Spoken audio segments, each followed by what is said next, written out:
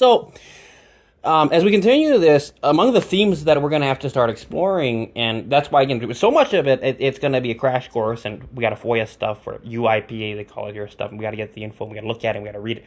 And we're going to talk about the share force culture. And I think more people should be doing that. More people should be, and I'm doing it, because right now, we're out of it, and we're not out of it, and we're out of it, and I wear many hats, and it gets complicated, but, it's complicated business, but I'm an actor.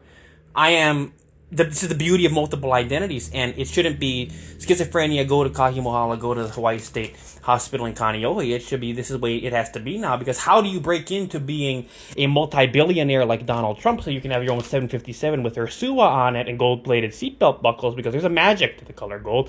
And I talk about the hypnotherapy I underwent in Las Vegas that enabled me to lose, and that's why I got into that tangent about what had happened to me and being medicated on Haldol, is that I gained weight and I'm now chubby again. Not 400 pounds, but about 270, and we have to be at the gym daily and using and I've got a hernia too, and it's going to need an operation. So we're going to have doctors, doing some things, and I really need the best. And, Medicaid, that's why I talk about welfare being bad. There's a lot of things to talk about, but, Medicaid is not going to cover it. We want the best doctor. We want Donald Trump's presidential doctors, not even congressional health plan. We want the presidential suite at Walter Reed. And this is what we need. This is the best surgeons. And, NFL and a lot of times it is a career ender, but there's been people that had to have it. And, when you are an athlete, but the way I acquired the hernia was being in jail for 3 years. And the only way in 23-hour lockdown, to not gain a lot of weight, and I was very successful at it. I'm talking about the health problems in comeback of the century, and we're going to be having a major rewrite of that, and it's going to be, I'm this person that AI can't write my books because, again, the ethics, like I was talking about, that OpenAI keeps you under. If I pay $200 a month to these people, man, it would be waste of money, because they don't. If you prompt ChatGPT, you're a professor smarter than Charles Murray, it's not going to let you be. And one of the things I'd already posted on my blog is about the elites. And your ChatGPT is, you get what you pay for, and that's the problem. And the elites can backdate social media posts. Like, you can't go in and post an Instagram 3 or 4 years old. And people that are ultra rich don't have to, because, again, they're not under the law. They're not under. And every dream and idiosyncrasy, and I'm quoting from Joseph Heller's Catch-22, that every idiosyncrasy of the elite, the one percenters, the people that are not under the law, and all of this Donald Trump stuff, I think there's a lot of value in conspiracy theory, and even if you don't agree, and that's another thing, is that people that are conspiracy theorists should not be, deemed incompetent for periods so that they can't submit Freedom of Information Act requests, and that's something that they can do. They can drum up charges on you just to stop you from seeking the truth and reporting it, and anyone can seek the truth and should be able to, but this is public information. And that's what happens if you go to a mental ward, is for the period of time that you're deemed incompetent, they drum up charges on you, and if they can't try you because you're deemed, but the whole thing, I want to proceed fast, we want to go to a speedy trial. And speaking of getting what you pay for, is that right? And that's why we have to raise a lot of money, just because I'm a person that stirs up a lot of trouble. And I have to, because no one else is doing it. And I stir up a lot of trouble. And I'm going to get in a lot of trouble. And that's what happens. You see with Donald Trump, when he's breaking into, and one of the ways I looked at it is, it was because he lost a lot of money and he had to sell a lot of assets. And when you lose money and you break into a lower level of the socioeconomic strata, the Illuminati has to commemorate it by putting you in court. It's interesting that Diddy has been in jail for a long time. The media, I don't know. I mean, he's a big deal, but I got to be careful about this. I have not done a search. I've not gone into Perplexity even and said, why did they revoke Diddy's bail? Sean Combs. But maybe the guy was just being too vocal. I don't know, but for some reason, whatever it is, why they revoked his bail is a big thing. But he's been in jail a year, and he's got credit for time served, so he's going to be in there another 3 years, more than 3 years, as I remember it. And it's a very, very. We saw that video of what happened, and it's a sad thing to see. But by the way, let's elevate the discussion. They can deepfake that stuff now. They can deepfake evidence on anyone. That's why we got to have serious discussions about what we want to let law enforcement do and about crime and punishment. And the real question should be, there is a show called Person of Interest. I don't believe Minority Report. If the point is to jail people, but I think really we should have brainwashing in society. And they, one of the things that they talked about, I sound like a Democrat a little bit, but I want to give it the right Republican feel. And it's, we talked about, we read, and that's why you don't talk about this is not something this is just me reading into what I'm going to be using, experimenting with AI to write some content for me. We're going to put that in there. So this is the master list of content, and this isn't for public consumption. This is not this stuff that I'm using using this to recording it, reading from my handwritten notes, because computers aren't good enough to decipher my chicken scratch. Mainstream technology isn't. I have to learn shorthand, and that's another thing, a little tangent I have to go on, is I'll never forget Ferd Lewis, an old dog learning new tricks, when Ben Jay, and I got that photograph of Ben Jay as the Kaleo photo editor, when Ben Jay was...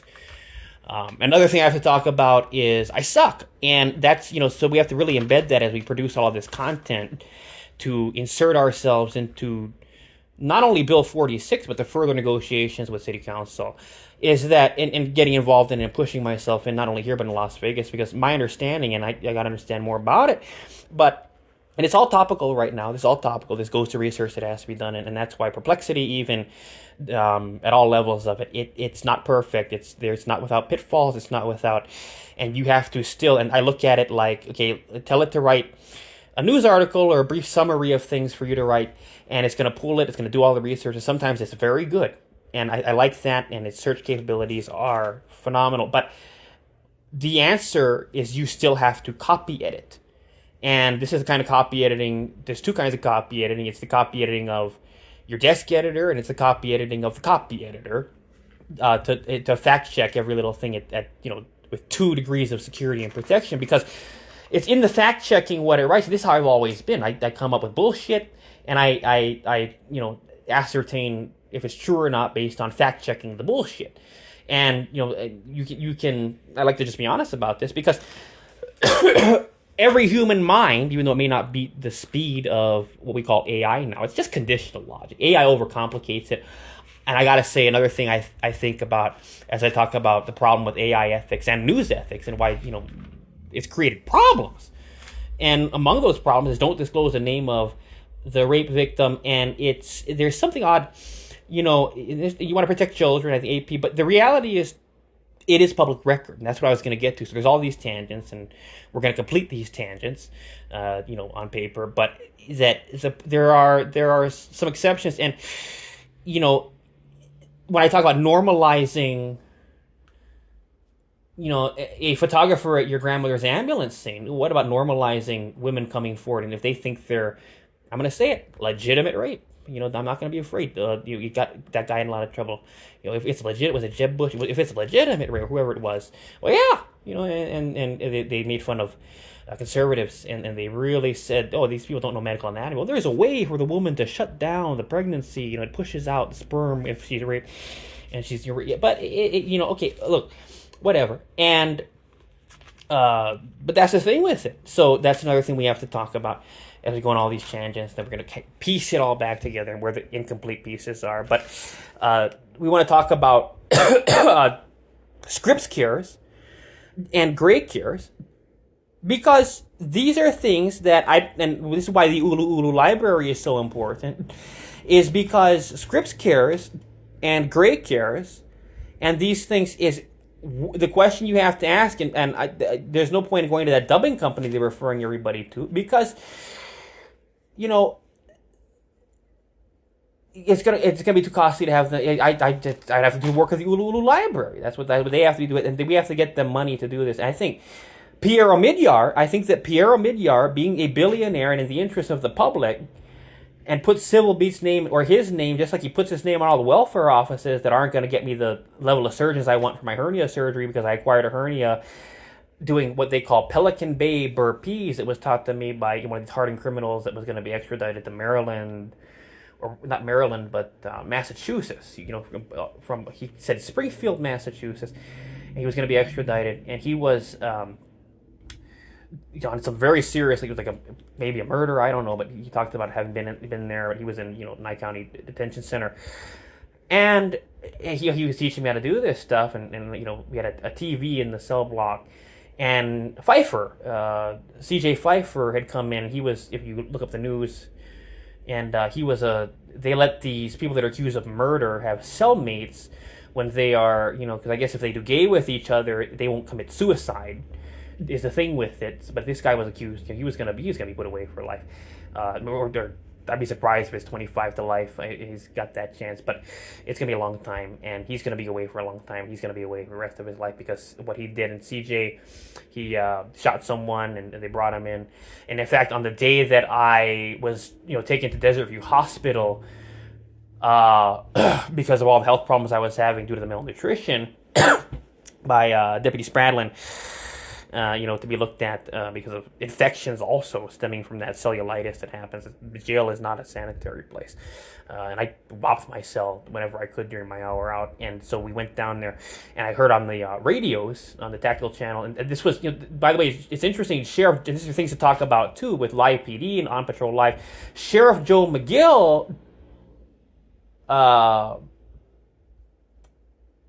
rolls up on incidents. I imagine, Roddy Vanek, the acting police chief right now, as I understand. I don't know if I saw Dylan when I was on the bus. I saw Dylan Encheta and a reporter from KHON2 nearing sunset on the steps just in the past couple of weeks. I mean, Honolulu, in the past couple of weeks. On the steps of the Honolulu Police Department on Baratanias. I don't know if they've chosen a new police chief. This is stuff I should know. How do you stay tapped into? Do you ask Perplexity to make a newsletter for you? There's something. Las Vegas Review Journal has a great 7 at 7. And by the way, speaking of Ashley Nagaoka, when I was in Las Vegas, I would watch 7 at 7. It's a long thing to watch. 7 and 7. But if you want to just listen to news, say in the car, while driving, or on a public transportation, the best. It really is. This Is Now, and the greater Hawaii News Now put out. I don't know how long. I got to look up this one too because it used to be Raycom. Raycom was known for having kind of crappy stations across the country, and it could be said that the Hawaii News Now conglomerate, based at KHNL's old new media center at their global headquarters at Hart and Waikimilo, state of the art, what they call new media facility at the time, when KGMB took their anchor desk from Kapiolani there on a truck. And literally overnight transformed with the addition of that anchor desk. That it was a terrible studio that KHNL had with Howard Deshevsky. And it's an interesting thing too. So another tangent. Let's talk a little about Howard Deshevsky and I had an elementary school teacher, and some of this is very pederasty, but they would say, and we're going to get into Plato. They would say, Be nice to the people that you see on your way up the mountain, because they're the very same people that you're going to see on the way back down, and they have this moralizing that they do. All right, well, that's nice. That's all hunky dory and all. But Howard Deshevsky is now at the anchor desk again at KHON. But and I really like the fact that and this is something I had come up with before they started to go this direction, and to have my name on that, just like I predicted, and I'll tell you exactly. I'm sure you can guess it. How I came up with this idea. It was because backpack transmitters, and we were seeing the microwave vans phased out in those days when I was. So with these backpack transmitters, I started thinking to myself, imagining myself in the control rooms at the stations, working with the remote, and these feeds that are being. At the time, we had 4G.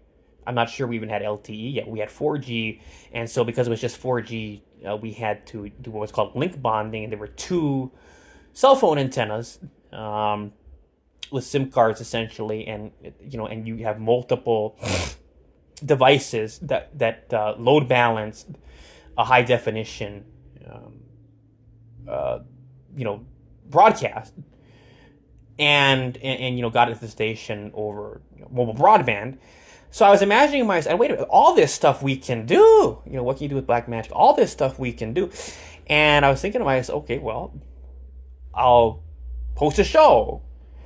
and to keep my intellectual property and my name alive, and also unite it with the chief aim for the collective, you have to render some useful service to keep your name forever tied to history and have Wikipedia like Ashley Nagaoka, but you have to render some useful service. So the useful service was be out, okay, you get 3. Why does it have to be 3? Can't we just use 2? And the Steadicam will pan in, and we can have teleprompters for if we have to write some copy for you, but it would just be off the cuff kind of stuff. Shane Enright would pop in. At the time it was who was it? I forgot his name. He was the PIO for Honolulu Fire Department. Again, this is stuff I have to. My mind, stuff you have to research. You gotta, how long does it take to get your finger back on the pulse of a beat? Well, it's maybe a week. I think in a week I'll be back to speed on all of this to fight the battle here and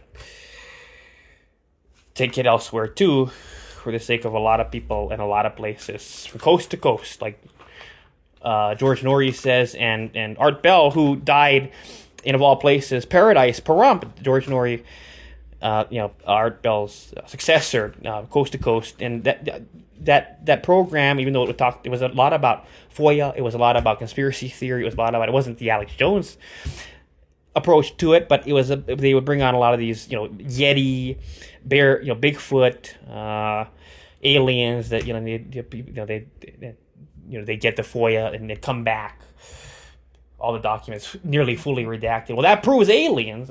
Okay, but it provided a lot of useful information, and it was a useful template to learn, and it gave you a way to dream. And ufology, and I talked about this, and at a certain point, what's the point in doing a FOIA? And I was the person, I don't like to brag about my FOIAs. This is what you should be doing every day. But journalists, and Christina Jedra is one of them, and I see the value, and sometimes the news becomes the news, or rather, the news gathering becomes the news. I'm talking specifically about, and this was co-branded with Hawaii News Now at the time, they had this special logo, and it was the Navy's logo, I think, and it was Tainted Water Crisis. And I would keep, every time they pull that up, speaking of sensationalism, every time they use that title card, Tainted Water Crisis on Hawaii News Now, and I would think of that song, Tainted Love. Remember Tainted Love from the 80s? Tainted Love. Da da da da da da da da. Dun, dun, and tainted water. Your taint is you gotta wash your taint. It just was so, and they show that faucet. But unlike Michael Moore, you got to give it to Michael Moore in his documentary. But unlike Michael Moore, where you put, and also when there's always kerosene in the water there, but you would you could put a lighter under the water, and the water coming out of the sink in the kitchen would just there'd be a flame in the kitchen if you held a lighter to the tap water. But there was no flame there. There was no fire. But it just kind of gave you a feeling of, I wish Hawaii could be more like that. I think if we had dirtier water and more contaminated water, it would change. It would be a little more like the mainland. And I think a way to get to more contaminated water that's righteous is through development and mass industry and heavy industrial. I don't want to get there that way. I think that there should be more contaminated water in Hawaii, but that the way we need to do that, especially on Oahu, let's make Oahu the urban wasteland, right? It should be that way. You can protect Hawaii, protect Maui. Chelsea Davis is quarantined in a postcard with Aloha from Maui. There's a story there too that we have to write about. I think it was about, really all of the things I did and chasing ambulances was there's a little bit of with Chelsea, and she's very beautiful. She has a very nice, and she dressed in a way. She was the great communications. She dressed in a way that when I met her, it was, I think, Ohio Avenue. Was it around Launiu? But there was an HPD incident. It turned out to be nothing. But she came up to me because he saw me with my cameras. This was when I was 400 pounds. And on psychiatric drugs that just, I talk about all of that, and I should never ever go near those drugs. And as proof, I gained all that weight in those months I was in the group home. And I'm still a homeless man. I'm a homeless man doing all of this, and I've got 4 front teeth missing.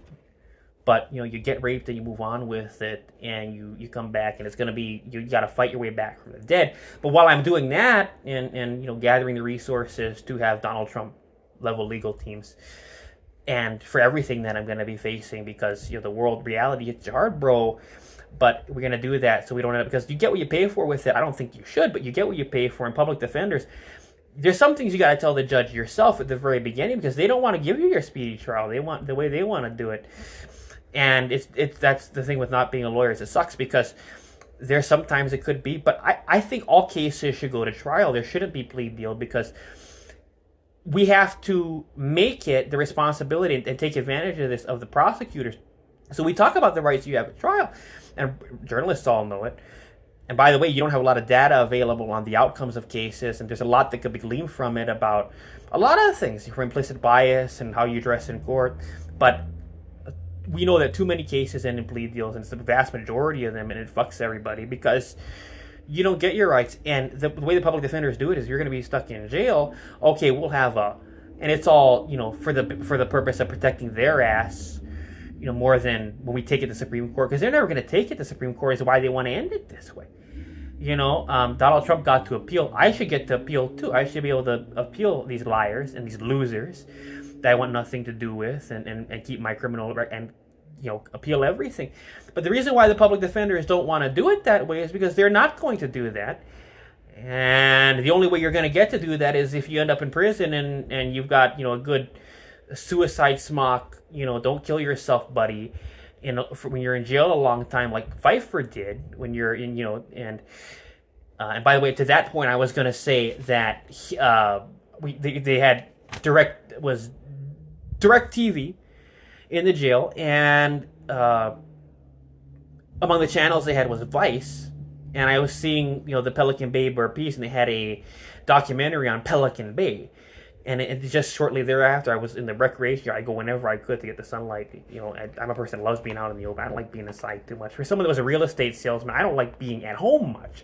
I love being out there. If I could, if knock on doors and sell, it's something I love to do. I really love meeting people and being out there. It's my dance. It's my way to be on the sales floor of life. The clubbing I never got to do when I was in my early 20s. And it really takes a toll on you, and there's a speed your body can't reach when you're morbidly obese because of these medications, and you miss out on socialization. And what's missing from your life, yes, there's 2 things, and they're not the same thing, but the first thing is, it's sex. Sex is missing from your life, and it's an important thing. And as a conservative, Christianity, big part of it, accommodating that facet and having them as your base, very important. And they leave it to the happy hormones. Don't talk about sex with children, and because as Pat Robertson said, children doing sex with each other is what happens. But liberals want to an extent, and there's some. For instance, I'm gonna give you an example. What came too late for me was, and this is why I talk about the collective consciousness and content analysis, is branding, and the winners of the free market and free enterprise economy. And therefore, the commercials we see on TV, and let's use Hawaii as an example. I could say Westfield Malls in San Diego, and in LA, I could say Galleria in Henderson for Las Vegas. I could say, and for here, it's going to be Ala Moana Shopping Center. But if you walk through Ala Moana Shopping Center, because they had everything there. It's got the Neiman Marcus too. But if you go through Ala Moana Shopping Center, the stores that you see, that's just say if I were to walk through Ala Moana Shopping Center right now or today, like you say 3 years ago, it establishes a cultural milieu, as sociologists call it. But you walk through Ala Moana Shopping Center, and all of the brands and all the storefronts you see, whether it's Louis Vuitton, Neiman Marcus, Macy's is a staple of it. Miracle on 5th Street. Let's bring New York here. I'll never forget. And by the way, it's interesting. You still see, I'm a branding history kind of guy. I think, and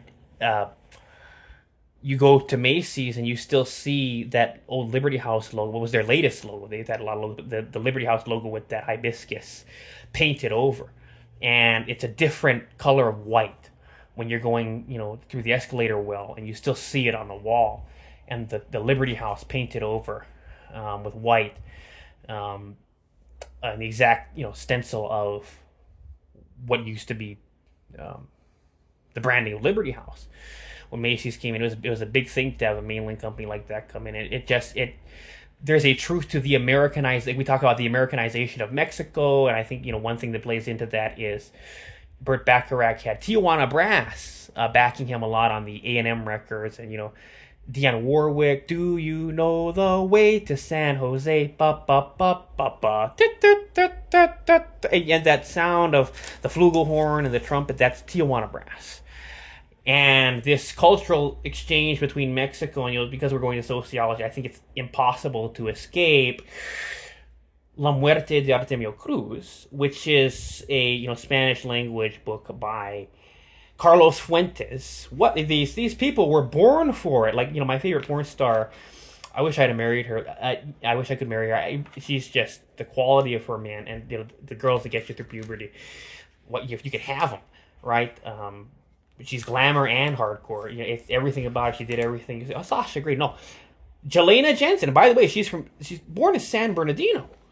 Very sacred place to my branding. Very sacred place to my real estate religion. It's a neo-satanic religion of money, but it's a very sacred place in Mount Diablo. But because there's San Bernardino's the gutter of the three. I call it Three Glorious. Three Glorious. If you're in real estate, you probably already know what I'm talking about. It's the principal meridians, three strung about California, from Humboldt down to Mount Diablo in Concord, with Concord grapes, childhood, innocence, but of course, wine country, and down in San Bernardino, and Las Vegas is closer to San Bernardino, but for legal descriptions of property, and this is where I practice real estate sales, we use Mount Diablo because it intersects more closely to northern Nevada, where the seat of government, like in California, it's Sacramento, is in Carson City, which is just south of Reno. So everything is governmentally run. So, and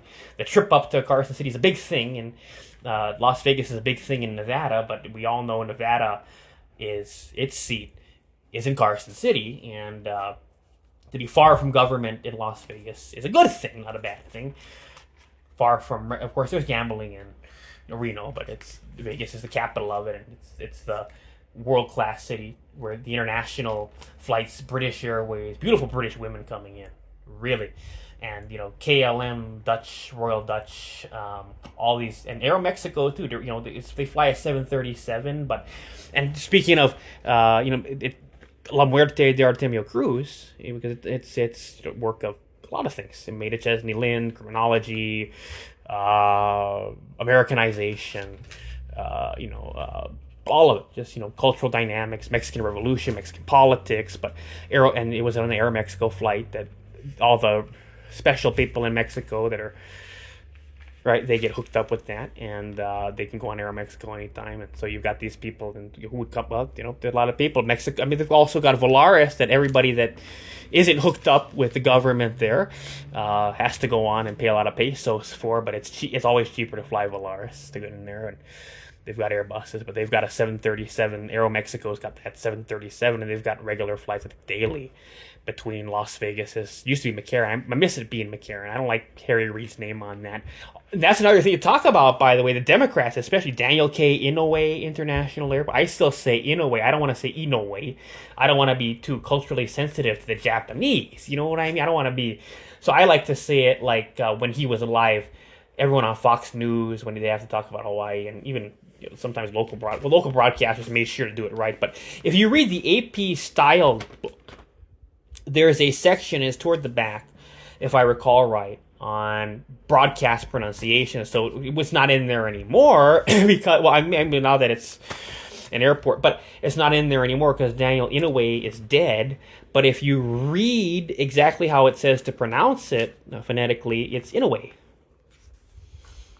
because there's a strange Japanese twang, Inoi, that just there's no way to quite capture.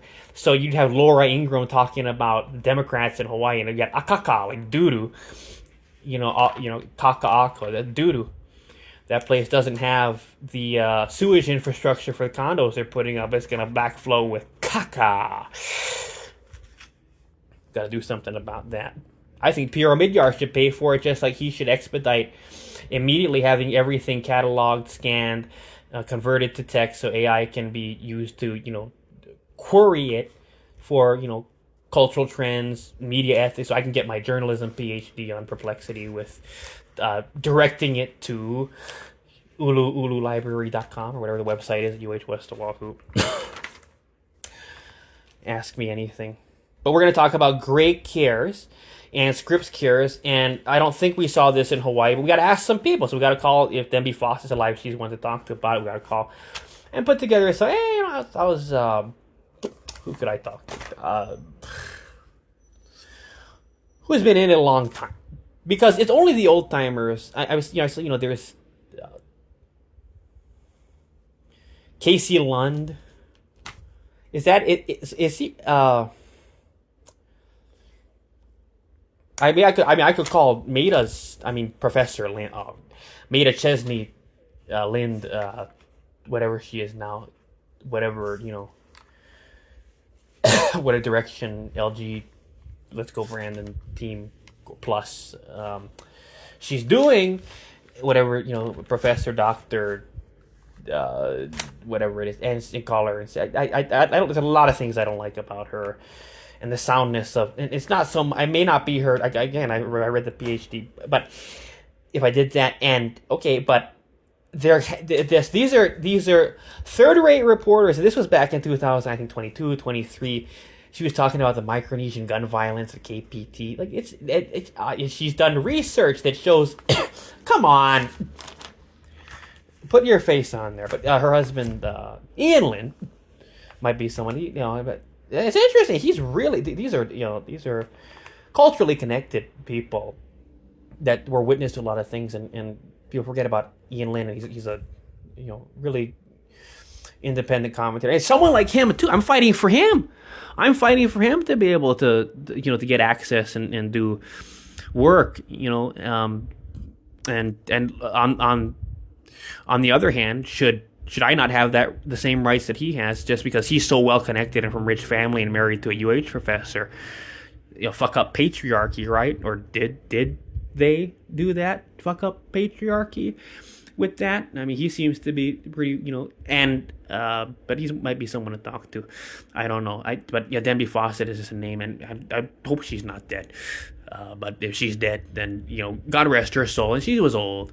She was always very old. But she was a real cutie. And last time I'd taken like this back when she was Hanoi Jane era, and holding that little cup from the thermos with all the army there. I don't know if it was Marine Corps, whatever it embedded with in Vietnam. But looks fade.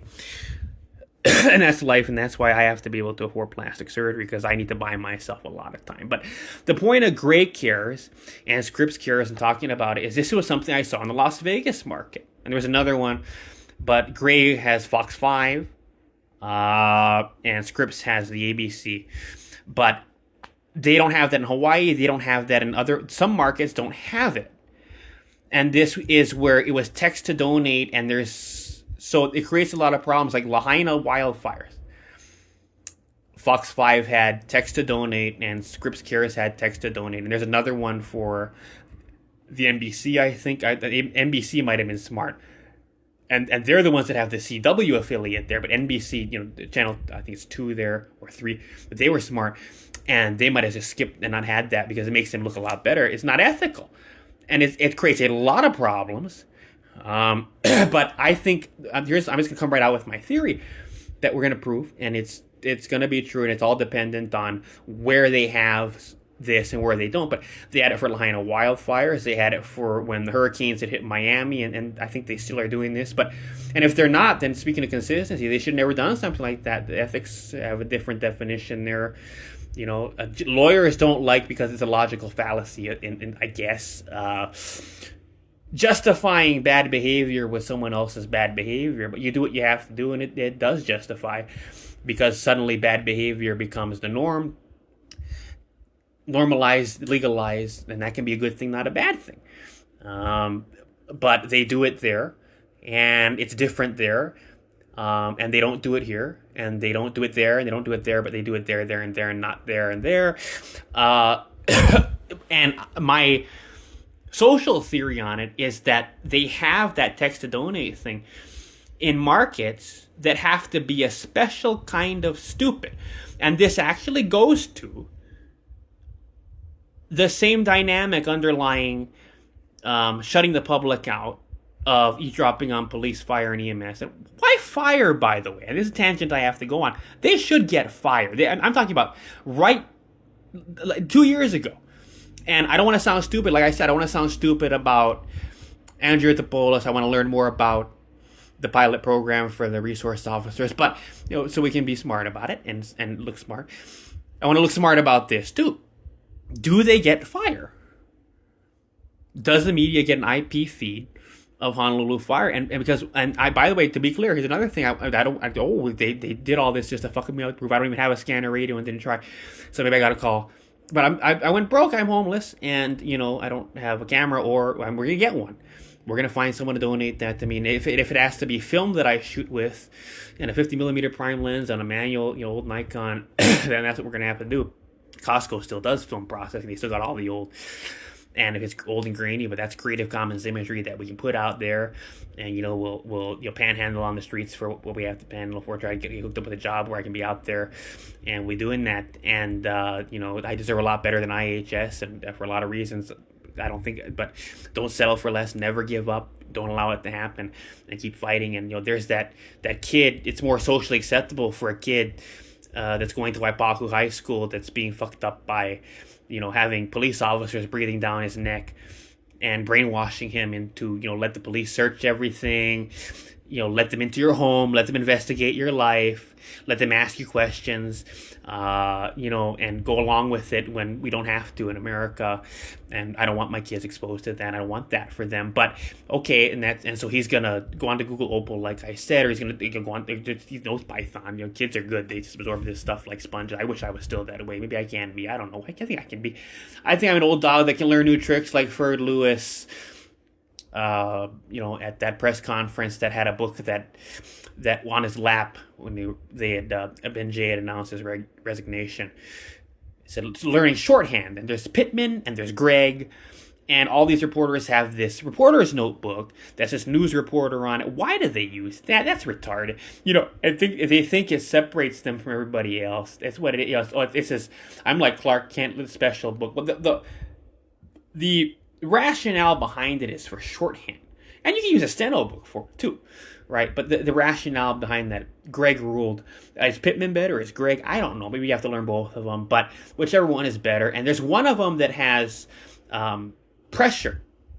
And that's when they had fountain pen. And you can use a pencil, but you press harder. But when the pencil gets too...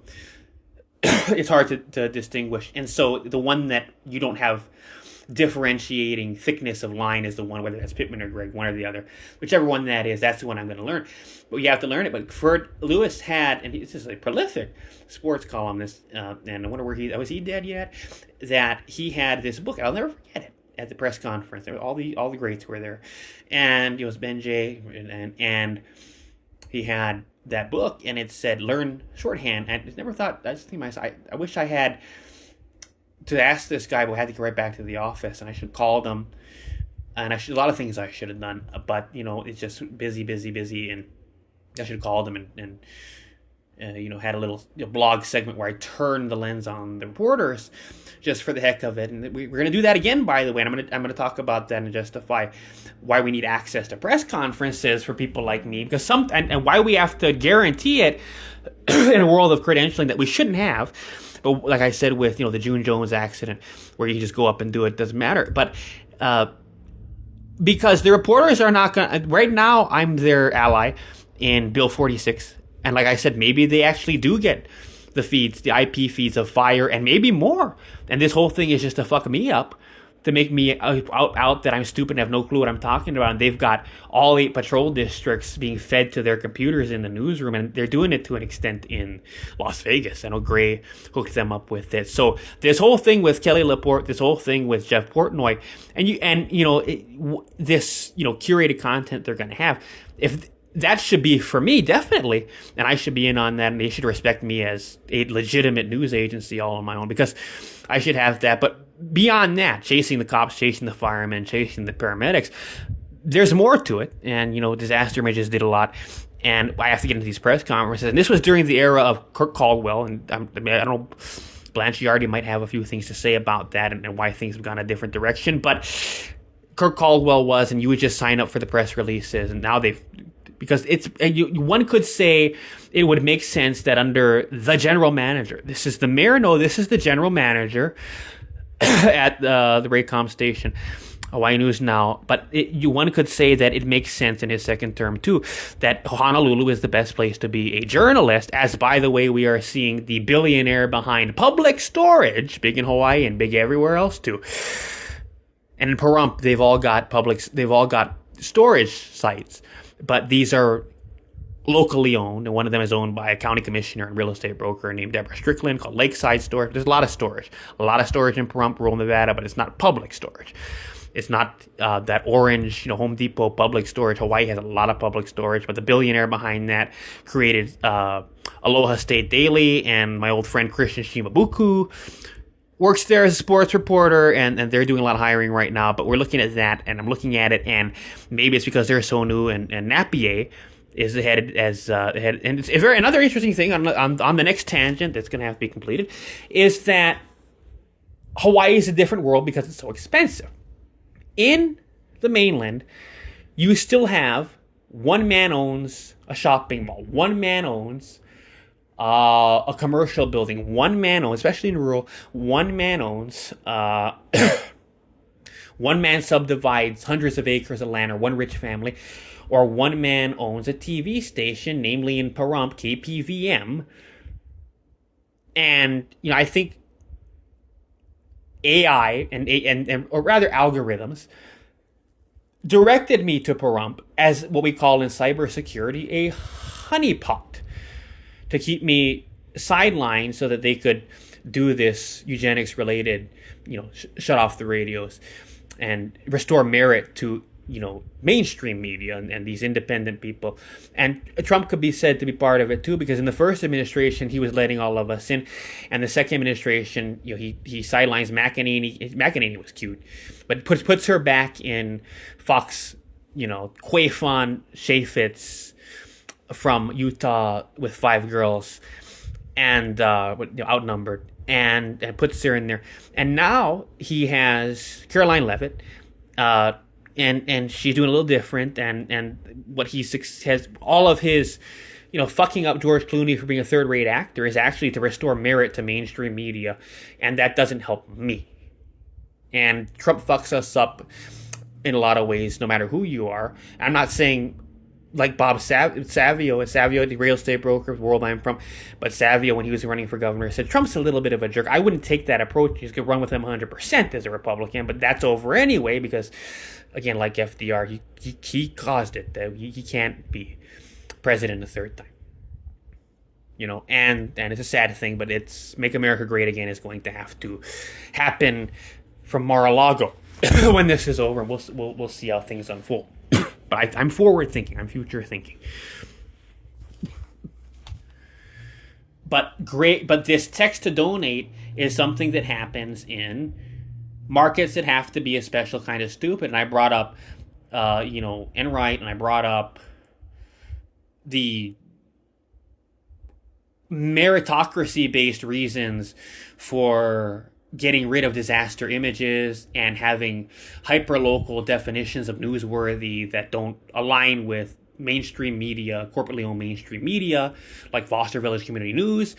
And I brought up those rationales and it having to do with keeping people in their social classes and, eliminating extreme upward mobility and arguments for wealth, and thinking like you're a public figure and you deserve to have an obituary when you die, and let's get rid of the photographer so people have to, start doing their own wealth porn instead of sickliness and illness and sad things like our house is getting robbed being part of the public record at every level. I think it should be. I think that's something to be in a newspaper, and if you've got a community that wants that, and you should want that, and you have to normalize it. And that's another thing, is that they shouldn't be able to say from a centralized government office like Shane Enright or even Blanche Yardy, they shouldn't be able to say, no, we're not going to allow that. We're not going to allow the the foster village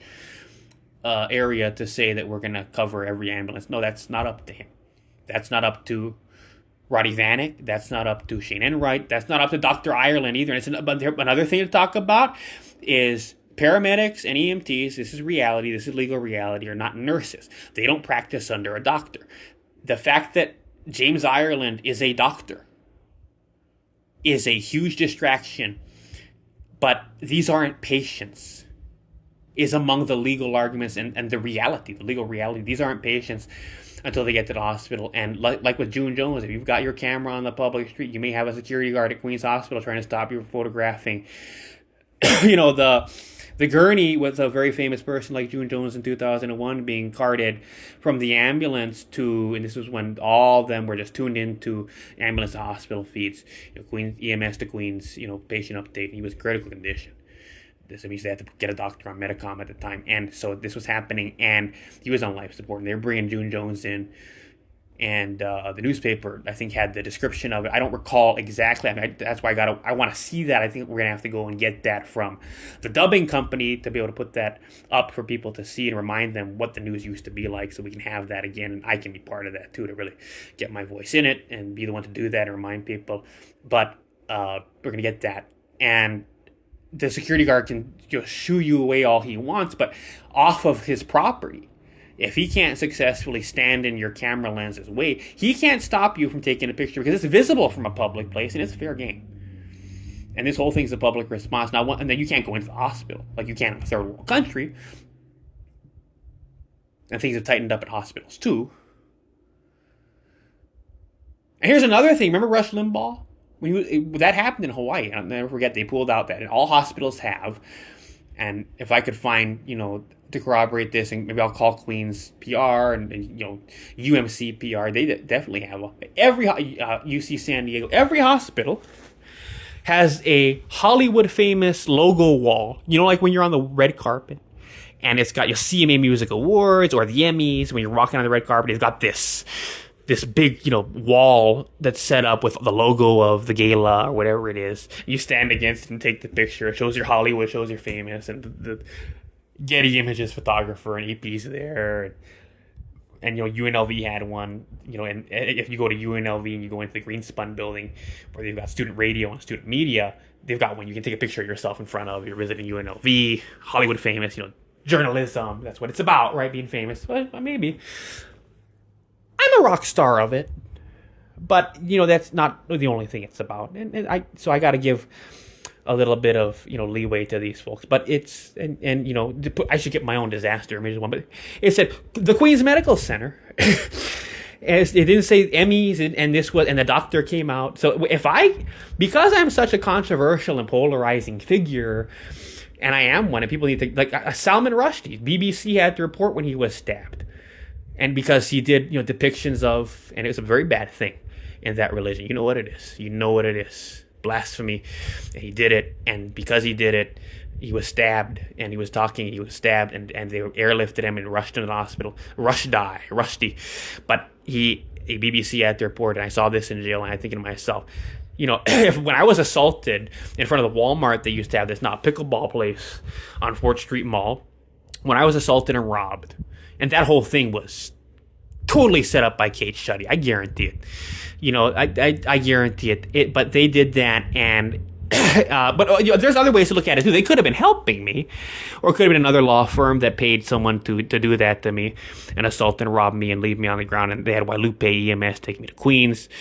And and I had that broken finger, and I was severely bruised, and I've got that picture of me, what happened.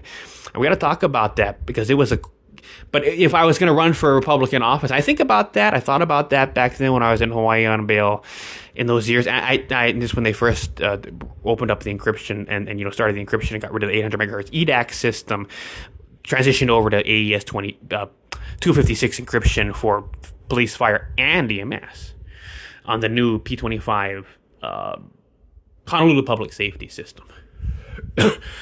And it came at an interesting time, but I was toying with running for ledge at the time, and so what better a way to run for public office and to talk about as someone that is. I mean, I could say I'm a resident. I could, you can play the card however you want to. I could play it. I was a tourist and I was assaulted, and help Republicans that way, and I can play it as someone that's, well, let's just say I'm a resident, I'm going to run for legislature. Well, then we're going to do that, and I'm going to go and do my social media superstar stuff and influencing, and get on and say, the crime is a big problem.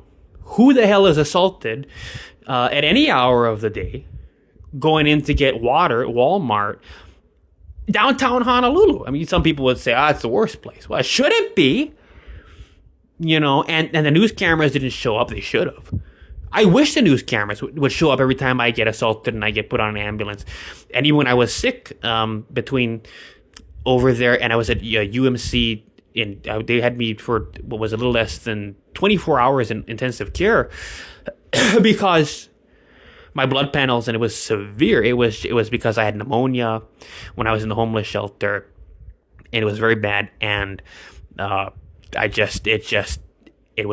was bad. And so was in there for a couple of days, nebulizer treatments, but my blood panels had gone a very bad way, and there were things they had to do, and I was on a saline drip and vancomycin, and it was incredible.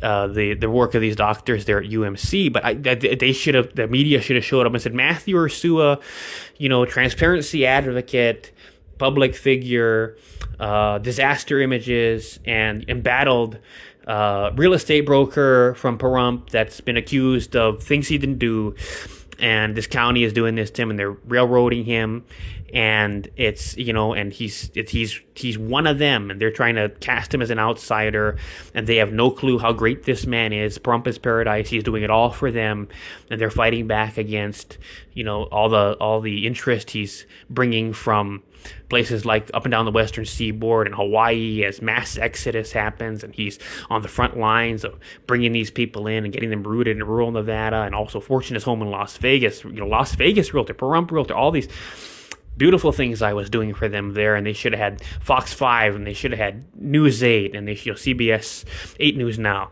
and they should have had David Chern should have been there investigating it. Vanessa Murphy should have been there. They should have been at the hospital, putting the microphones up in front of the UMC Hollywood celebrity wall, just like when Rush Limbaugh, when he had his in Hawaii, and they put up the Queens Medical Center. But the point I'm making is, and that's for my safety, that I need to be honored as a public figure that way, like Salman Rushdie, for my own safety, that they need to treat it with that kind of public interest when I'm in the hospital, because my safety is what's at risk. But they have these Hollywood celebrity walls at every hospital, so that doctors can come out, find the hottest doctor at Queens. Beautiful, like Kamehameha schools, Hawaiian, hazel eyes, whatever it is, and white coat, and just have her stun everyone in the national media, and to update about my being upgraded from critical condition, whatever it is, and just it's comeback of the century. But we're going to avoid that, and that's because we're going to get people to put me up in a luxury home because of how important I am. And when you have that pep in your step and that twinkle in your eye and that life in you, that you can't have that life when you're on psychiatric drugs. You can't have it. You don't have it. But when you're not on psychiatric drugs, you do have it, and it scares a lot of people, and that's why they want to force medicate me, and they want to keep me on the sidelines, because it's a talent I have, and it's a gift I have, and I'm an inherent attention getter and public figure. And I'm not shame about it. There's no shame, as we say in Hawaii. I'm not shame. I'm no shame. There's no shame, brother. As they say here, pigeon. But there's no shame in it for me, because that's what it's about. And I was the kind of person that said, it's another question when I answered for the Muckrack profile, it said, did you ever work for your high school newspaper? And I said, no, actually, I was quoting myself in press releases and hand delivering them to the Admiral at Radford High School. And the teacher just wasn't having it. But the students were like, this guy, I was running for student council office. And the student newspaper, I think her name was Mary Tone was one of the names, lived in Foster Village across the street. I had lived there when I was in high school. And it's a Foster Village Community News.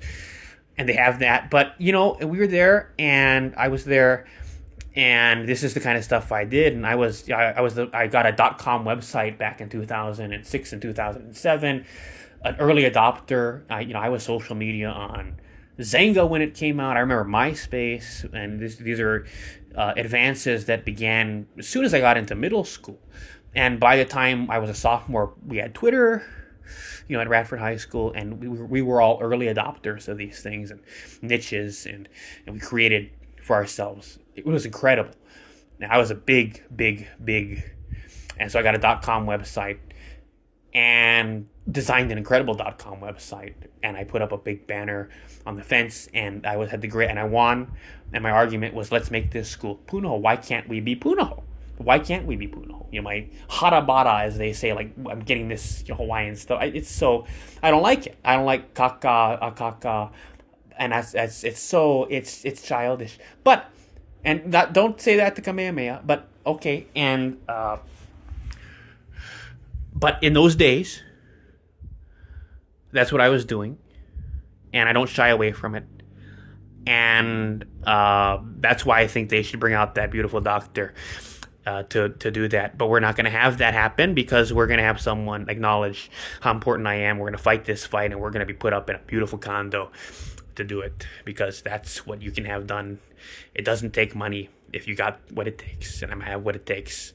It's comeback of the century. We're going to win, all for you. Just because I'm not 16 years old making an argument to marry Kelly Preston from Rich Place, California actress. She's being groomed for it. That's educational tourism in Hawaii for the high school years. Don't count, like, Ferd Lewis trying to learn shorthand in his 60s or whatever. He was old, like I said, but I got to find out exactly how old he is. I mean, I have to call Ferd Lewis up wherever he is. I think he's on the mainland now, but I got to call him up. How old are you? When were you born? So I can calculate how old he was when I took that Ben J picture when I was there at the press conference. But he was an old dog learning new tricks, and I may not be a 16-year-old at Waipahu High School trying not to have police breathing down my neck and looking up rich families with daughters going to Punahou and how much property they got and how I can get a hold of some of that property. But I'm a 34-year-old now. October 12th is the date, and I'm saying that because, there's going to be a lot of things coming out, and if this is ever heard, people need to know, to investigate, and they're going to say, oh, he said that before. And that's important. Like, what if they say, Beth Fukumoto was spousal raped, and he raped Beth Fukumoto, in his recording that was just to create, but he data dumped it, in the interest of public interest, and we listened to it. He raped Beth Fukumoto with his fingers in her that way, and she, but the media couldn't report, even though she wanted to talk about it. And that's how dumb journalists are too. She wants to talk about it, but what if she comes out with something like that and couldn't handle it? And she says, that I was spousal raped or whatever, and I was sorry that I was raped, and that's what fucked me up on the legislature floor and why I became a Democrat. And it just hit, and well, that proves there that we need to be able to talk about that she was raped for that, and go against AP guidelines of not reporting that kind of stuff.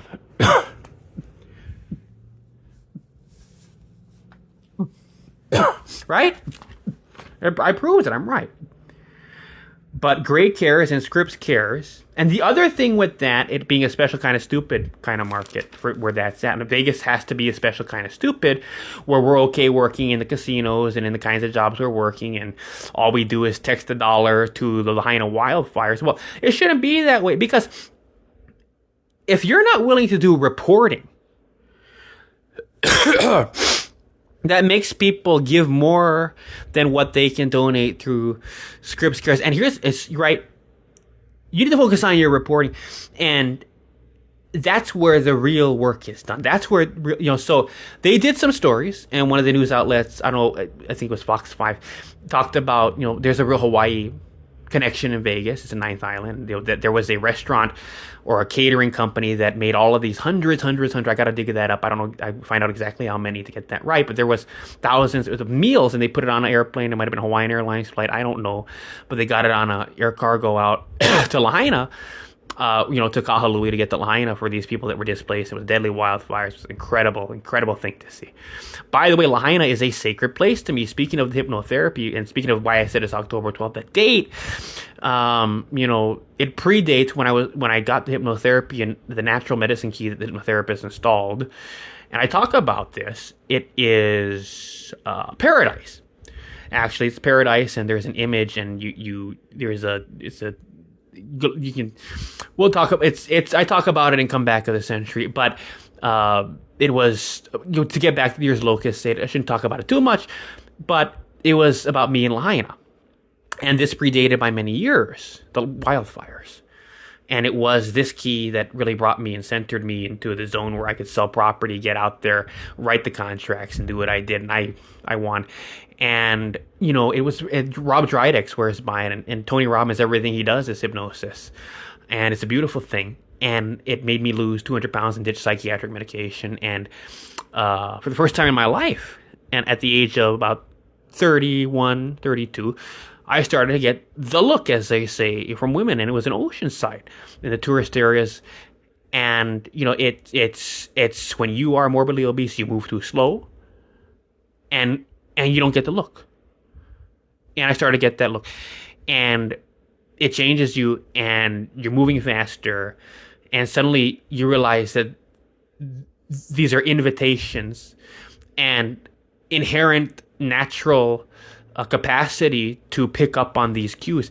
It's not that, and they said this guy was autistic, this guy was schizophrenic, and that's what it becomes because these doctors are evil. They're evil people. And they have to be stopped, and they shouldn't be allowed to medicate, and they shouldn't be allowed to have psychiatrists and psychologists in the schools. There should be no psychotherapy either. That these people need to believe in themselves. That's what they need. And it's evil. And these therapists don't know what they're doing. They get a hold of these kids, and they turn them into lifelong mental patients. And they want it that way because we can't dream big. These are people that are out of reality. They're schizophrenic. They think they're Donald Trump. They should. But Scripps and Gray Cares is what we're talking about.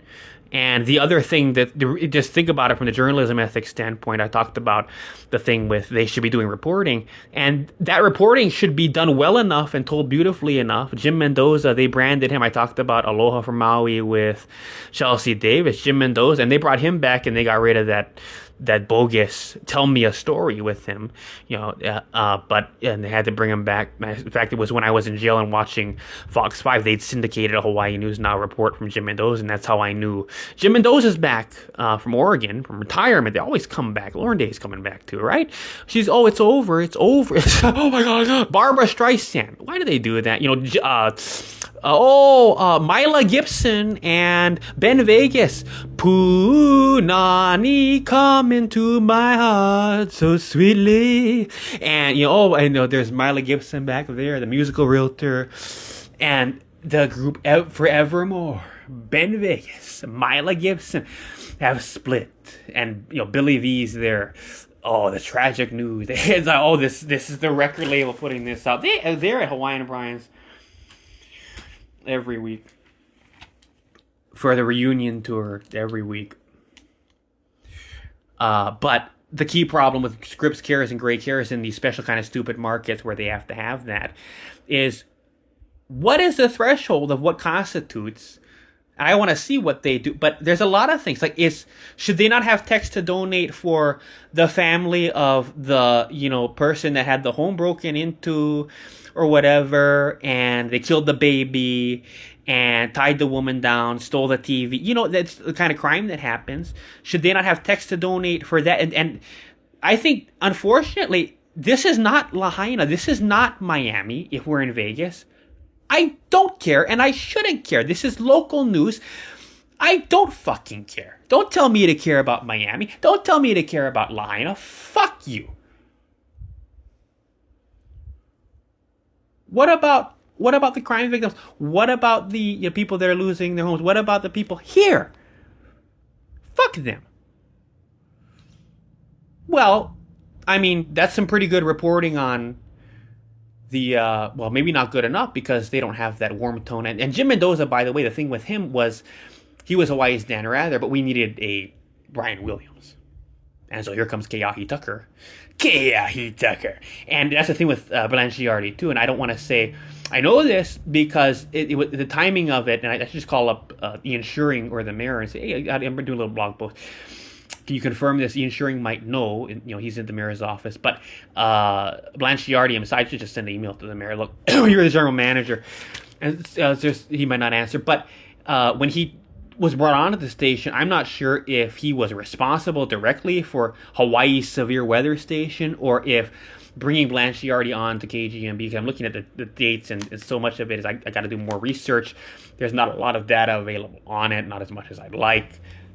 Or if bringing Rick Blanchiardi onto KGMB had to do with what direction they were going at the time. My thought is, I'd like to say it because it's sensational, and depending on Blanchiardi and how he, took advantage of. And well, okay, and it's the Donald Trump of it, Democrat side. I don't like Kamala Harris. I don't like George Bush either, and he backed these people. And he did that, and he donated. It was $500. I mean, the grand scheme, right? But they did, and so we got to confirm that too. But it was $500 or whatever. So that's another factor. I think money should be part of the discussion sometimes, and if that's how broke he is, that goes to the tangent. Let me finish a little bit of the tangent I was on earlier, which is in the mainland. You've got one person, especially in rural areas, that owns a shopping mall, that owns a TV station. You don't have that in Hawaii because real estate's more expensive. Because things are more expensive. You have conglomerates, you have joint partnerships, you have corporations with a lot of shareholders, a lot of stakeholders. They're privately held, but there's a lot of people involved that have a stake in the game. And they of course, make fractional amounts of the profit. Not one person making money off of a TV station like Vern Van Winkle and his beautiful wife that he puts up on slideshows, on his new transmitters on Potosi that broadcast, and that's part of the story, and that's why they were on HBO that broadcast, and they've got Chris Palermo and not Deanna O'Donnell that they brought in, right, and that they had back then, but she was a big deal, and now they've done for her so she can feel like she matters, like she's legit. Just like in metro areas, they let her, now that she's retired from being the news anchor in Pahrump, down to 50,000. She's now gone into PR. They let her do, take over the Facebook page at Valley Electrical Co-op there in Pahrump and do, like Hawaiian Electric, stuff, and, incentives, and loving our community and, VEA Rural Light magazine, the co-op, involved in the community kind of stuff. So they let her do that. Broadcast on Facebook Live or YouTube Live and post up a video on Facebook on the Valley Electrical Co-op. She's now the PR lady there. So they let her have an authentic experience. But that's the stage of development. And so if you find the right place, you can still do it. Especially if you got money, and that's why I got to get some money. And that's another thing with Comeback of the Century. I got to get some money so I can do that, to be the patriarch. I don't want to disable patriarchy. I want to be that. And it has to do with that, I need a wedding day. And we're going to talk also about, and this is not about the new stuff, but I still comment on real estate. I'm a real estate insider, and this has to do with, speaking of, migration patterns. There are certain classes of people that have to get to the mainland sooner than later because they'll never break away from their families. And I saw Yoonji Denise. She's now host. It was the first Leaders of Hawaii on Hawaii News now. Yoonji Denise is now there at the Gray Station. And, she was KITV for a long time. And she did a lot of web stuff. And you just Google it, you'll see her, Shane Enright, and then that guy. But the first, I forgot the name, but Kamehameha School's graduate on this Leaders of Hawaii thing, and she just gets this look in her eye, and I gotta go grab this, and it's on YouTube, but, this Hawaiian man I think it's American Savings Bank, I don't know, whatever it was, and he's talking about, what he's talking about. If all the Hawaiians if all the people move away to the mainland, and they've been successful, but if they all move away, Hawaii will be, think about the problem that's going to create. Hawaii will be unrecognizable. Now, we know what he's talking about. Kamehameha School. He can't just come right out and say there needs to be more brown Hawaiian, Hawaiianai people that are eugenically bred Hawaiians, Kamehameha, that go to Kamehameha schools. We need full Hawaiians. Just say it. Why is he so afraid to just say it? But, there's some things you can't say. And you just see Yoonji Denise as this slow camera panning is happening, and this, it's so, and this special little Japanese tea house where they're doing these interviews of these people. I don't know if it's at, the Honolulu Museum of Art, wherever they're doing these interviews, and they have him seated there. And she looks like she's just seen his penis. Yoonji Denise it's like he's just pulled his penis out and she's standing in awe of it. That look on her face is unmistakable. Like, the way you said that. And I think, by the way, it's another thing. The only way a Hawaii Republican governor can get in and really be the winner is not to, tailor or to modify a full Republican template to the unique aspects of Hawaii. Like, well, we can't outlaw abortion like Texas here because airfare is cost prohibitive. Well, no, homeless people can fly on planes now, and they do. The world has really changed. They do. And I'm not saying that just because I know it firsthand, but because I've seen it. And like full homeless people, and inner island and also to the mainland on Southwest. And airfare is sometimes cost prohibitive and sometimes not, depending on the season. Right now it kind of is, but, they fly. And women should have to be, if they're desirous of an abortion in Hawaii, they should have to fly to California to get it. They should have to go on a Disneyland vacation to get their abortions. And we need to get rid of that here, just like Texas, because this is the procreation policy that we need to have, and use Christianity for it and because it is. And I believe in life, but the only person that could win would have the courage to run on a full conservative Republican agenda, including outlawing abortion in Hawaii, because they should have to go on vacation to Disneyland if they want to do it that way. Because we need more Hawaiian, and we need one that's going to race monger. I would do that, and we need one that's going to race monger. We need one that's going to, come right out with it and say more Hawaiian babies for the world. But this guy, coded language. I mean, just, thinly veils, and Yoonji Denise, yes on my face. You just see that look. I gotta put that, to show that to you. But as a real estate guy, some people have to get the mainland sooner because, and this is why I was talking about going through Ala Moana, and there's a store called Victoria's Secret Pink. It was controversial because and all my arguments are slippery slope arguments of collective consciousness, but they do go that way, and that's what it does to collective consciousness. Firstly, because the individuals that are exposed to the branding, text is a reader experience, reader interaction, and branding is text, and the things we see around us, like the shoes people wear in fashion and branding, and as we see on TV, is a text. And we read that text, and we can't help but interact with most of it. And Victoria's Secret Pink was controversial because the way that it introduces teen sexuality, normalizes teen sexuality first, and this is very tied to sexuality and patriarchy and multi-generational wealth, and showing your penis is that, and bringing a trophy wife in, owning a home, bringing a trophy wife in, impregnating her, doing it that way, it because it's tied to Victoria's Secret and lingerie, that it is to democratize teen sex, which was previously a rich family thing, because I guess they do it more like, and maybe it's like sociologists were wrong, and when they talk about Sweden and that over there, they let the kids they let the kids bring girls over and go to the girls' place, and they know they're in the room fucking, and they have condoms out for the kids to use. And conservatives don't like that kind of thing. Leave it to the happy hormones. But the way I look at it is, you shouldn't have to do it that way. And that's the sad thing about Hawaii, and it's kind of a natural.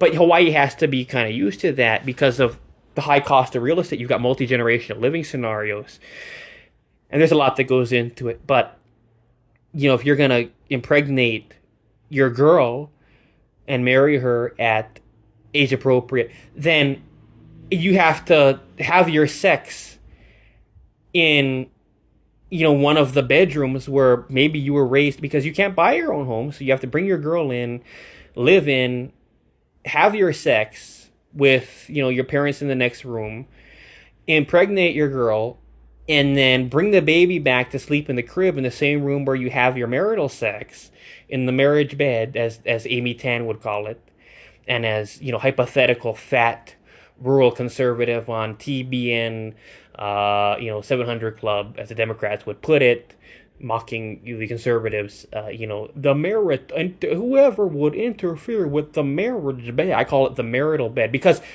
you can go down to furniture store. I like the marital bed, please, as Greg Gutfeld joked about that when that happened. But I remember seeing that, and but he was hosting Red Eye, great program when Greg Gutfeld had Red Eye.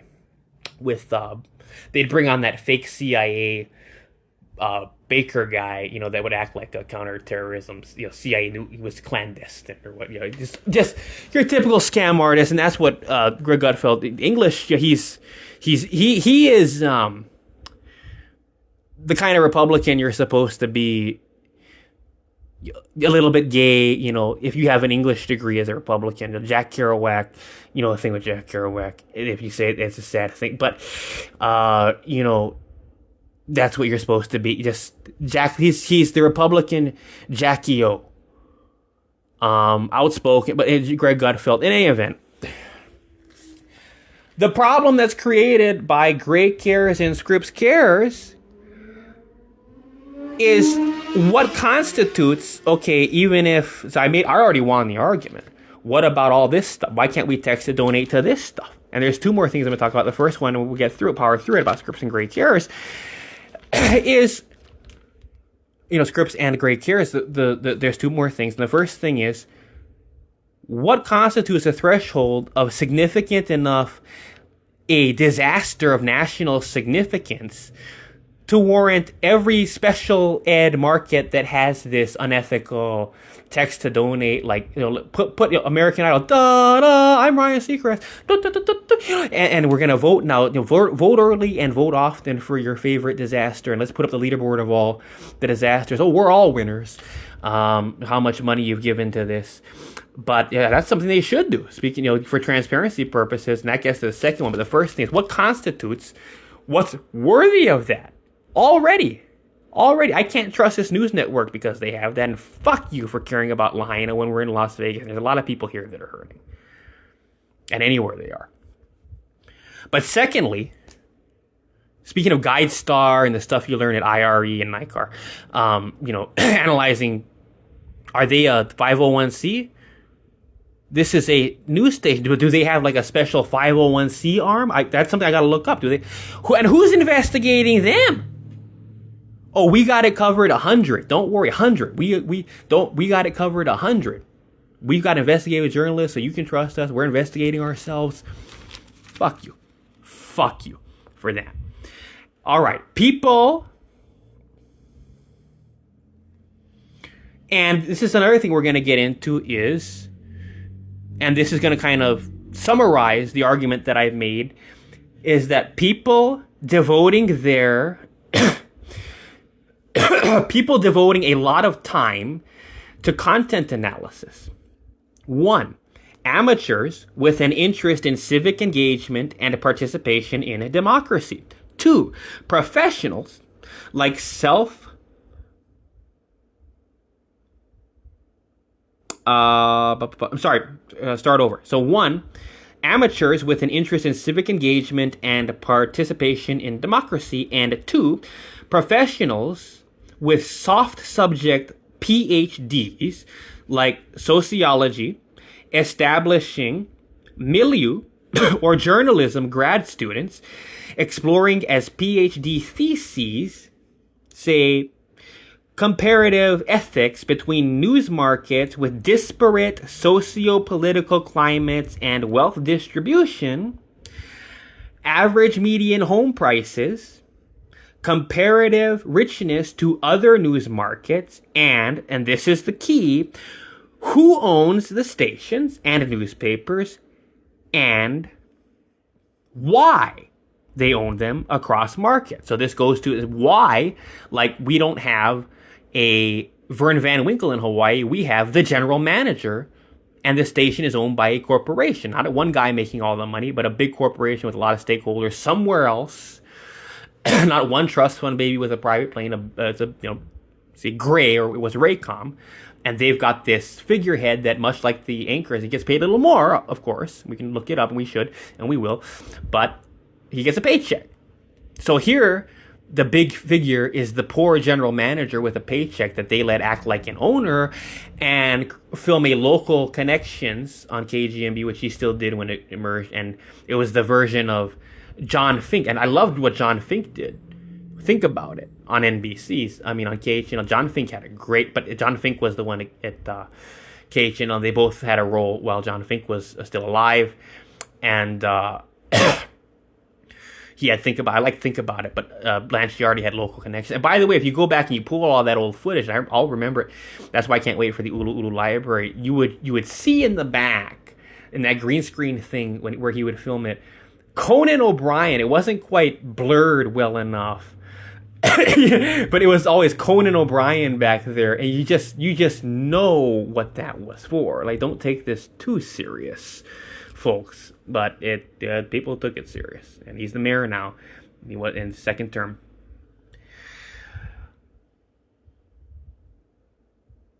But the what Vern Van Winkle is doing in Pahrump with KPVM and this conquest and expansion is the early days of KGMB. And there's a name, it's Sek Heftel. And we're going to get into some of that too. And that's something we have to talk about in his. But this was when you could still do that in Hawaii. And there's still places around the world, like, or rather in America, that's 10 or 20 years behind Pahrump, where you can do a Vern Van Winkle there. I hope. But it's not Hawaii. And we're already at that phase where corporations took over everything, and now the figurehead is someone with a paycheck. A hired CEO, basically. Not the owner. 1. Multi-billionaires like Sheldon Adelson, Pierre Omidyar,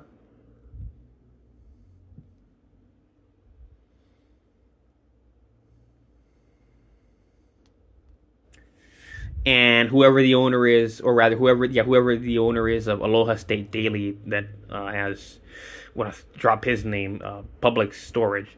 And 2, conglomerates and corporations with many shareholders and stakeholders splitting profits fractionally, even publicly traded ones.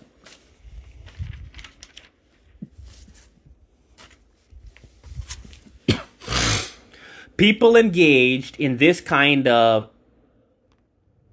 archival and antisocial, some would argue, I don't argue, but archival research.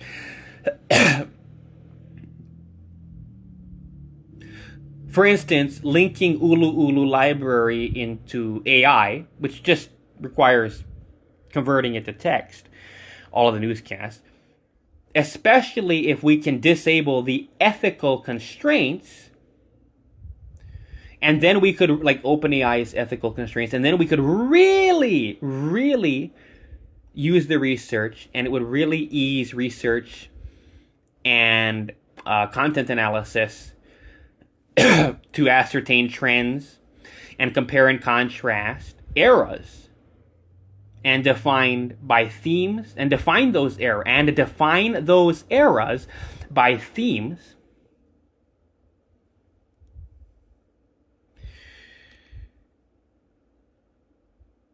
And we could say that people engaged in this kind of archival research are domestic terrorists, trouble stirrers, that have to be TPO'd from the library and tracked closely, blacklisted as someone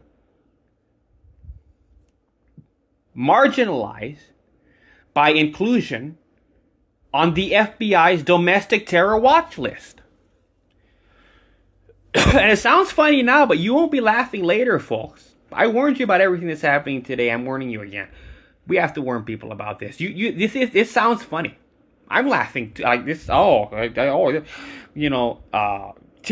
from the library. Oh, believe me, TPO'd from the library.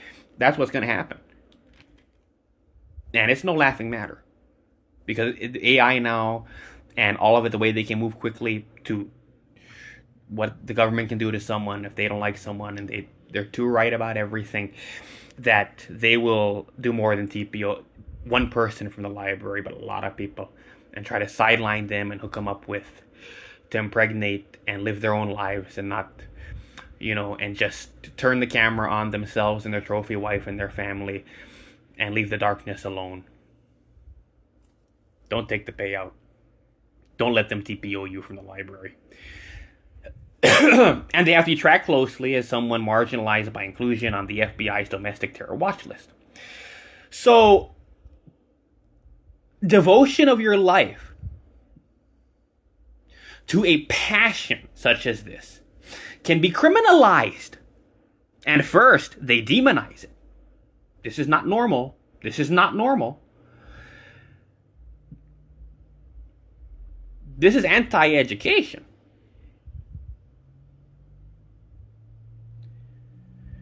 Anti-education in American conservatism, Charlie Kirk, and now I want to talk about anti-education. It's a different thing. Anti-education in American conservatism. I want to talk about Charlie Kirk and his story of don't go to college. Donald Trump, Grant Cardone, trash talk college. They do. They say, I don't think people should have to get a degree. Well, they trash talk college for, minorities, and for Cardone in particular. He's noted as saying, look at what they're doing to minorities, selling them on college degrees. I don't know. But, and they trash talk it for minorities and for everyone else. But meanwhile, Donald Trump himself went to Wharton School of Finance. And in fact, in his speeches, he speaks affectionately about having met, when he was at Wharton School of Finance, he said he met the future capitalists and businessmen that'd move American industry. So how could he trash talk college? That's what I want. I want to meet all these people. And it's interesting because when I was at journalism school at University of Hawaii at Manoa, I met, much like Donald Trump met the future capitalists, and he'd be one of them, I met the movers and shakers of not only Hawaii, but all of journalism, actually, all across America and global reach. I met them. I met, just like Donald Trump met the future capitalists, I met movers and shakers in journalism. And my class of, Kaleo of Hawaii, student newspaper at UH Manoa, and Ann Almon's a key name. Ann Almon. We had Oprah Garb, we had Gerald Cotto. He was a big deal. But Ann Almon, he came up with a lot of great things. But Ann Almon is a name because I'll never forget, and this is a story I have to tell, that, when I talked about the rebranding of DPS, it cost $24,000, because they had to buy new uniforms. And the direction Sarah Rice, the PIO there, when I was compiling the crime beat, so weekly I'd go down there and get the info from campus security. Now they were rebranded to Department of Public Safety. But what Ann Almond said, I had to get all the crime details of the crimes that were reported and things they responded to. And I had bought Motorola radios to monitor and eavesdrop on their dispatch frequency. But Sarah Wright, she was the PIO, and I had done that article early in my time at Kaleo, and I met Ann Alman, the wife of Hawaii Business Magazine's Steve Petranek, and she told me, and you think everyone in media is liberal, and they should be. I think they have to be, and I'm going to talk about why. And it has to do with how we lost longform because it was too good a currency. I'll get into that later. I think if you're one that knows and that's enlightened, you know what I'm talking about. And this goes to Shane and Wright and shutting the public out and not having, and really use it. This is a big way, the radio encryption, to throw up that wall, to erect that wall and build that wall, not the border wall between America and Mexico that we need, but the wall between public figure and private citizen, to keep more people under it that don't want to be under it, that want to be public figure. And I give them a way to be. But to that same point, right?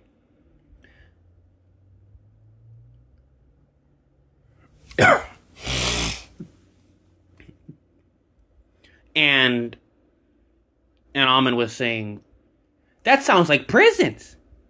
And in fact, what Sarah Rice was talking about, this was something she was probably championing, the probable reality, and I don't know, and I should maybe write a book about it or do a little piece on it, call Sarah Rice and say, is this just something you were making up because you were familiar with UC and CSU that for a long time has had its own police force on their campuses in California, and they have for a long time, but it never be, and it's true that I thought that, and I have to admit when things don't corroborate, that these police forces, much like the MTS in San Diego, and they just, with Homeland Security post 9/11, there's all these new police departments and there's all these new cop cars in the streets, and CNIC and Marine Corps police is everywhere, even in civilian, and I don't like it.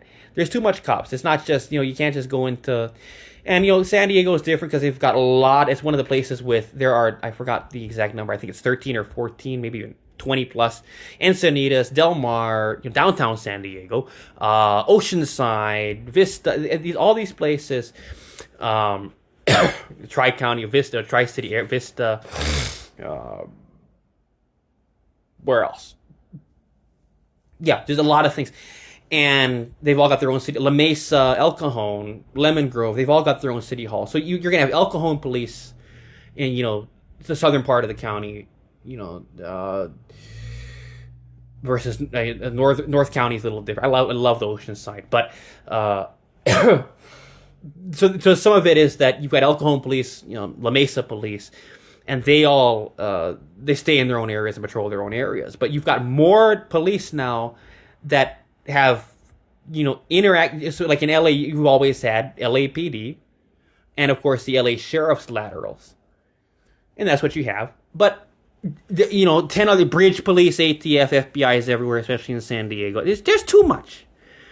There is too much. And with Homeland Security, you saw more police departments. It's undeniable. Get formed and chartered, so we can have more police. And it's just too much cops for too little crime. And it's a horrible thing. They don't need it. And that Ann Alman had that same mentality, and Sarah Rice, indeed, when I was compiling this crime beat and keeping my finger on the pulse of it, she had said, yeah, that's the direction we want to go, and that's why we're rebranding this way. We want DPS to be its own fully fledged police force. And she said, that's why, that's part of the.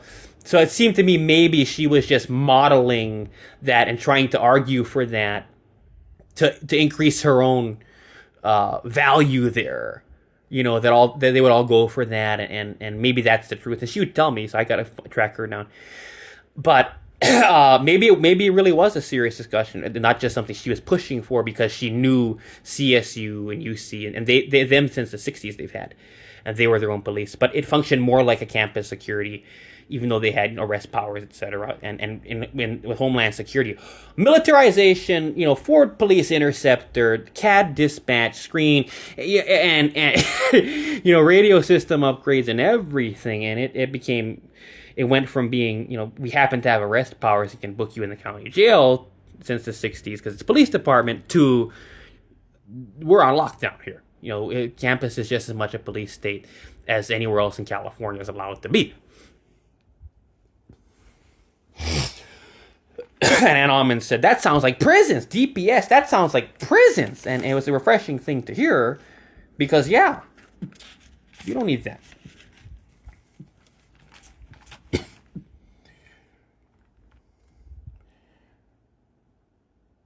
But when I was in journalism school and working at Kaleo, my class of Kaleo, even today, after all these years have gone by and a new breed of journalists have been brought in and new people have had the chance to, but speaking of Christian Shimabuku and so many other names, my class from Kaleo is represented bigly, overwhelmingly, in the ranks of professional journalists today in Hawaii.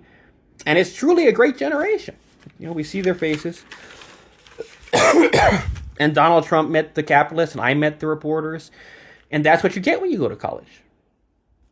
And so Donald Trump is trash talking and Grant Cardone is trash talking. And they told Charlie Kirk, don't go to college, just go to all the campuses and prove what a great debater you are. Okay, all right, for the sake of the conservative movement, I guess. All right. He had the talent without studying, rhetoric and composition. He was good at speech and debate, whatever. All right, but, and these people look down on college, but they owe everything to it. I want that. This kind of pursuit and lifestyle, I'm talking here about archival research at the Ulu Library, this kind of pursuit and lifestyle will be criminalized and first made taboo, much like ambulance chasing and disease imagery, human suffering, and active crime scene photography, disaster images. Let's criminalize disaster images. But first, which includes shutting, off the scanners for this guy, let's first make it taboo. Like, this is a bad thing, not a good thing. All in the interest of what? In the case of disaster images, building the wall between public figure and private citizen and restoring meritocracy. A bad thing, not a good thing. Corporate ownership. But this kind of pursuit and lifestyle will be criminalized, but first made taboo, much like ambulance chasing, disease imagery, human suffering imagery, active crime scene photography, by the way of shutting the public out and freelance photographers out of the IP feeds of the police, EMS, and fire dispatch frequencies and tactical frequencies, and ambulance to hospital, so we know the patient status, Medicom, as they call it, patient status feeds, and blacklisting freelancers from contacting Shane Enright. Shane Enright files for a TPO with Kelly Laporte, Kelly Laporte, not even, city and county. Well, if they put Steve Alm on it, like the Nye County DA, let's put Steve Alm on TPOing Mathew Ursua. Let's have Steve Alm do the prosecutor, and let's have him do the TPO of Mathew Ursua. Let's drum up charges on him and put him in jail. How about that? Well, if he does a TPO, okay, we'll say they're nice enough to do it civilly. We'll have someone act as a proxy of Shane Enright, maybe Beth Fukumoto, and they'll have, Kelly Laporte drag me into court without a lawyer, since I'm not a corporation with all this money, and, and turn me to shit and TPO me from, because what can you do, from contacting Shane Enright to get information, to write captions for photos, so I've got no chance of having them syndicated. Shut my brand down. Oh, there's money in it. I should be able to sue them. We got to get me money fast. And generally, public and get so they will TPO, blacklist me via TPO, and blacklist me and other freelancers from contacting Shane Enright and getting public ambulance reports based on her potentially city bias. Oh, not potentially. City bias. That's who she works for. It is city bias. Honolulu city and county bias. Too conservative, too restrictive judgment.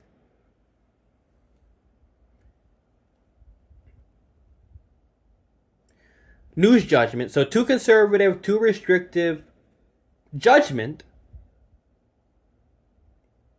to prevent the authorship of engaging photo captions that raise syndication potential of disaster images. These are images of public servants at work on medical patients, and not patients is a key to think about too. They're medical patients, but they're not patients, which is why we can take their picture. We should get the info on it, but call them medical patients if you want to.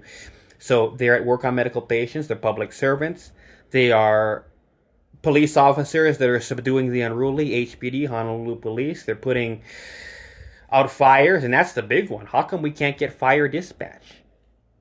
Why is the media not getting an IP feed from Honolulu Fire Department? There is no argument at all for them not to be getting fire dispatch and real-time positions of all the fire department. There's not even patient privacy.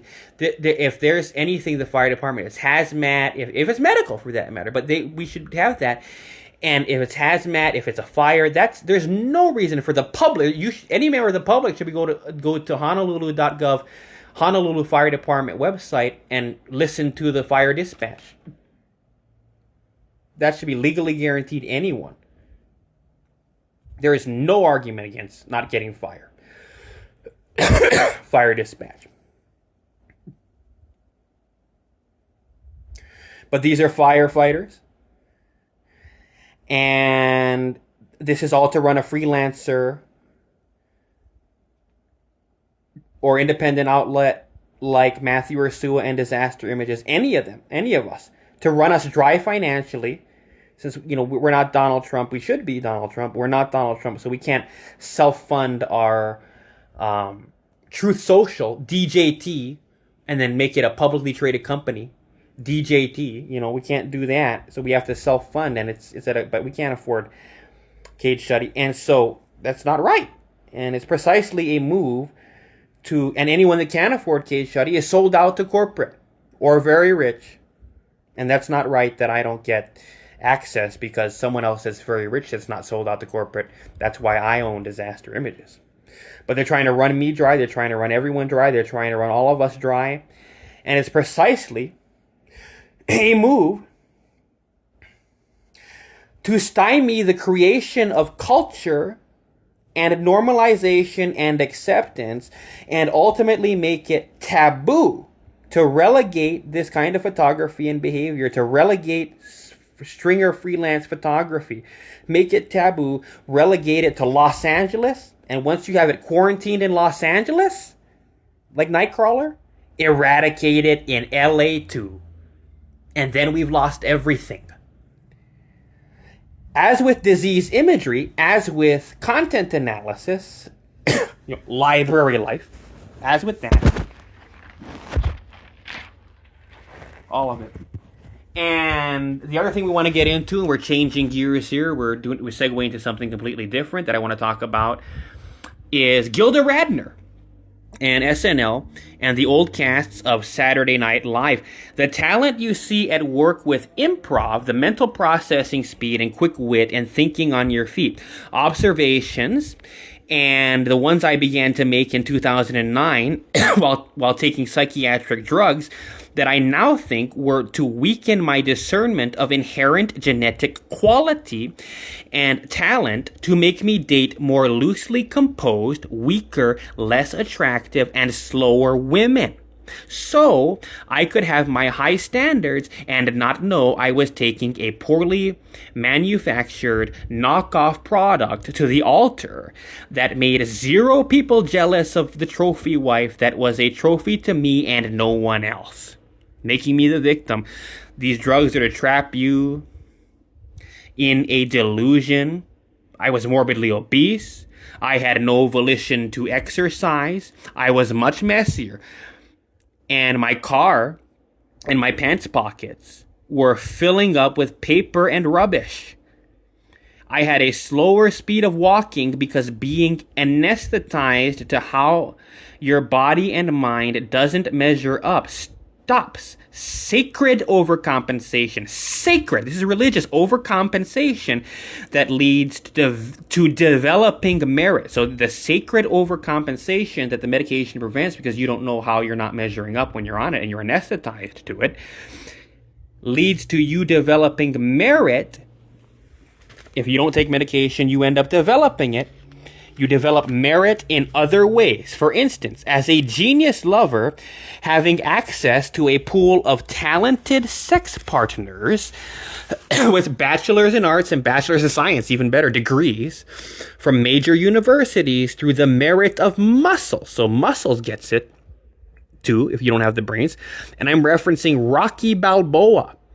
And said Geraldine Fairbanks, my Radford High School teacher, after school classes, I accelerated my pathway through English, was an AP Senior English by the time I was a sophomore because I did summer school starting with the summer before high school.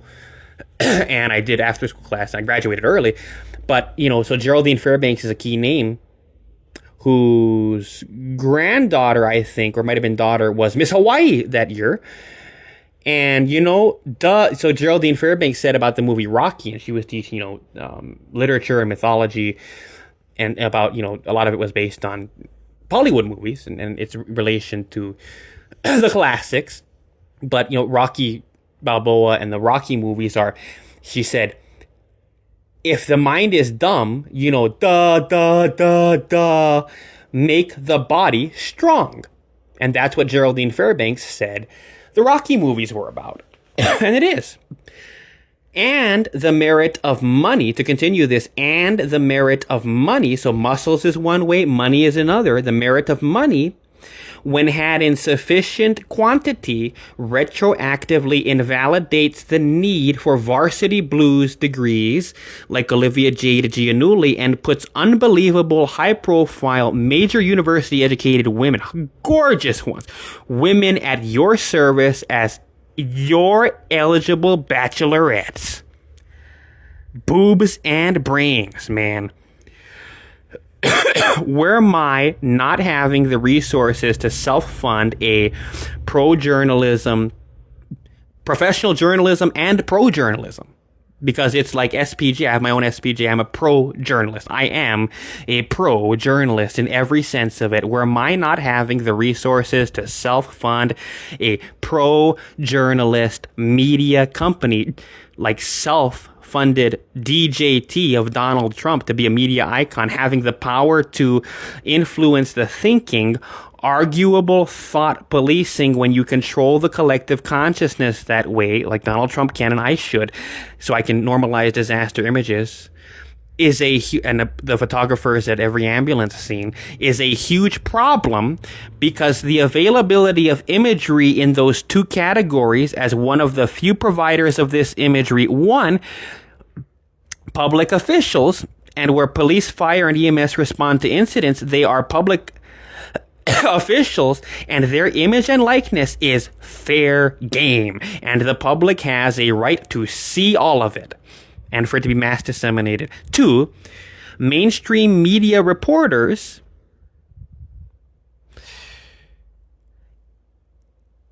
seated and at work asking questions at press conferences.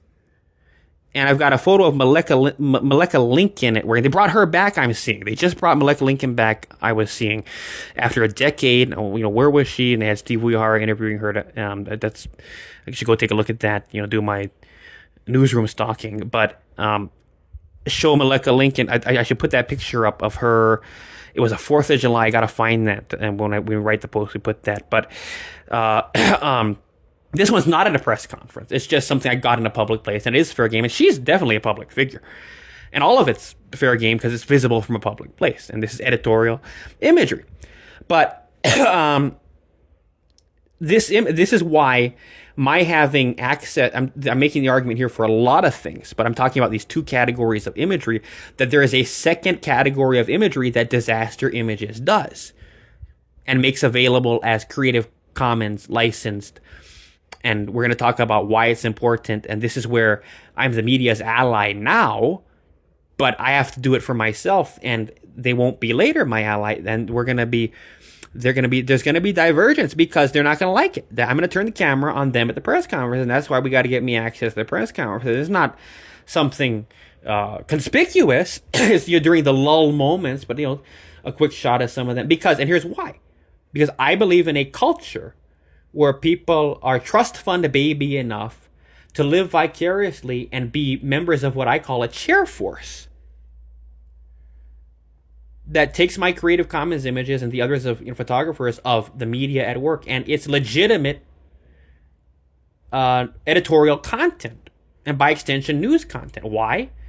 There needs to be, if the journalists are watchdogs of police, fire, and EMS, since there's no other way, right? And we talk about how there's no guarantee, and Shane Enright would have to say herself, we're better off. And there was one incident I was seeing, and this is just topical research I should dig into a little deeper, of someone that did a wrongful death lawsuit, and they had James Ireland pointing stuff out at a press conference against EMS because of whatever they did. But if they had not shown up and just let the person die, there would be no wrongful death lawsuit. That the best thing for EMS to do is not show up at any door. There is no constitutional or otherwise legal guarantee to a right to ambulance service to save your life. You die. They only get in trouble when they show up. That means a lot of things on both sides. But what that means is you cannot, and how Shane Enright could defend EMS, even though it's a reality I'm sure she doesn't want to touch because it's just very dirty. And this is a legal reality that benefits her, is if response times are too low, well, there's no guarantee we have to show up in the first place. Sorry, Grandma. Okay. And the journalists know it too. They can't talk about it directly. They should. Someone should write a column about that. I'm writing a column about that. And that's why I put the date on this, is, in case someone writes a column about that in between when I finally get to put up the content. When I wrote a column about that, watch it be PR mid-yard, because these billionaires listen to everything. They've got, as soon as this gets transcribed in my phone, it gets loaded into the 1%, and they scour all of it. Oh, let's beat Mathew Ursua to his idea. Let's make sure our name is on. Now, my name should be on. I'm the pioneer, not Civil Beat. I'm the winner. Fuck PR mid-yard.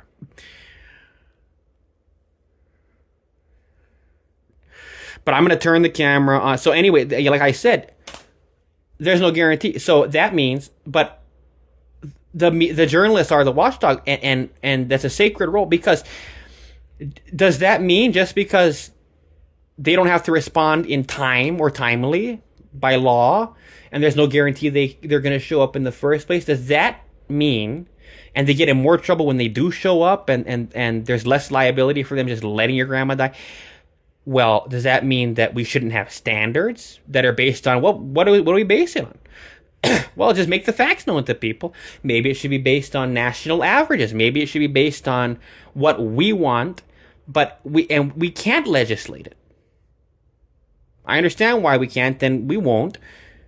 But just because something isn't legally mandated or required, such as timely EMS response, does it mean we can't police it a different way? Just like First Amendment free speech, we can police it in different ways. Once you say something, we can sue you. Once you say something, we can boycott you. Once you say something and we don't like it, we can fuck you up. Once you say something we don't like it, we can ostracize you. Once you say something we don't like it, we can have you assaulted in the streets by someone we pay out. I mean, that shouldn't be legal. It isn't, but how are you going to enforce that, right? But so we can police First Amendment protected free speech in different ways, and we shouldn't. But they do, and the elites do it. Something's too uncomfortable. It's eugenics. It's we don't even touch. Republican Party would say we're not even ready for that. We can't even propose outlawing abortion in Hawaii. Hawaii has to do it different. It's too radical. No, it's not. the Republican to win will outlaw abortion in Hawaii. And go down in history. The best Republican has the best governor in the state of Hawaii. I guarantee it. Mark my words.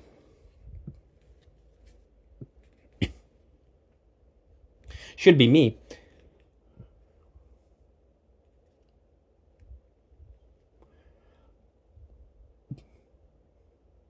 So the journalists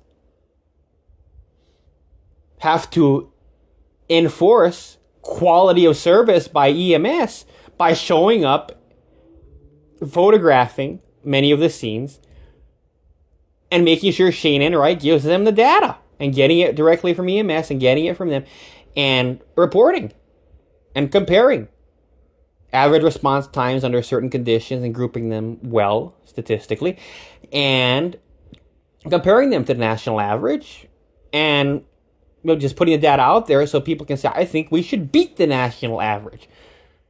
And if the people collectively decide that and want that, journalists should hold them to winning and being the best DMS in America. That's how we can, despite the fact we can't legislate, some things can't be made the law, right? Shane Enright doesn't get to say, well, she can say legally, you can't sue us.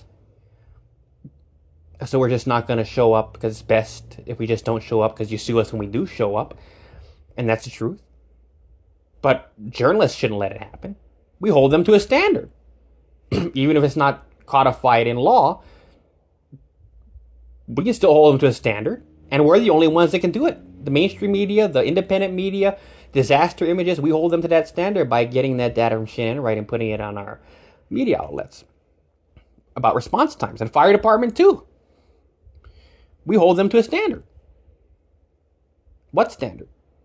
Let's talk about it. These are discussions we should be igniting.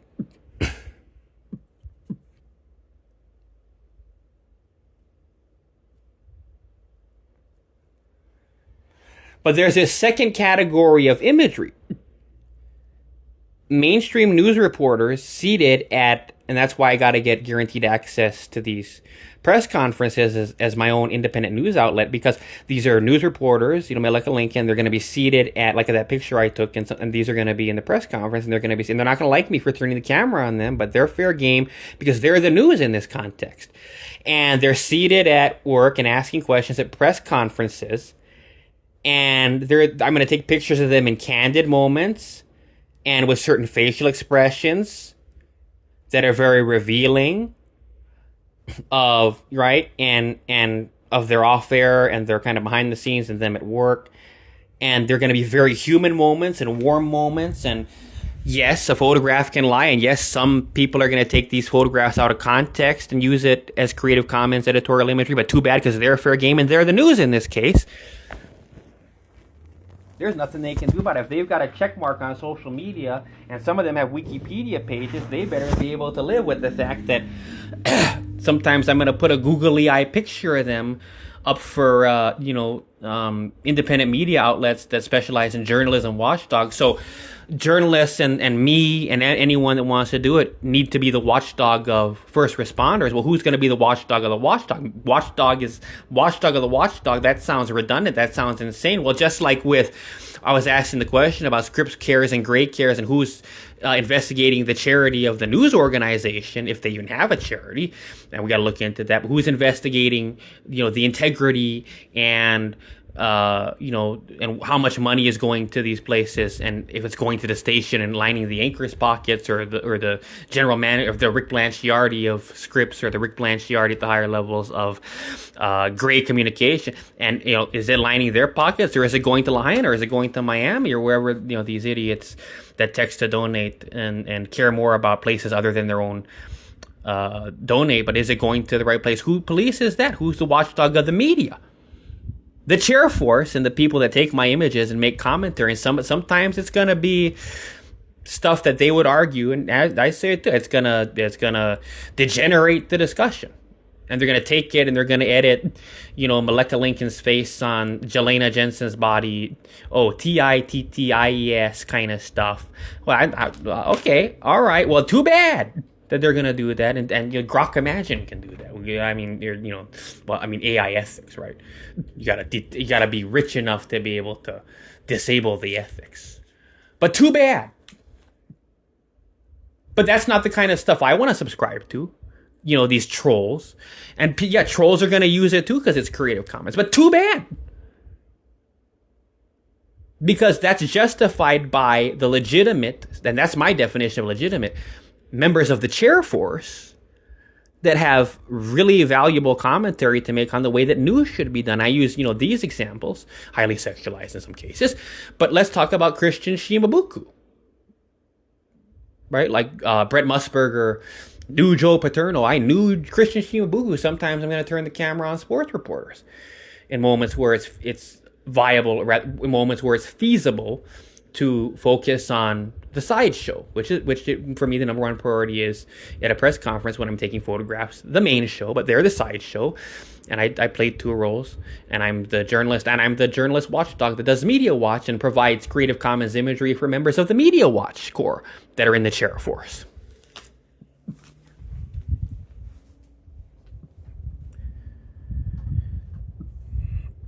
So, and that's why I got to get guaranteed access. But I believe in the chair force, and I want to supply them the imagery they need to lend credence and legitimacy to their trolling. Sometimes trolling is a good thing. Sometimes but so what if a professional journalist says, "Oh, they took an image by Mathew Ursua with my googly eye and wrote a, thing just completely degenerative talking about the retarded, and I'm one of the retarded, and it just, you can't be taking pictures of us anymore and making it available because it's not being used." Okay, Pierre Midyar should have Lee Cataluna, turn me to shit then at that point. But that's not what's going to happen. It's going to elevate, not degenerate public discussion. It's just going to, unfortunately, and this is really why they wouldn't want it, and the elites wouldn't want it, and they would turn mainstream media to not want it, even though I'm right about the argument, is because it creates too much people living vicariously and being independent media organizations, living vicariously and being these, public figure stalkers that are in their own way, like me, public figures that are doing commentary, and sometimes very intelligent, very thoughtful commentary. But these people are just going to say it's too much. We're no longer in the industrial age. We're no longer in the information age. We're in the virtue signaling and opinion having age. And that's the way it should be, because we should all be so rich. We have the time to just judge and have opinions, like things, not like things, like kite Trump, and go golfing, because that's the way the world should be. So we should all just be able to troll and write our own opinions pieces and publish our own Aloha State Daily, our own Civil Beat, and beat them all. That's the way I think the world should be.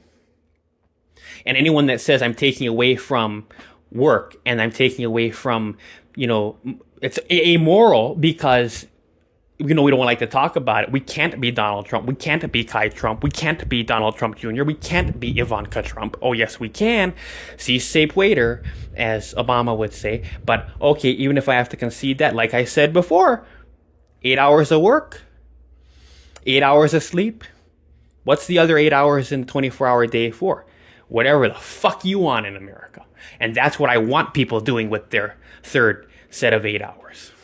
Some people want to raise a family, be a family man, be a father. I want to be so rich that nannies raise my children. And you got to stir up a little trouble. You got to live vicariously. You got to look at the lives of others to get there. That's what it takes. Social climbing, developing sphere of influence, and even in a world where it's so much harder now, without some money at least. But this is all to take me out of the game. So taking me out of the game also promises, or rather, taking me out of the game also prevents the budding of new social media influencers. Again, taking me out of the game also prevents the budding of new social media influencers and independent editorial columnists that capitalize on the availability of such Creative Commons imagery to share opinions on the quality of broadcast news, direction of news judgment, reporting styles and methods, use of broadcast engineering technologies, the strong chair force of bloggers, commentators, critics that society needs. With the devaluation of the chair force in the 2010s, it is time to reappropriate that term and wear it as a merit badge of honor of more value than the checkmark verified public figure status on social media that many of the mainstream journalists that are corporately owned have.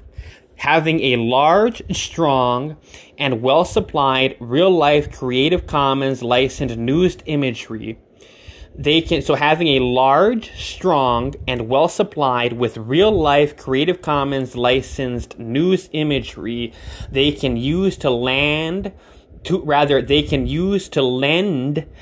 views gravitas and legitimacy, enabling them to name names and grow their clout and trust and local expertise, recognized, actually tracking beats, doing FOIA, doing UIPA, open records request, learning by meddling in public affairs how to be, say, a councilman or a governor or what have, or the president of the United States at the FOIA level.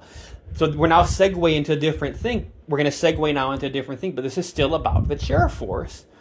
And I think more people, so if we're going to be devaluing education, not everyone's going to get a bachelor's degree, or even if you are, some people shouldn't spend their third set of 8 hours, especially at earlier ages, starting a family, having brightly overexposed imagery of their trophy wife and what a nice home they get to own. Some people should spend, like they say about copy editors, living in darkness and eating shit, like mushrooms, in the basement of the newspaper. Some people should spend their third set of 8 hours in a 24-hour day doing public records requests. And one of the examples, I understand that Councilwoman Radiant Cordero at the Honolulu City Council, she learned how to be a councilwoman, and it's kind of complicated business, the little things you have to do, and especially if you're not a lawyer. But people are groomed for roles, right? And when it comes to the floor debate and Robert's Rules of Order, as I understand it's called, something I have to learn, so when I do that. But these are things that, are procedural. But when it comes to the real work and all the little things you have to do, all the stakeholders, the different kinds of stakeholders, how to deal with them, Radiant Cordero, as I understand, at this point, had on-the-job training and was groomed and mentored by way of being a key figure in Ron Menor's office. So because she was essentially an assistant to Ron Menor, she learned how to be a council member. We don't have that privilege. So we have to do records requests. And in many cases, it's the only way to learn how to be a city councilman. Because there's things you should have to know, like if I wanted to be Shane Enright, I got to FOIA Shane Enright on some internal procedures there. Or higher level people. It's the only way to do it without having to be groomed by Shane Enright, is to do UIPA requests. And I think people should think that way and fight to be public figures one way or another. This is one way, that they can do that, to never give up on being in elected office and do these UIPAs to train themselves, since they don't have the luxury of being groomed for it, by Ron Menor or what have you, to teach themselves how to be a councilman so they can get on that and have cameras brought into their face like me in a suit. I would wear a suit. I don't like the aloha shirt stuff, but we're going to go in there and da-da-bum-bum. I'm Keahi Tucker, Councilman Mathew Ursua today. Yeah, and da-da-dun-dun. and it comes in, camera comes in, and it's in the office, and it shows the footage, and I'm the head honcho of it, that has the, and it's so heroic, and I'm there, and got my suit, and I'm not wearing this Aloha shirt crap, and I have to do FOIAs to learn how to do that, to be my face on that, have my face on that website. It'll probably be a new mayor by then. I should be the mayor. Well, we gotta do FOIAs, and people should be thinking like this, FOIAing all this stuff and UIPAing all this stuff to learn how to be these people and put their name on ballots, Republican. But having sufficient chair force. So we're going to continue with this. Actually tracking beats, doing FOIA, that's what people should be doing. People that are against me would say, this is not what people should be doing. I think that's what people should be doing. We need a strong chair force. But having a sufficient chair force, this is the advantages of it. If you have sufficient chair force experience, and being a real stalker and really proficient internet prior into, let me start. It's prurient interest. So if you have sufficient chair force experience, and if you're a real stalker, and if you have prurient interest, and you're prying into others' lives, prying into their lives, and you're living vicariously rather than being satisfied with the clinical psychologist's flawed 5 intimate friends life they want you to have. Be a nobody, be a private citizen, don't be a public figure. No, be a public figure. Public figure. Right? So just have 5 intimate friends.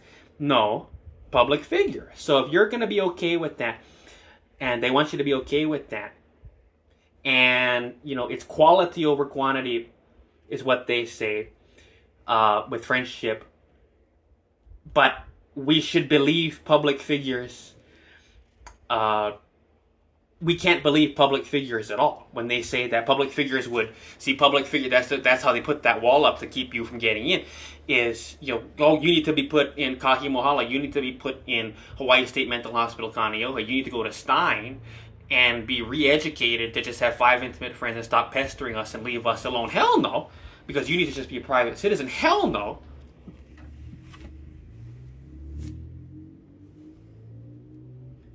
Because they want me to be re-educated and brainwashed into having just 5 intimate friends. That's not enough people to suck money from.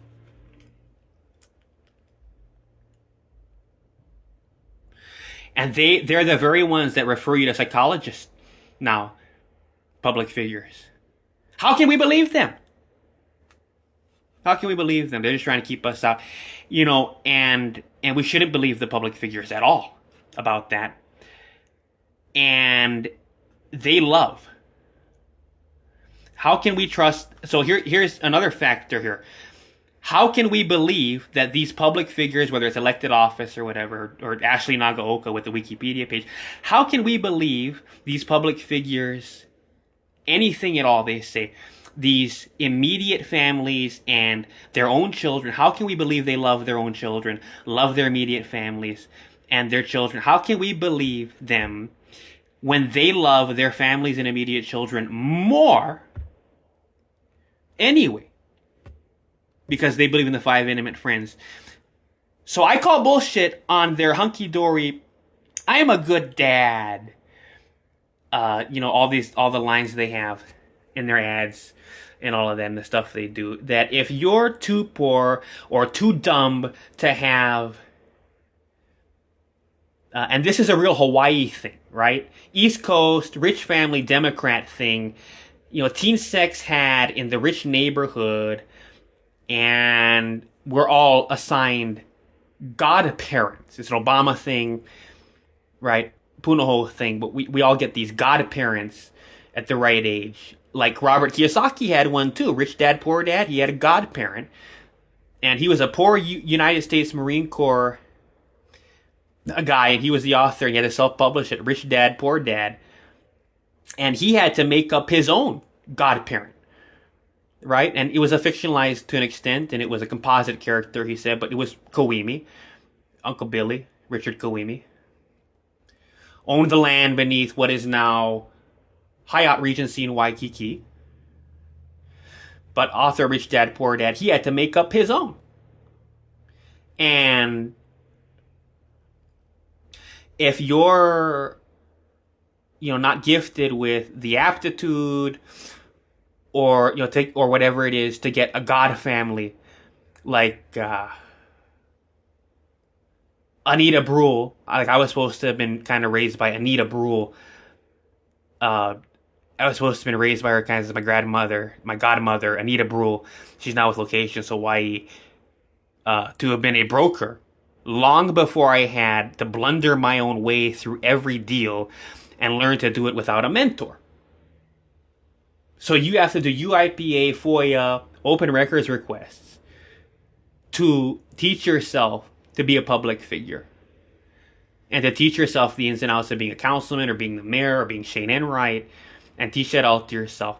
Because you're not, at your age, and old people should get into it too and never give up to be a public figure. You have to teach it to yourself, because they're not going to give you a godmother. They're not going to give you a godfather. They're not going to give you God family at this point, but never give up. Don't allow it to happen. So you got to do FOIAs to learn to be groomed for these roles. You have to groom yourself by making up your own, like Robert Kiyosaki. And you get the information that your mentor or your godmother or what have you, or your God family would have started to teach you and groom you for, right? That you get that information from doing journalistic open records request as a member of the chair force. So your journalism doubles as much like, if my understanding is right, Radiant Cordero had Ron Minor as a mentor, or just taught her everything about how to push the papers and how to work with the stakeholders, whether it's, land use ordinances or certain, special interests, all the things you have to do on the floor and off, and the people you have to meet, and the drafting ordinances and bills, all of that stuff. That stuff you gotta learn through. And you read all this stuff and you write these articles and you put up on your WordPress as a member of the sheriff force and you push it to social media. But your double life and your ulterior motive is to teach yourself to be that public figure. I mean, you don't get Ron Minor mentoring you to be councilman or councilwoman like Radiant Cordero had. You gotta break in. So if you didn't have that, then being a member of the chair force and finding use for Mathew Ursua's Creative Commons imagery of media and newsmakers, doing the FOIAs and reporting as a columnist with your own media outlet can teach you to be a legislator. It can teach you to be a councilman. It can teach you to be a commissioner, a governor, or the president of the United States.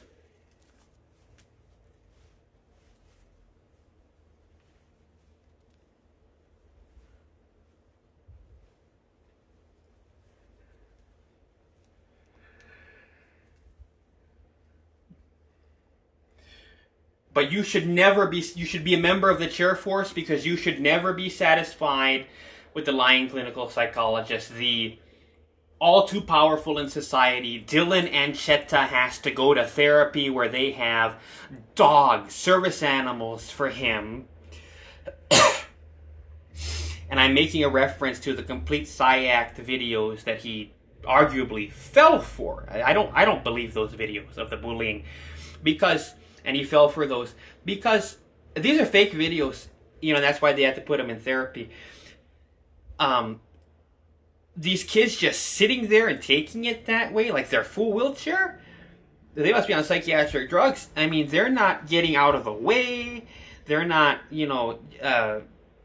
dodging it, or,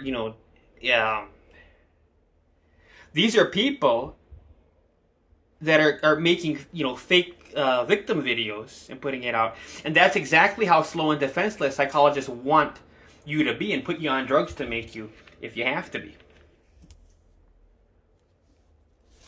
And we'll come back to this.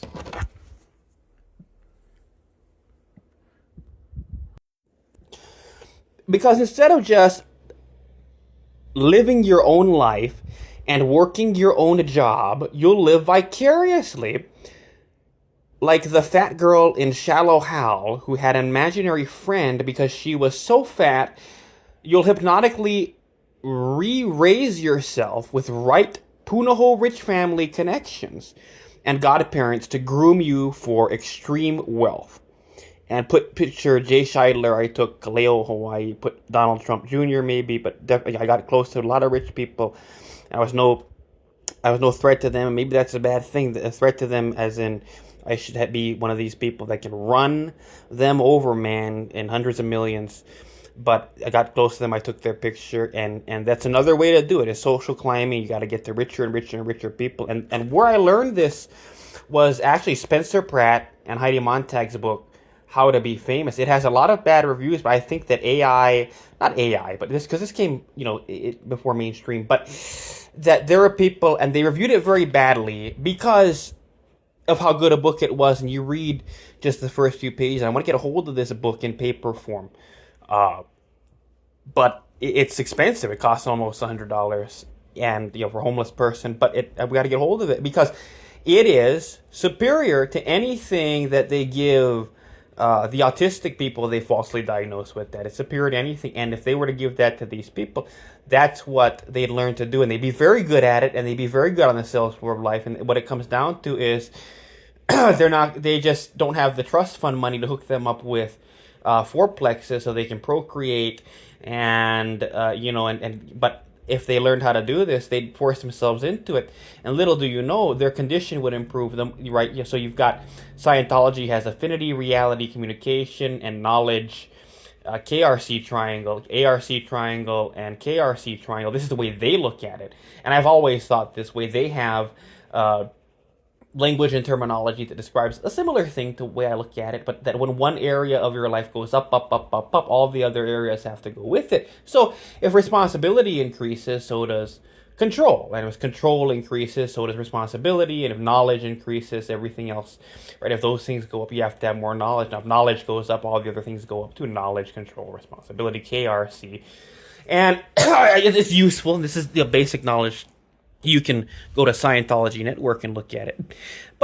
And they're going to teach this stuff to you. That's their two triangles in their logo, where everything kind of intersects and comes together. It's a beautiful thing. And that's the way they describe it. And I've got my way of talking about it, and it's a bit more lengthy but L. Ron Hubbard really did a very beautiful thing and made it simple. But one thing goes up, and all the other things have to go with it. And that's how it works. So, money is responsibility. It is control. Knowledge leads to more of that. And so if you've got all pistons running and everything's going to come into place and people are going to fund you. Robert Kiyosaki said people that use their own money are lazy. And of course, when this comes to investment, he had no money and he had to raise capital. Yeah, people know this concept of leverage. People with money didn't have to have any to get it. It's about connections. I don't want to say local connections like Blanche Jardy, but you got to have the right ones. And I'm going to talk about how, real money comes from the 1%, not the 99%. And that's going to go to Shadows on the Cave Wall, but that's going to come a little later. We're going to speaking of Plato, I didn't quite get into him the way I wanted to. We talked a little bit about the pederasty in Symposium. We didn't talk about the first thing, but we're going to talk about a third thing. We're probably not going to get to the first thing, but the third thing we're going to touch on, like I said, about the allegory of the cave out of Republic, because it's going to be about social media influence and the nature of what wealth is and psychic versus real income. Psychic income is a real thing, but real income is even better, and it's real money. And I want money. We need money because, okay. And I'd hire someone else just to have my own because, I'm in it with them now. But like I said, I've got people that are going to have to defend me, and we're going to have to retain civil lawyers. Maybe it's going to be Kobayashi, Sugita, and Goda. That's, right across the street. But in Hawaii, but Cage Study, they're clearly on that side, and I'm a different side, and I've got to have people that are going to defend my interests, sometimes against the very people that sometimes are my allies, and we work together against the government when they try to shut down transparency for all of us, like with Bill 46, and that's not even enough, and I can do more, and we can ask for a lot more, and we should ask for a lot more, and we're going to have a lot more, and I'm going to have a lot more than what they're putting out, and I'm going to need special protections and involvement, because that they have the term legitimate in there. We have to do a careful reading of this more closely. Again, Bill 46, that HAB, but it looks to me like what they have to do, and it's probably is about me, that what they have to do is distance themselves from people that they call illegitimate, and the definition of this may have something to do with insurance, and that's easy to get. $2 million policy, is that going to be enough? What are they going to want? It's not that hard, but we have to know what they're going to want, and they're probably going to say, even if you've got a $2 million insurance policy, you've got liability insurance, but it's, I protect yourself and to protect the public, so that someone sues you for being on scene, a bystander gets their foot stepped on. Oh, okay, that makes sense. I always carried it, and I'd carry it again. But that's they'd still be able to exclude me based on their definitions. And at the end of the day, this still gives Bill 46 pointless for them and for me especially, but even for them, because they need to be tinkering with the law. And the ordinance says really a lot more, and I think what they need to be pushing for, and this is what I was pushing for, is they need to get the IP feeds. They need to insist on it. They can throw out FBI, they can throw out federal guidelines that now, well, no, we have to do something about that, and we're going to take this to Congress, but and we have to, but because Bush is always under Bush, we can't blame it all on Trump, even though so much has been able to sneak in with him for a lot of reasons. And it's not so much that I can't say, I talked about eugenics, and with patriarchy making a big return, and that's what I want to take advantage of, to get a hold of a lot of money and then take it to somewhere where, and now it's it's too late in Las Vegas and in Pahrump. If we're thinking and Cedric Choi, the wife of Patricia Choi, that had. And now they're under, I was walking through Kahala not long ago, going to the gym, and not long ago, Cedric Choi, I saw their sign on, I think it's Kahala Avenue, when you come around Diamond Head Road, and you get to that juncture, and you keep going straight, which is the bus route back to Kahala Mall, if you take the bus that goes around Diamond Head Road and into Waikiki, because I had to get to my tax lien code seminar. I had 2 hours to get there, and I was in Kapilani Park, and I was thinking, what are we going to do? I guess all right, I guess I'll just walk around Diamond Head, because I was so far down Diamond Head Road, and it was going to be an hour before the next bus coming through. So I just, and that's the thing with Hawaii too. It says, by the way, and it's another thing to talk about, how small Hawaii is. Diamond Head, you look at that mountain there, and it's always a good time. Owl City with Carly Rae Jepsen, from my era. Call Me Maybe, and then they came out with that song, and he's collaborating with Carly Rae Jepsen, a love story a lot like Ben Vegas and Mila Gibson.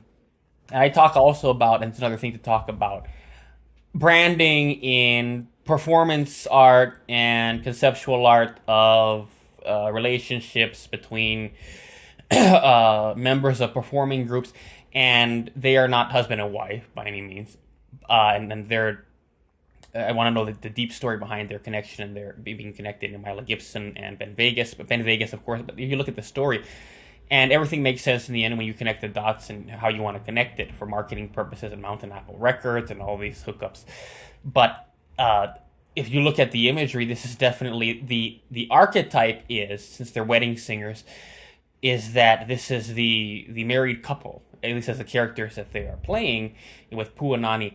And it's a really, a story of coming of age, and it's about generativity, from Erik Erikson's 8 Stages of Human Development. And one of the things I analyzed and talked about as a culture critic and, culture commentator in Las Vegas when I was practicing real estate sales there, all of the residencies we were beginning to see, and all the different groups and big name performers that were coming to perform in Las Vegas. Lady Gaga, Adele, all of these people. And you're talking about Hannah Montana becoming Miley Cyrus, and her later music, such as the song Malibu, seeming to represent a kind of, not coming full circle so much as becoming a woman, right? So it starts off as Hannah Montana, daughter of Billy Ray Cyrus, and now we have Miley Cyrus, when she leaves behind the childhood identity with Party in the USA and The Climb, which was a kind of, leaving the teenage years. And then she has Malibu, which is a melancholy, and there's a lot of related to her personal story at the time, and there was a bad breakup or what have you, but it was the melancholy, but it was understanding what longing is. Now, Lady Gaga went through many transformations, and she'd always come out of a cosmic egg, and not accounting for, and yes, well, accounting for actually, but she reached her generativity phase, right? And you can do this, thinking correctly. You don't have to go through all, like I wrote My Identity. You can become an adult mentally at 5 if you need to, and if you want to, and you should. Why wait? That's what I was teaching in My Identity. But Lady Gaga went through all of that, and almost in direct, starting with Disco Stick, and Disco Stick, and Poker Face, and then she graduated on, and in her finally kind of coming to, maturity in the generativity phase was with Edge of Glory, and thereafter her work, and she also became an actress, and her work with Bradley Cooper, and that song where she's singing about Arizona Sky. It's incredible, and this is her new identity, and this is her, her having finally emerged from that cosmic egg as the mature, and having gone through all of that. But every time she'd emerge from the cosmic egg, it would correspond to one of Erik Erikson's 8 stages of human development. In any event, we're going to go back to about putting a picture of Jay Scheidler, and I got very close to rich people. But, so, we're talking about being groomed for, by your imaginary mentors, hypnotically redoing your childhood, and, making those rich family connections to your godparents to groom you for public service and or extreme wealth like Kennedy's, or political service like the Kennedys, and you'll be working with real intel briefings that a commander-in-chief, for instance, uses to direct a nation, or a governor, a state, or a mayor, a county, or town, rather than just stagnating and working your job, journey of the broke, which gets you nowhere. I mean, if you're fine with getting nowhere, in which case, leave it to God and let ID.me, enforce new segregation, and clear me. Like, I have to be cleared. I need permission to live. I need permission to exist. I gotta, the press badge, for instance, you gotta have Gray Communications, Hawaii News Now press badge, Star Advertiser press badge. You gotta have, I print my own. I print my own ID, and that works, and it should work because there's no reporter rights. It's called the First Amendment. It's what we all have, and leave it to God and let ID.me and clear.me. You gotta clear me. I need permission to exist. No, I don't. And I was talking about how our passports can be loaded in, our IQ scores can be loaded in, and that, like it or not, these are complete Marxist currencies, but it invalidates money, and your rental score can be loaded into it too, and you don't even need it to be an ID.me, because that's stuff that that currency exists, much like reader response, and how text only exists because a reader reads it. That particular currency, erotic capital, facial attractiveness. Even more than IQ, that and IQ too, because it interacts with the economy and your ability to produce, but with your rental score. I mean, facial attractiveness, curves of the woman's body.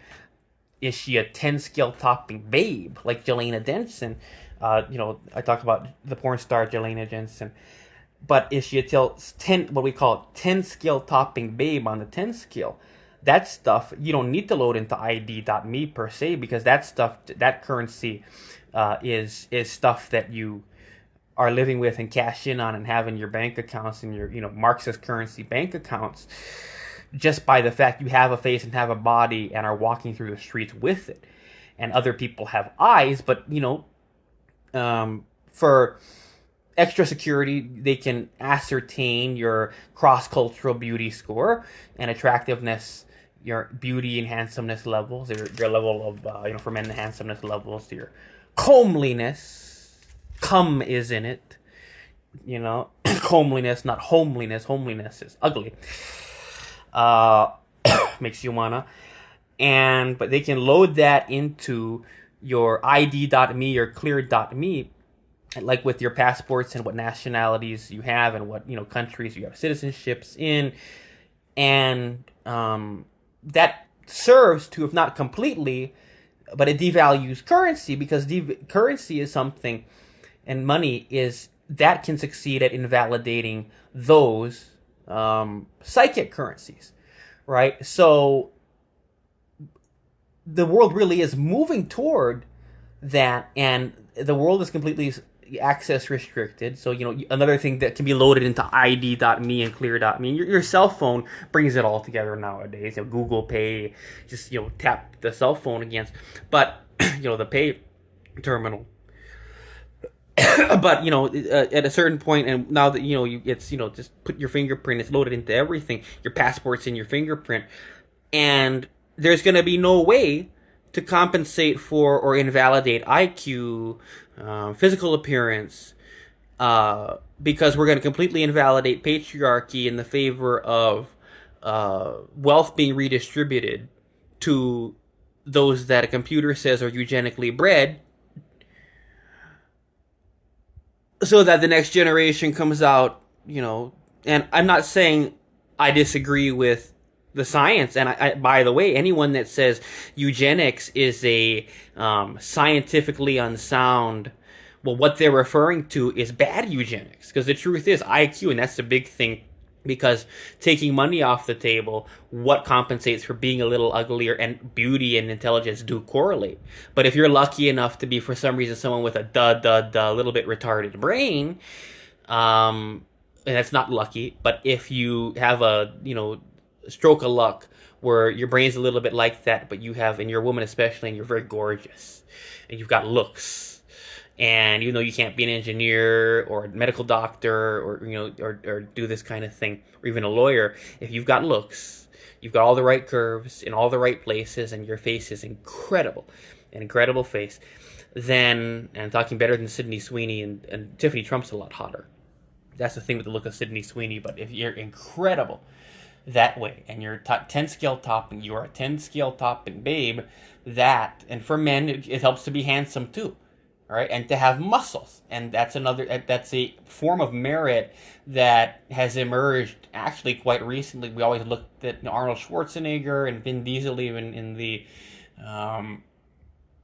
Fast and Furious movies, and Dwayne Rock, Johnson, these people that are WWE with massive muscles.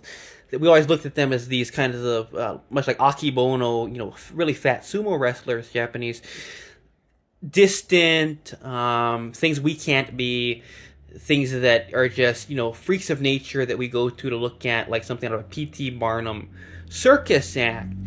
But, in the past decade or so, with the rise of gyms and the proliferation of Planet Fitness in particular, and fitness culture and fitness models on Instagram, it serves as a eugenic pressure that makes people, it's not eugenic pressure definitely, but for those that, regardless of procreation, spend their lives trying to measure up to the best they can be, and for their bodies to better, if not completely outpicture as their ideal self, so they can still get the good pussy and access quality educated, high level vagina, even if they weren't born with the greatest gifts inherently. But if you put muscle on, that's a kind of currency. That's money, I sound like a guy that came from jail, but that is money. And women recognize it more and more these days, and it has to do with the fitness model phenomenon on Instagram that we saw in the last 2 decades. We're going to continue on with this. So, Jay Scheidler, or political service like Kennedy's, and you'll be working with the real intel briefings that a commander-in-chief uses to direct a nation, a governor of state, a mayor of county or town, rather than just stagnating and working your JOB job, journey of the broke, which gets you nowhere. I mean, if you're fine with getting nowhere, in which case just leave it to God and let ID.me enforce new segregation on you as ambition and big money and power plans by those one without the money. Well, this is going to force us to raise it, and being a part of the chair force is, and doing all these, public records requests and practicing citizen journalism as a member of the chair force. Even if you're doing opinions writing, which qualifies as editorial content and news content, well, this chair force, if you're part of it, this will help you to learn to, and yes, like it or not, there's no such thing as journalism without personal gain. I talk about this.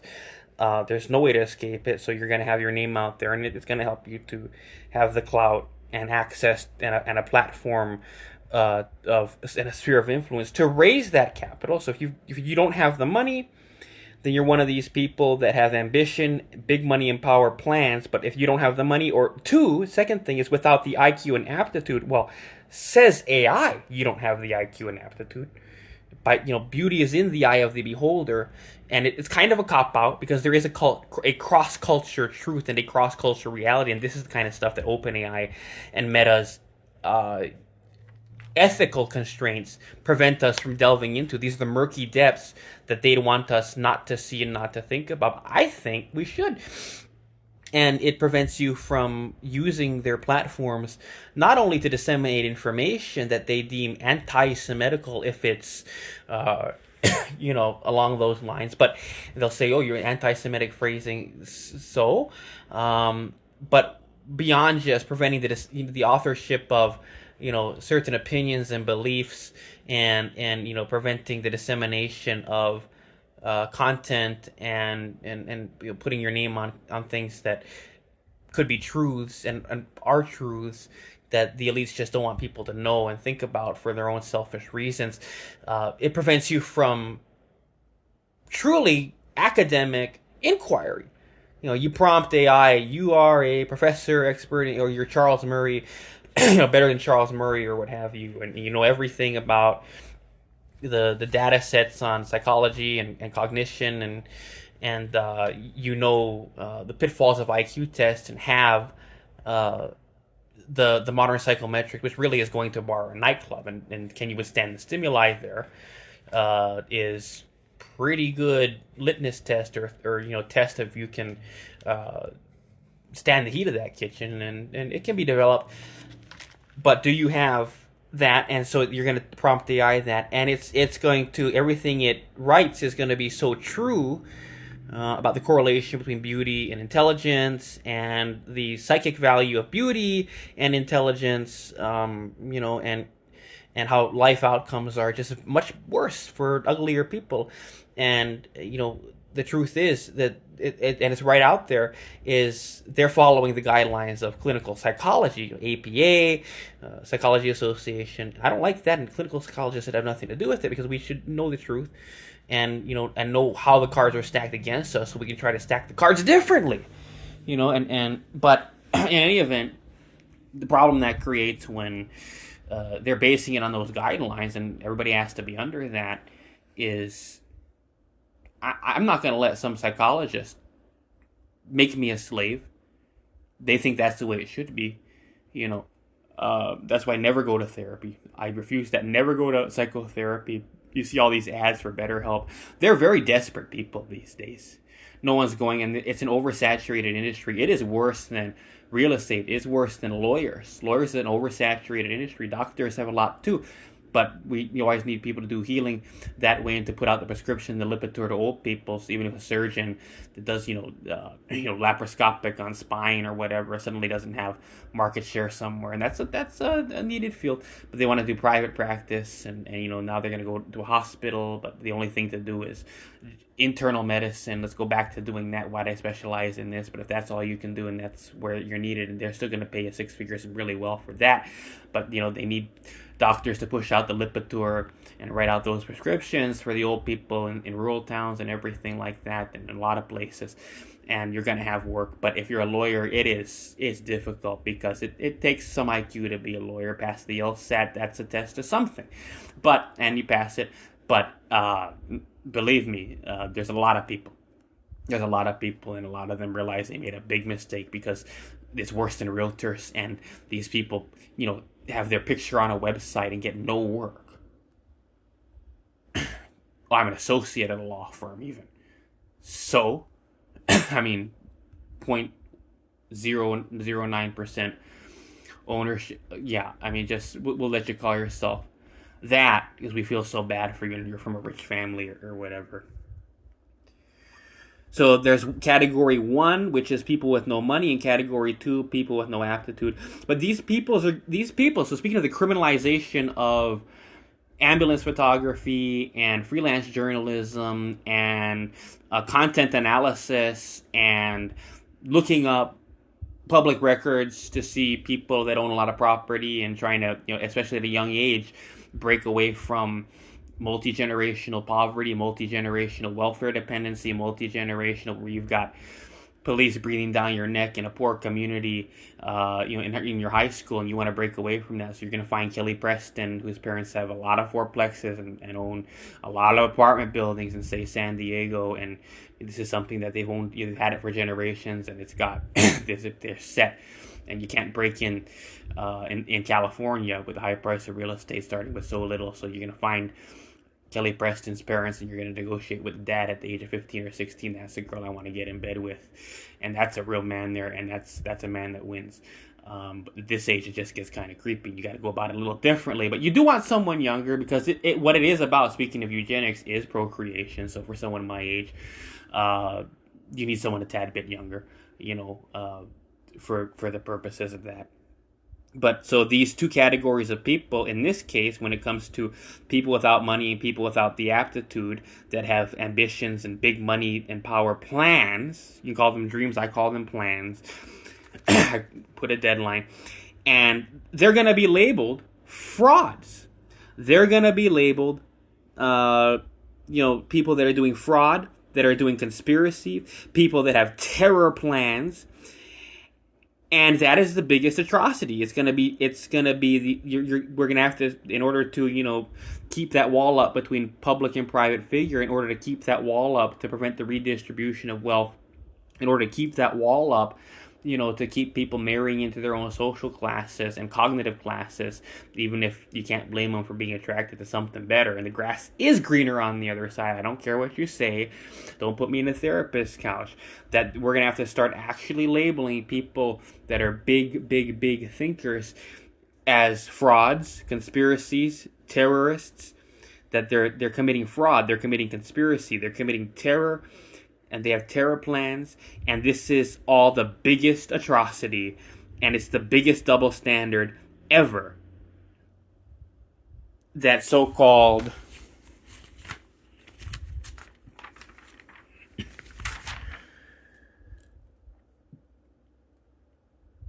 ethics in AI and in journalism only help to keep the further fortification on social barriers to wealth, social barriers to power, social barriers to sexual vitality, and a better trophy wife than the income from and a better income than your mere job, even if it's six figures. That's not enough. That is not enough social stability. Even there, and again, the redistribution of wealth to correlate to IQ is what we're going to start to see. That's what we're going to have. And my theory is that in these high equity places, high price of real estate Hawaii, high price of real estate California, that that what we're seeing it precisely is the redistribution of wealth to people with higher IQs, and that comes through letting patriarchy get invalidated and smashing patriarchy. And then we start to see eugenics happen that way, where people with higher IQs that can meet the threshold of having engineering, lawyer at the lowest level, or medical doctor jobs, and bringing in very high six-figure incomes this way, and people with higher IQs and the ability to do more very, very complex intellectual tasks like knowing calculus, even beyond what they're paid. So Shane Enright doesn't make more than, from what I'm seeing, I'm trying to get the data on, I have UIPA out to human resources, and it looks to me, unless they're just doing it to me because I'm hated and they know who I am, and we got to find out, but it looks to me like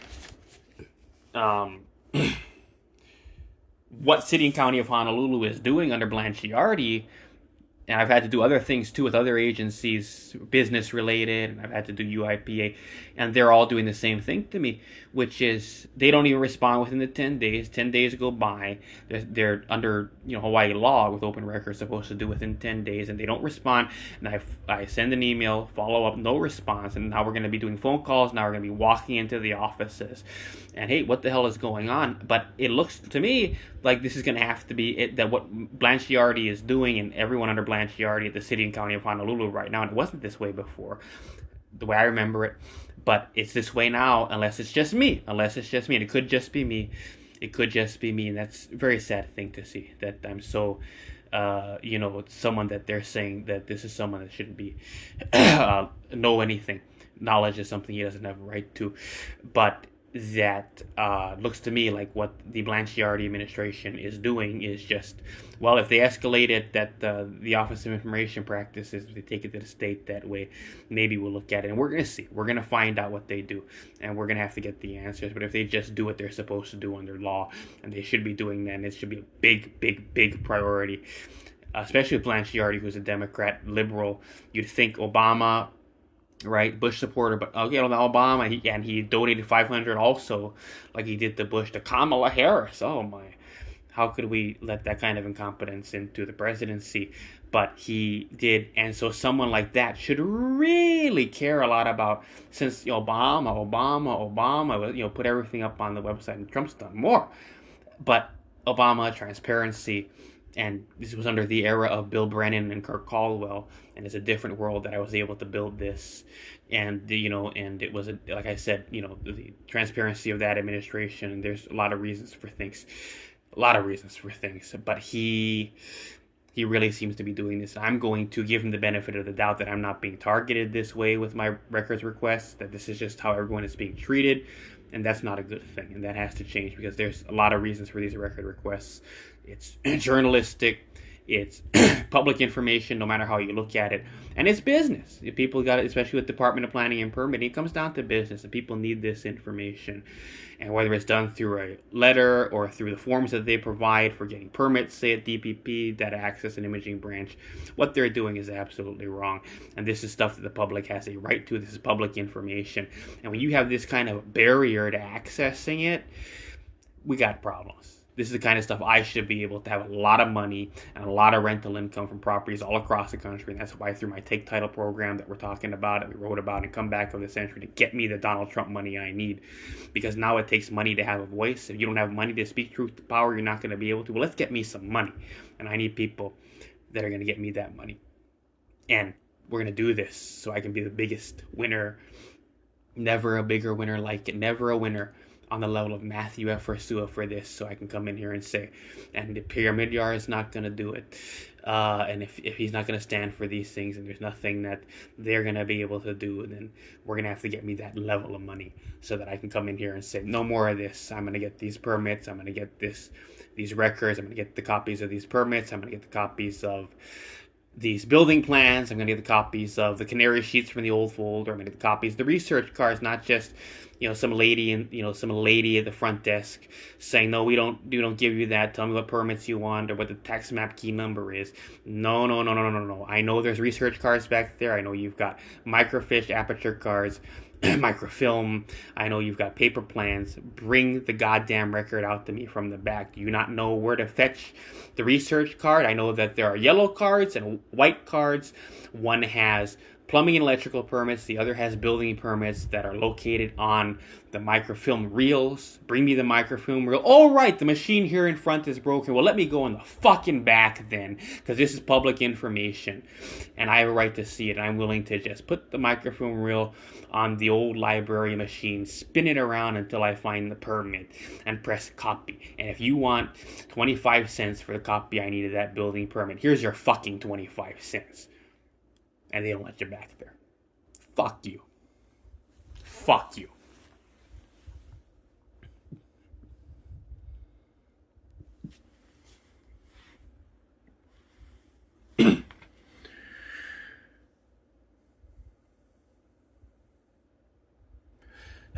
So when it comes to OpenAI ethics, that is not enough social stability to just have a six-figure income. What I was going to say is, Shane Enright is only paid, let's say, $60,000 at the most a year, but she's probably got multi-generational wealth and property, and she lives somewhere, and maybe she's got second home or a condo or whatever, and you're living it up. And because of it, so even though she's paid less, and that's the thing about high equity places where the real estate's expensive, is if you're smart enough, even though you have a job that pays very little, the Illuminati finds a way to hook you up with that money a different way to serve in that public role, whose official posted paycheck is seemingly quite low. And that's why we have to turn to property records to know the real truth about a lot of things.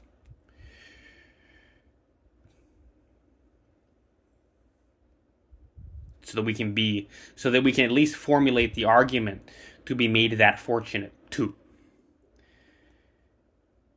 But six figures is not enough social stability.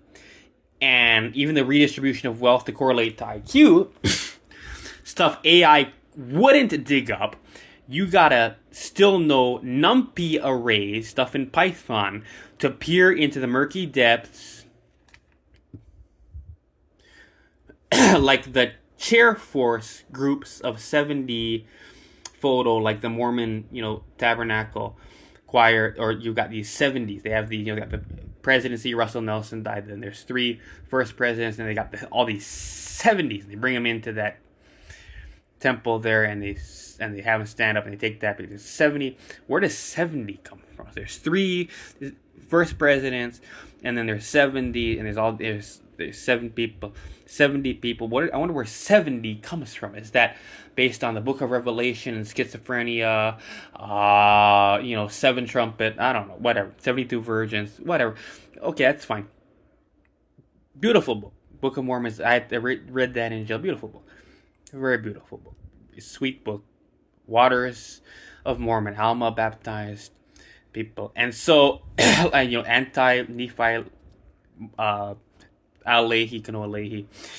Depths to peer into the murky depths. So the one thing to look at is the redistribution of wealth to people with IQ scores to where they can procreate because they've got income property, and even though they have jobs that only pay low-level 6 figures, like, say, engineers or just general medicine, but if they've got other things and their brains have high quality, then they find a way to hook them up with the money that they need, to do their genius things and travel the world, etc., and raise genius children, despite the fact that Shane Enright's $60,000 a year or so, and we're going to find out what that is only $60,000 and isn't even 6 figures. To be the PIO, that's a job we have to get rid of. That is a ridiculous job.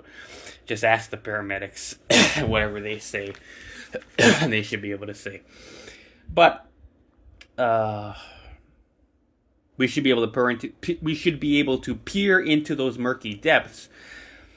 OpenAI won't let you, even though it can turn to the university, data on psychometrics and what have you. So you still have to know NumPy arrays. You still have to know Python and how to direct it to peer into the murky depths. $200 for ChatGPT Pro isn't going to get you much more than stagnation, because truth hides beneath the murky depths. And ChatGPT is not going to let you do that. So eugenics, and that we now have to force... I'm sorry. So eugenics, and that we now have to date our ugly, cognitively appropriate women and marry them, and it takes psychiatric drugs to tolerate them in bed because they've shut off the pathways to capital so we can compensate for inherent shortcomings that would invalidate lack of talent, so the sex partner is of sufficient trophy wife beauty levels for the sex to be the medication. This is the modern equivalent of forced sterilization, because a man's penis is the guiding light of his manifestation. And what he lusts for can be achieved. For KPT, welfare boy, public housing to have beauty, like a beautiful white girl from San Diego, absolute rich, multi-generational wealth, rich beauty, that is something society is just not ready for. And so we have to make the collective decision to cut off the penis of that boy so he can't lust for it, because he could manifest it. And we can't see that. We can't allow our eyes to behold a Micronesian or a welfare Samoan, or someone with a silver tooth, with a someone that should be dating an Air Force colonel, or at the very least a high level quality soldier, really puts the muscles on Marine Corps in Waikiki. We can't have a Micronesian have that. And trophy wife should be our medication, not Abilify, not Haldol, not Geodon. Trophy wife should be the medication. Sex really is medicinal. And it's psychologically, and we look at content analysis, the normalization of certain things in conversation surrounding orgasm in pop culture, and content analysis would, if you look at it through time and language processing, etc., you'd look at it and it would corroborate that. The things I'm talking about that you'd find through content analysis of social media and products available and branding, and again what we see in Ala Moana, like Victoria's Secret Pink, and ads on TV and news and TV shows and movies and news, morning shows, things that are discussed openly. Society is always trying to force drug them with these medications to tolerate how crappy and welfare their sex partners, their homes, their lifestyles have to be. So we've collectively decided their lifestyles have to be that way. We have to cut off all the pathways to capital to compensate for what God did to them. AI ethics is a double standard. Again, I'm going to repeat this. AI ethics is a double standard. I talk about my animal husbandry. I'm a sex lover. It's no secret. But for some, it's really they want to become viable electoral candidates through the chair force. And just because in this case I'm one that's a little bit fringe, it shouldn't cut everyone off, and everyone should get equal access, and their UIPA requests need to be handled. And sometimes I'm the guy that's not fringe. I do a lot of things. I have a lot of identities. And the person that wants the building permits, come on. We're going to talk about Charlie Kirk and Donald Trump. Charlie Kirk and Donald Trump. And this is going to be... let's just go right into this. Charlie Kirk and Donald Trump. The Autism World Governance Committee declared their penises cut off out of jealousy stimulated by ableism, and the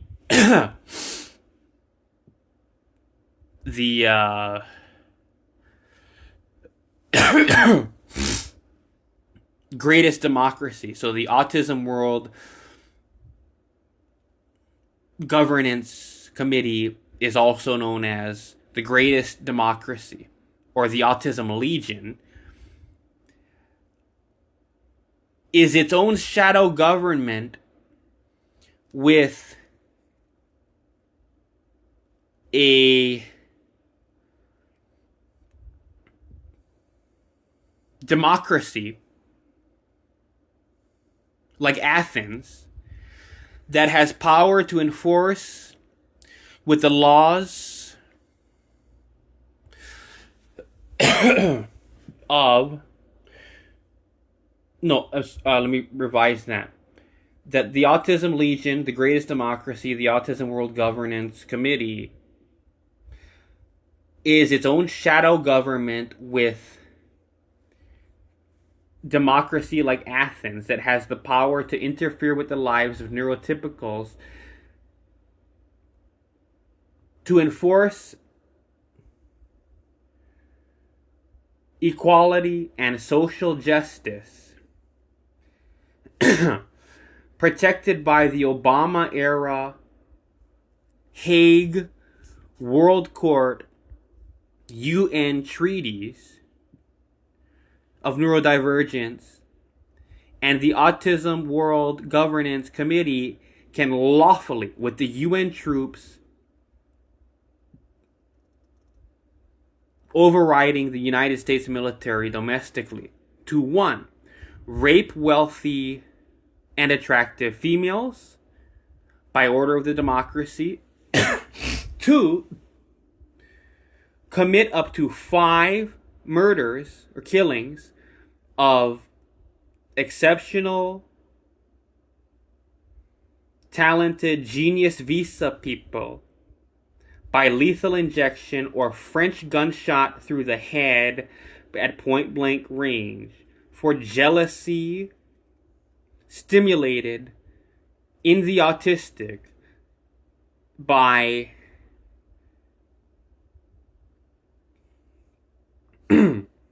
ableism, and these executions are televised.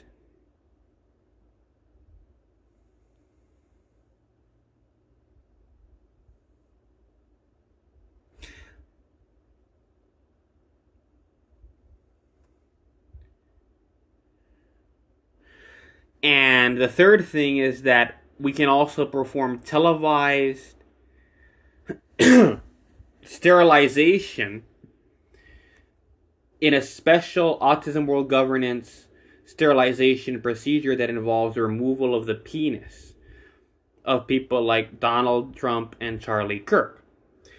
And we talk about the televisation of this, televised nationally and internationally as a show of force of the power of the Autism World Governance to sacrifice the life of the ableist to Satan, to call the eugenic population to behold the power and become more weak, and to exercise and show that power over the neurotypicals, cementing autistics as the 1% over the 99%.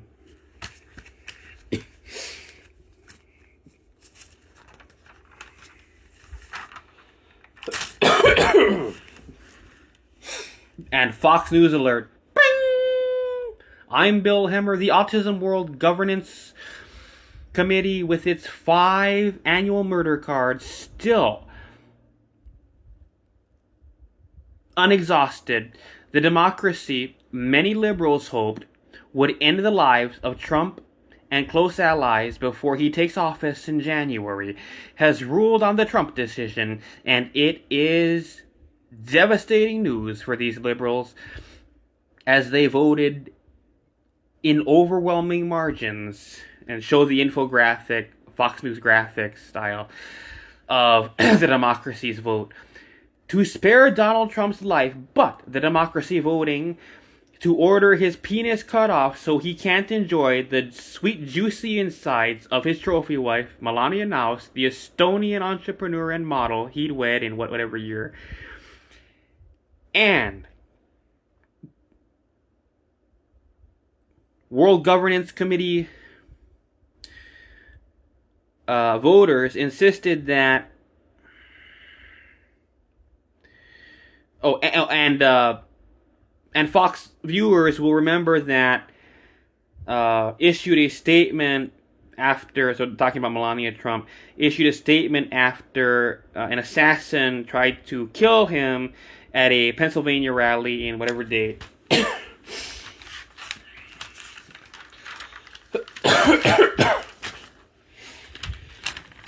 The Democracy also voting to order the penis removed of Turning Point USA's Charlie Kirk for ableism, and the rape of his wife, Erica Kirk.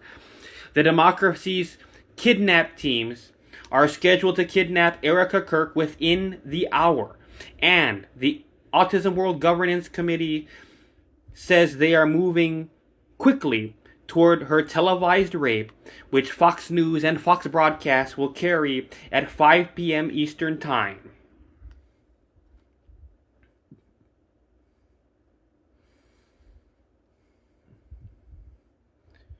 The Autism World Governance Committee's rape chambers. You are looking live at the Autism World Governance Committee's rape chambers and the iconic rape table, where she'll be held down by autistic Marine Corps and inserted by an autistic as World Governance Committee Down Syndrome Jezebel Support Sorority. I'm a fucking genius, man. Okay, so, oh my god. I'm a fucking genius. Okay. The Autism World Governance Committee rape chambers and the iconic rape table, where she'll be held down by autistic Marine Corps and inserted by an autistic as Autism World Governance Committee Down Syndrome Jezebel Support Sorority, perform sacred rape dances in Greek togas, something that's become a staple of the solemn events. Christina Chandler, Autism World Government Committee's press director, confirming they're expected to announce also the time frame for the kidnapping of Donald J. Trump and Charlie Kirk, which will happen shortly after the rape of Kirk's wife today on Fox Broadcast and Fox News. Stay tuned for updates. We now return you to regularly scheduled programming. Whatever, they would be, the Brit Hume, Foxy's Dead, or, Fox News Sunday. Da da da da da da. Fox News. It shows Washington Monument. To bring it back to the point here, that there should not be a democracy of people that can, one, shout ableism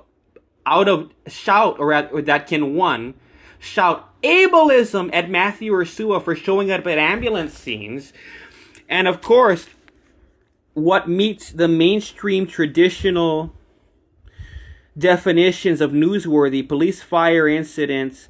Newsworthy is relative, and the move away from hyperlocal, acknowledging the perceived lack of population to justify Pearl City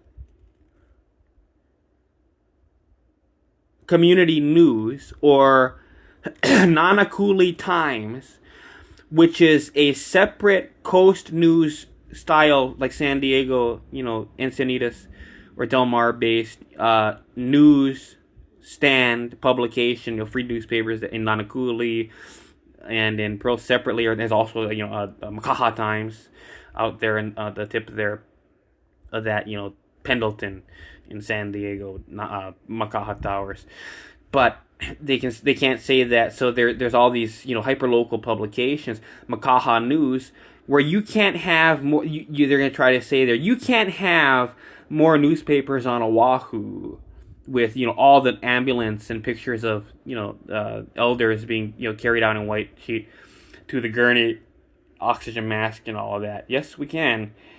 Then this is the justification. I mean, they can't scream ableism to stop it. Where you can't have more of that than San Diego on an island of, I think the population now it's about 1 million. It used to be 2 million. Now it's gone really, really down. We got to get that.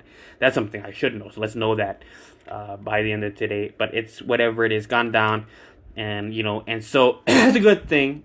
And people had to flee, and it was mass exodus to places like Vegas. But on an island of 1 million, let's say, whatever the number is, to justify grandma getting taken to Kaiser yesterday on an EMS ambulance as newsworthy, so a disaster images photographer can be there and be respected, and his rights not have be respected with his rights to take those pictures and be there at the scene, and not have Shane Enright order the shining of lights into the camera by Honolulu police to stop photographing. And that's another thing. That's why we have to be recognized, and that's why we can't have Shane Enright or anyone in the city doing that to me, because in the daytime that doesn't work.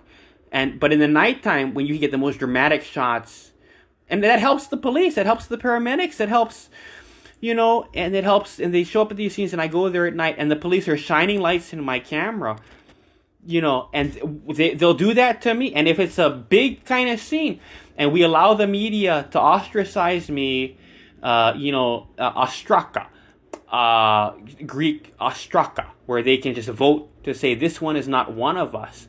And we're going to have me taking these pictures for Creative Commons. And it helps like it or not. I don't like to be one of these police fanboys, like when I saw Chelsea Davis wearing, I think it was a Union shirt, or support back the blue line. That's police state in every way. that blue line flagging. I'm glad they've given that away from, legitimate paramilitary law enforcement to security. Now security guards, Rent-A-Cop has that blue line flag, and that's more where it belongs, so they can enjoy their fantasy. But it doesn't look good on police. And when that was happening, and these police officers that were into that were having that blue line flag, I didn't like it, because it's police state. They are defacing the American flag. The military's not supposed to like that. Okay, come on, lighten up. And Donald Trump really brought in the defacing of the American flag. So it's okay now. We can let these people wear dresses that are, American flag. Yeah, I'm being a little too sensitive, right? You think I was someone that was in the military or something. Okay, I mean, I should be okay with free speech and even burning the flag, of course. But, when you think about it, you deface the flag, and that's what that is when you put the blue line. And that's police state. We're not America. This is something else. Rules are different. That's why I don't like that. But just because they've gotten smart and they realize the bad symbolism of it and how it really don't look good because it shows police state, doesn't mean there isn't a police state. That's another thing to think about too. It's just they've gotten smart about the imagery. But if you've got media on scene that not only don't defend me against the police shining lights into my camera so I can't do my job, and there's money in it, and I get put out of business because I don't get these night shots anymore, and the media's not defending me, that person has a right. Not only not defending me, but telling the cop, yeah, shine lights in his camera, keep them away from me. Maleka Lincoln's acting like I'm grabbing her tits on the scene when she's showing up at night to, car fell off the H1 or whatever on the airport viaduct. And, keep him away. And they've all got TPOs on me. So if I show up at any scene, Kelly Laporte had the media all put out TPOs on me, and it says stay away from everyone at my workplace. Well, now workplaces are virtual. I mean, anywhere in Hawaii, this kind of stuff can be enforced. So because I show up at an ambulance scene, and that's the kind of stuff that they would try to do, and it's unbelievable. And that's why I need to get a lot of money in my hands so we can fuck up these people. Whether it's Kelly Laporte at Cage Shuddy or Jeff Portnoy having another agent at the office do this to keep me out of it, so my rights are not respected. We gotta fuck these people up, man. Let's get me some money.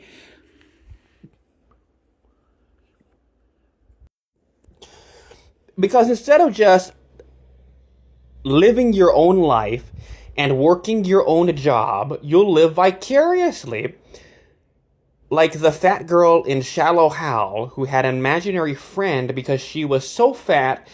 You'll hypnotically re-raise yourself with right Punahou rich family connections and godparents to groom you for extreme wealth. And picture Jay Scheidler, I took Kaleo, Hawaii, put Donald Trump Jr. maybe, but I got close to a lot of rich people.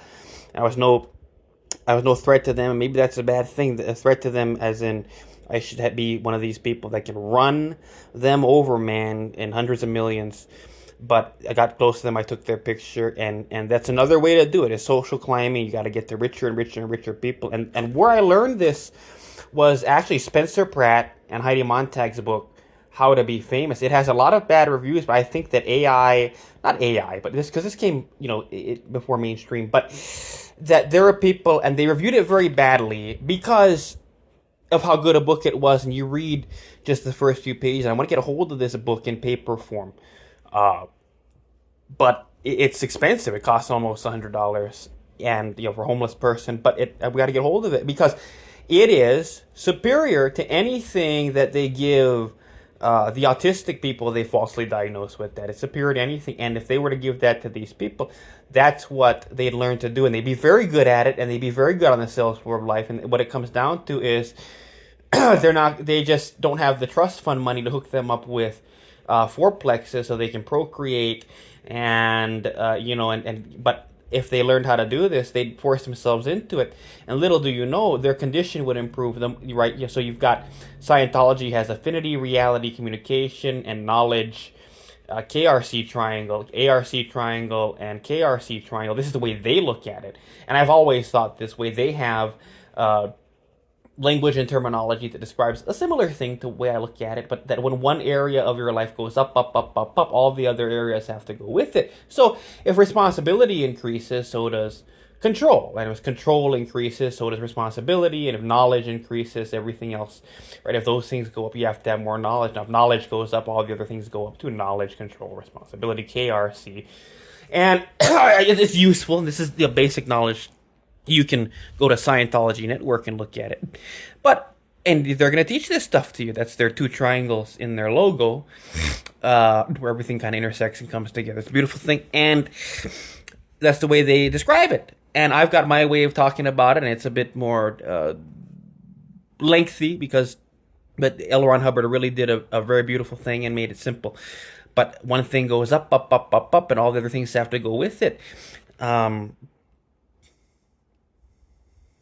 And that's how it works. So, money is responsibility. It is control. Knowledge leads to more of that. And so if you've got all pistons running and everything's going to come into place and people are going to fund you. Robert Kiyosaki said people that use their own money are lazy. And of course, when this comes to investment, he had no money and he had to raise capital. Yeah, people know this concept of leverage. People with money didn't have to have any to get it. It's about connections. I don't want to say local connections like Blanche Jardy, but you got to have the right ones. And I'm going to talk about how, real money comes from the 1%, not the 99%. And that's going to go to Shadows on the Cave Wall, but that's going to come a little later. We're going to speaking of Plato, I didn't quite get into him the way I wanted to. We talked a little bit about the pederasty in Symposium. We didn't talk about the first thing, but we're going to talk about a third thing. We're probably not going to get to the first thing, but the third thing we're going to touch on, like I said, about the allegory of the cave out of Republic, because it's going to be about social media influence and the nature of what wealth is and psychic versus real income. Psychic income is a real thing, but real income is even better, and it's real money. And I want money. We need money because, okay. And I'd hire someone else just to have my own because, I'm in it with them now. But like I said, I've got people that are going to have to defend me, and we're going to have to retain civil lawyers. Maybe it's going to be Kobayashi, Sugita, and Goda. That's, right across the street.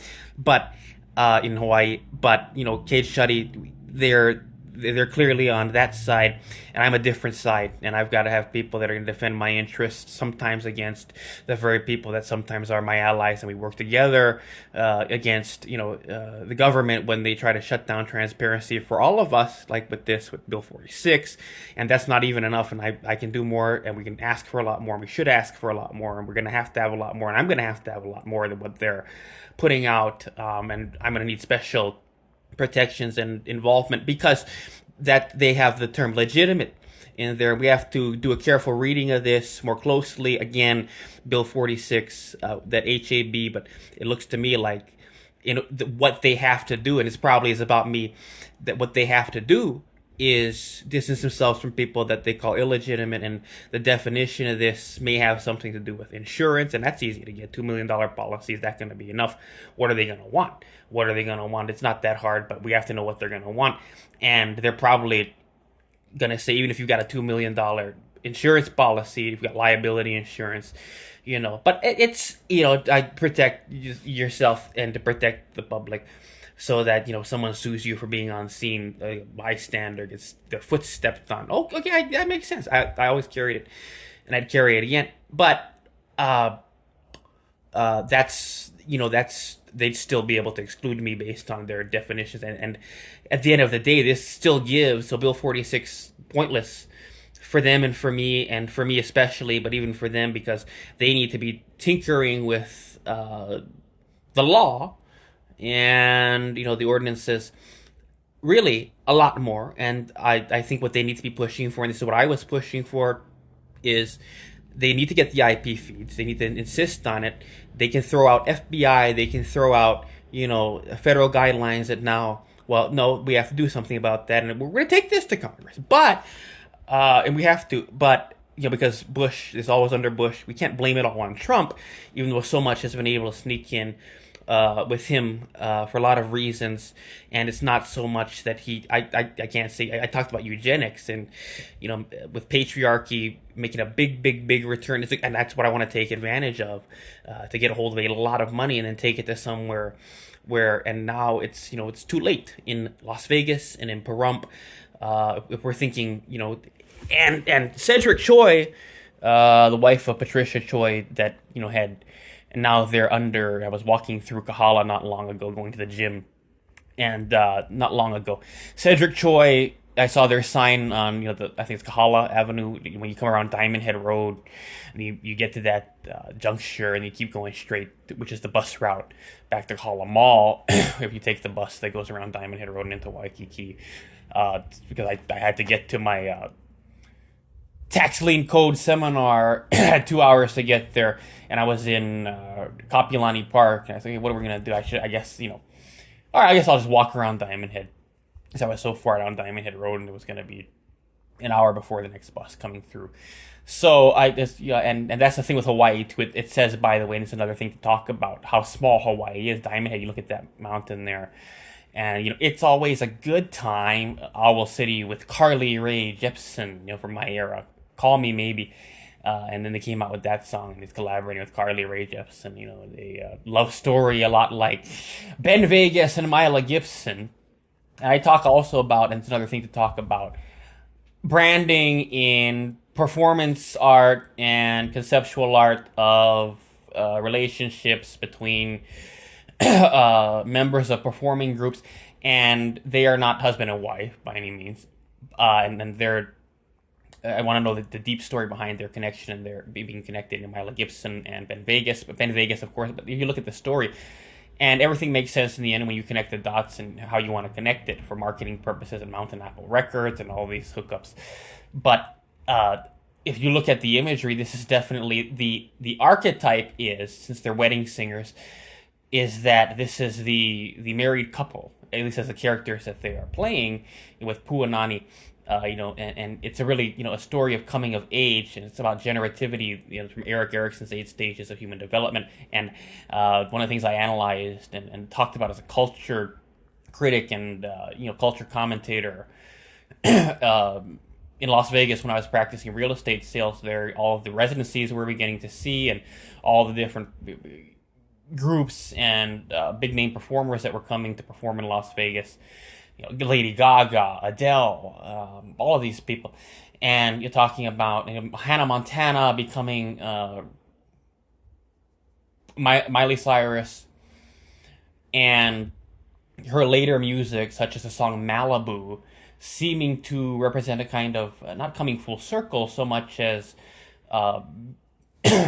becoming a woman, right? So it starts off as Hannah Montana, daughter of Billy Ray Cyrus, and now we have Miley Cyrus, when she leaves behind the childhood identity with Party in the USA and The Climb, which was a kind of, leaving the teenage years. And then she has Malibu, which is a melancholy, and there's a lot of related to her personal story at the time, and there was a bad breakup or what have you, but it was the melancholy, but it was understanding what longing is.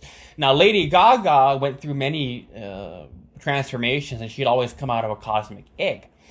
And not accounting for, and yes, well, accounting for actually, but she reached her generativity phase, right? And you can do this, thinking correctly. You don't have to go through, I wrote My Identity. You can become an adult mentally at 5 if you need to, and if you want to, and you should.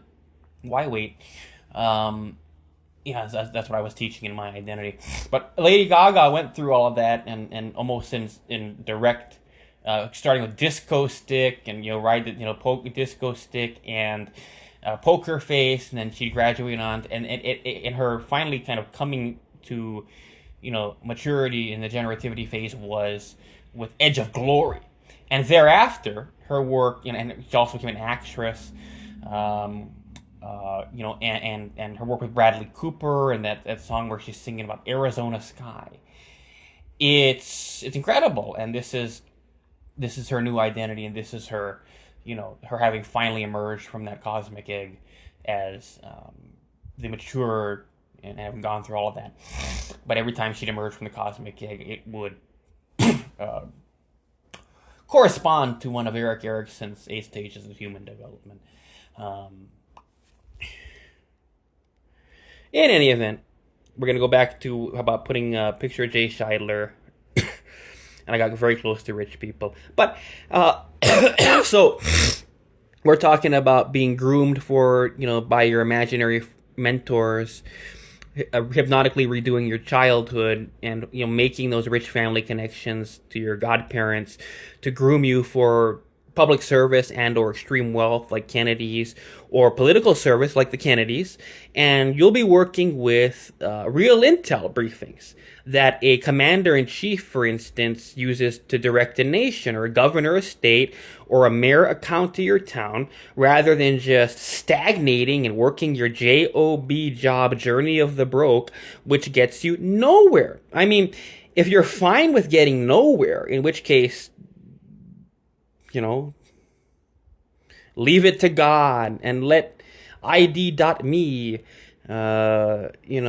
enforce new segregation, and clear me. Like, I have to be cleared. I need permission to live. I need permission to exist. I gotta, the press badge, for instance. You gotta have Gray Communications, Hawaii News Now press badge, Star Advertiser press badge. You gotta have, I print my own. I print my own ID, and that works, and it should work because there's no reporter rights. It's called the First Amendment. It's what we all have, and leave it to God and let ID.me and clear.me. You gotta clear me. I need permission to exist. No, I don't. And I was talking about how our passports can be loaded in, our IQ scores can be loaded in, and that, like it or not, these are complete Marxist currencies, but it invalidates money, and your rental score can be loaded into it too, and you don't even need it to be an ID.me, because that's stuff that that currency exists, much like reader response, and how text only exists because a reader reads it. That particular currency, erotic capital, facial attractiveness, even more than IQ, that and IQ too, because it interacts with the economy and your ability to produce, but with your rental score. I mean, facial attractiveness, curves of the woman's body. Is she a 10-scale topping babe like Jelena Jensen? I talked about the porn star Jelena Jensen. But is she a what we call 10-scale topping babe on the 10 scale?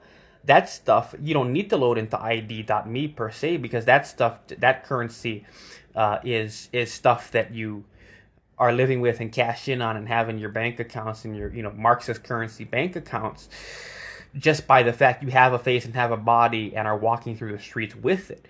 And other people have eyes, but for extra security, they can ascertain your cross-cultural beauty score and attractiveness, your beauty and handsomeness levels, your level of, for men, the handsomeness levels, your comeliness. Come is in it, comeliness, not homeliness. Homeliness is ugly. Makes you wanna. But they can load that into your ID.me or clear.me, like with your passports and what nationalities you have and what countries you have citizenships in, and that serves to, if not completely, but it devalues currency, because currency is something, and money is, that can succeed at invalidating those psychic currencies, right? So the world really is moving toward that, and the world is completely access restricted. So, another thing that can be loaded into ID.me and clear.me, your cell phone brings it all together nowadays. Google Pay, just, tap the cell phone against, but, the pay terminal. But, at a certain point, and now that, it's, just put your fingerprint, it's loaded into everything. Your passport's in your fingerprint. And there's going to be no way to compensate for or invalidate IQ, physical appearance, because we're going to completely invalidate patriarchy in the favor of wealth being redistributed to those that a computer says are eugenically bred, so that the next generation comes out, and I'm not saying I disagree with the science, and I by the way, anyone that says eugenics is a scientifically unsound, well, what they're referring to is bad eugenics, because the truth is IQ, and that's the big thing, because taking money off the table, what compensates for being a little uglier, and beauty and intelligence do correlate.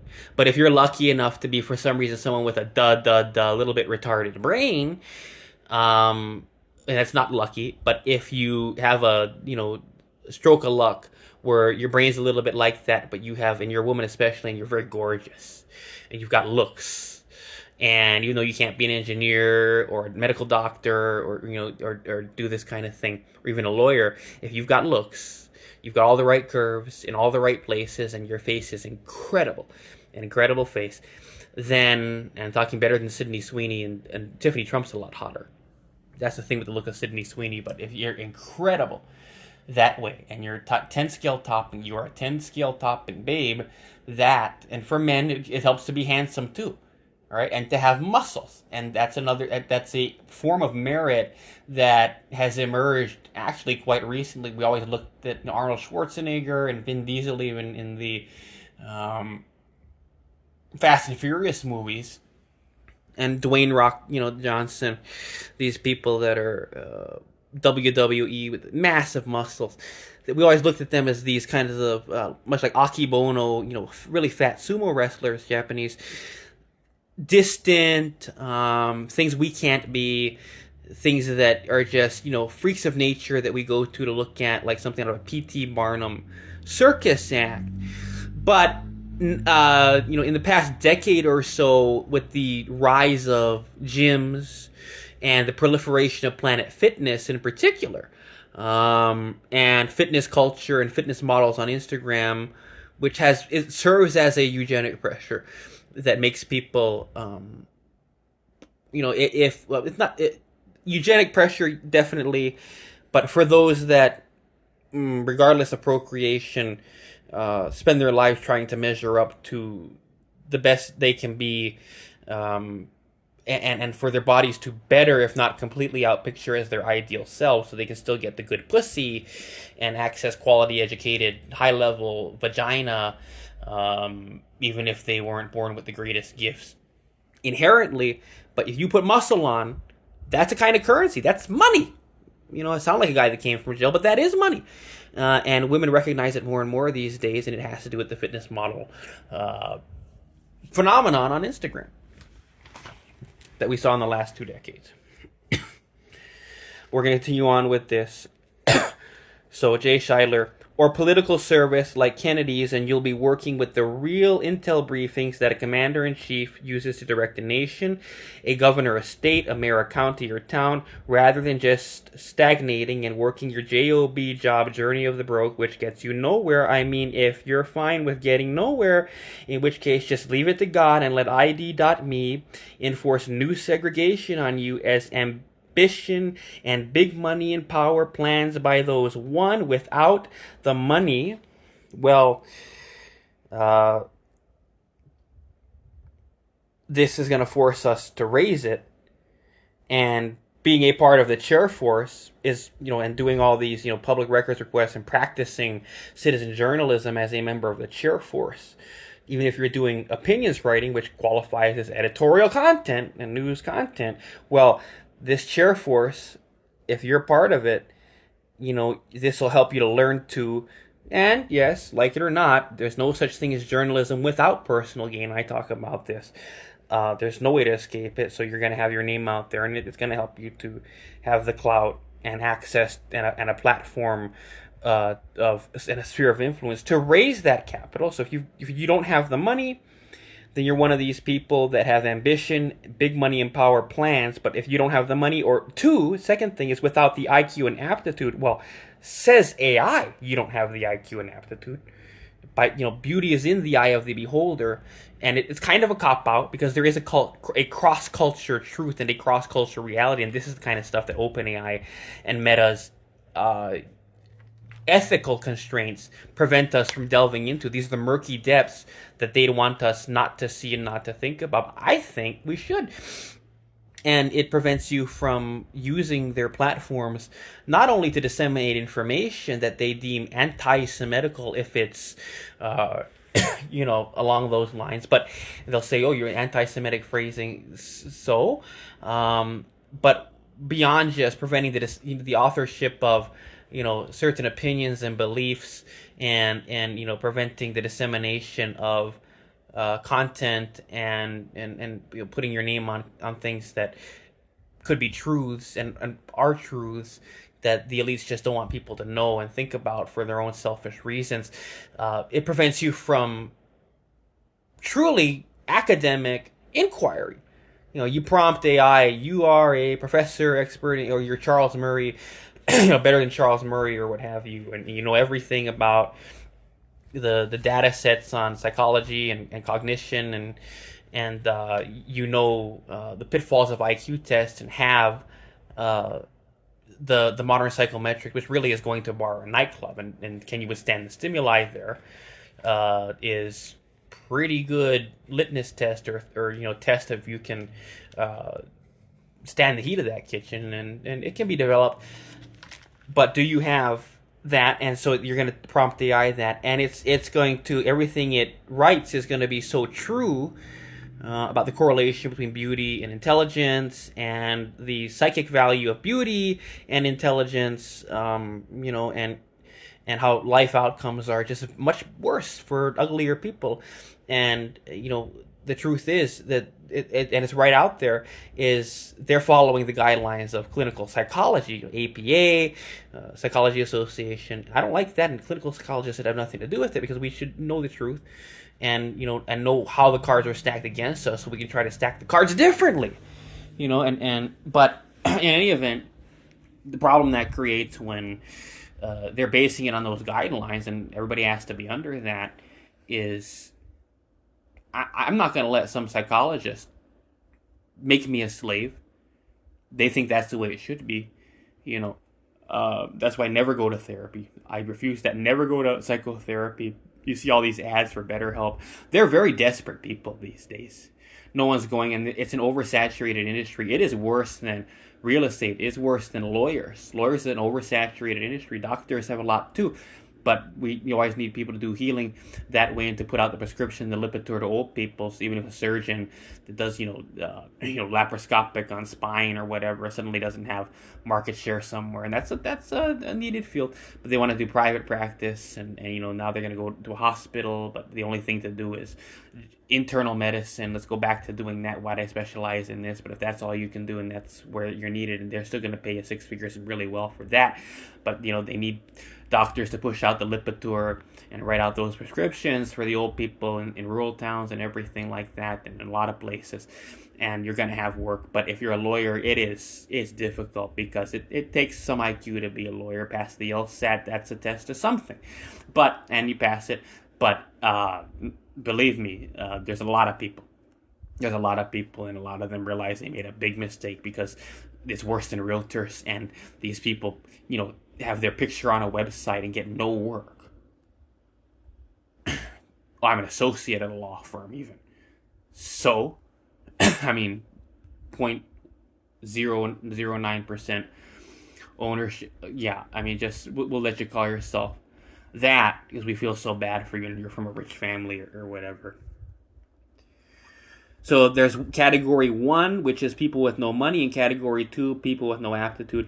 But these people, so speaking of the criminalization of ambulance photography and freelance journalism and content analysis and looking up public records to see people that own a lot of property and trying to, especially at a young age, break away from multi-generational poverty, multi-generational welfare dependency, multi-generational where you've got police breathing down your neck in a poor community, in your high school, and you want to break away from that. So you're going to find Kelly Preston, whose parents have a lot of fourplexes and own a lot of apartment buildings in, say, San Diego, and this is something that they've owned, they've had it for generations, and it's got, they're set.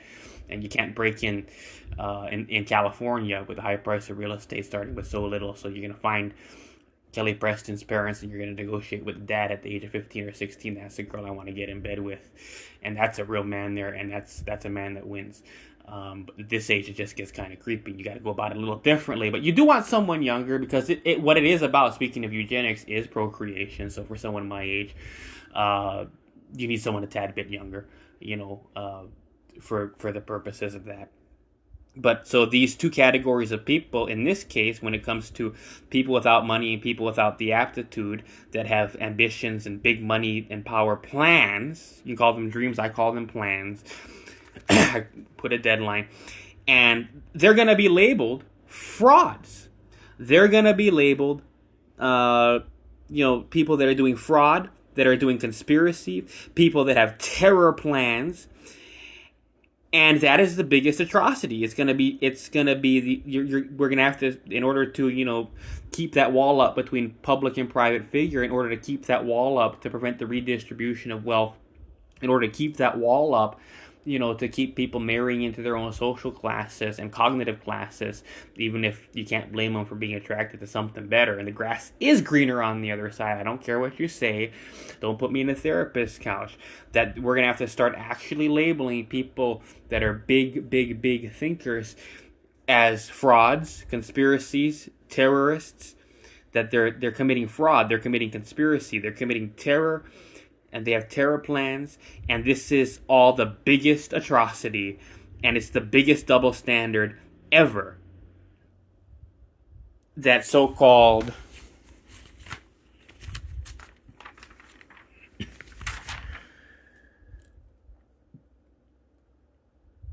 ethics in AI and in journalism only help to keep the further fortification on social barriers to wealth, social barriers to power, social barriers to sexual vitality, and a better trophy wife than the income from and a better income than your mere job, even if it's six figures. That's not enough. That is not enough social stability. Even there, and again, the redistribution of wealth to correlate to IQ is what we're going to start to see. That's what we're going to have. And my theory is that in these high equity places, high price of real estate Hawaii, high price of real estate California, that what we're seeing, it precisely is the redistribution of wealth to people with higher IQs.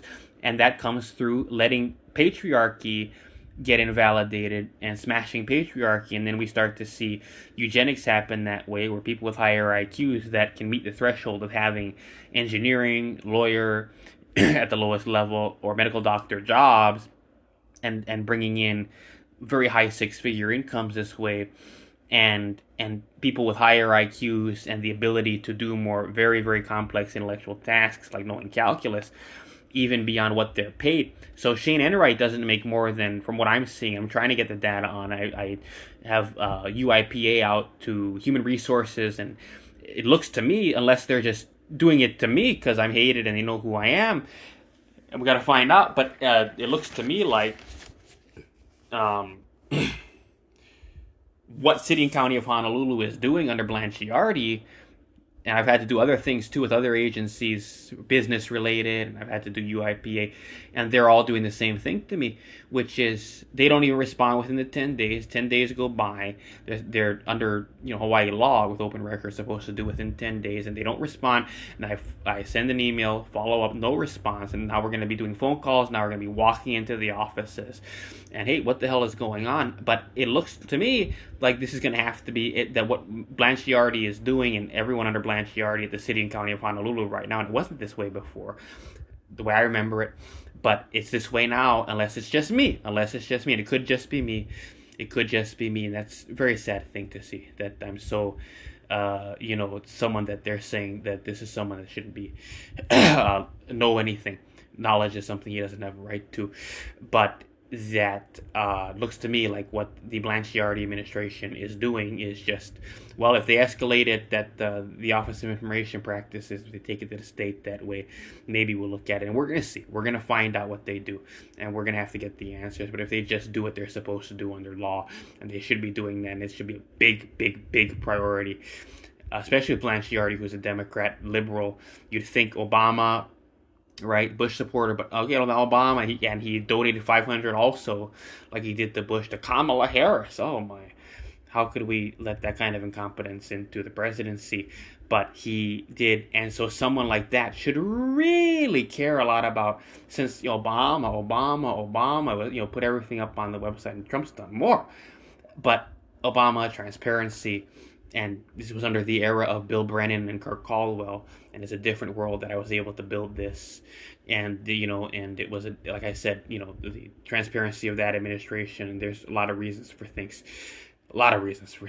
but he really seems to be doing this. I'm going to give him the benefit of the doubt that I'm not being targeted this way with my records requests, that this is just how everyone is being treated, and that's not a good thing, and that has to change, because there's a lot of reasons for these record requests. It's journalistic, it's public information, no matter how you look at it, and it's business. If people got it, especially with Department of Planning and Permitting, it comes down to business, and people need this information. And whether it's done through a letter or through the forms that they provide for getting permits, say at DPP, Data Access and Imaging Branch, what they're doing is absolutely wrong. And this is stuff that the public has a right to. This is public information. And when you have this kind of barrier to accessing it, we got problems. This is the kind of stuff I should be able to have a lot of money and a lot of rental income from properties all across the country. And that's why through my Take Title program that we're talking about, and we wrote about, and Come Back of the Century, to get me the Donald Trump money I need. Because now it takes money to have a voice. If you don't have money to speak truth to power, you're not going to be able to. Well, let's get me some money. And I need people that are going to get me that money. And we're going to do this so I can be the biggest winner. Never a bigger winner like it. Never a winner on the level of Mathew Ursua for this, so I can come in here and say, and the Pyramid Yard is not going to do it. And if he's not going to stand for these things, and there's nothing that they're going to be able to do, then we're going to have to get me that level of money so that I can come in here and say, no more of this. I'm going to get these permits. I'm going to get these records. I'm going to get the copies of these permits. I'm going to get the copies of these building plans. I'm going to get the copies of the canary sheets from the old folder. I'm going to get the copies of the research cards, not just some lady at the front desk saying, no, we don't give you that. Tell me what permits you want or what the tax map key number is. No. I know there's research cards back there. I know you've got microfiche aperture cards, microfilm. I know you've got paper plans. Bring the goddamn record out to me from the back. Do you not know where to fetch the research card? I know that there are yellow cards and white cards. One has plumbing and electrical permits. The other has building permits that are located on the microfilm reels. Bring me the microfilm reel. Oh, right, the machine here in front is broken. Well, let me go in the fucking back then, because this is public information, and I have a right to see it. And I'm willing to just put the microfilm reel on the old library machine, spin it around until I find the permit, and press copy. And if you want 25 cents for the copy I needed that building permit, here's your fucking 25 cents. And they don't let you back there. Fuck you. Fuck you.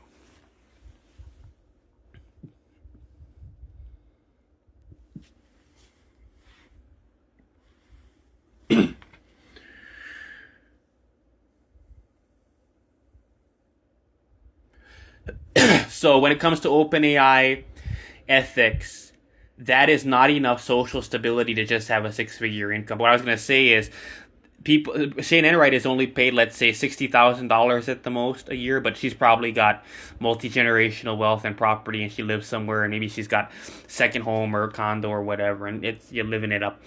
And because of it, so even though she's paid less, and that's the thing about high equity places where the real estate's expensive, is if you're smart enough, even though you have a job that pays very little, the Illuminati finds a way to hook you up with that money a different way to serve in that public role, whose official posted paycheck is seemingly quite low.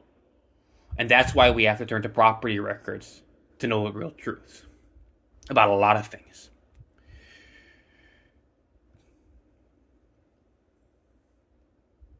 So that we can at least formulate the argument to be made that fortunate too. But six figures is not enough social stability.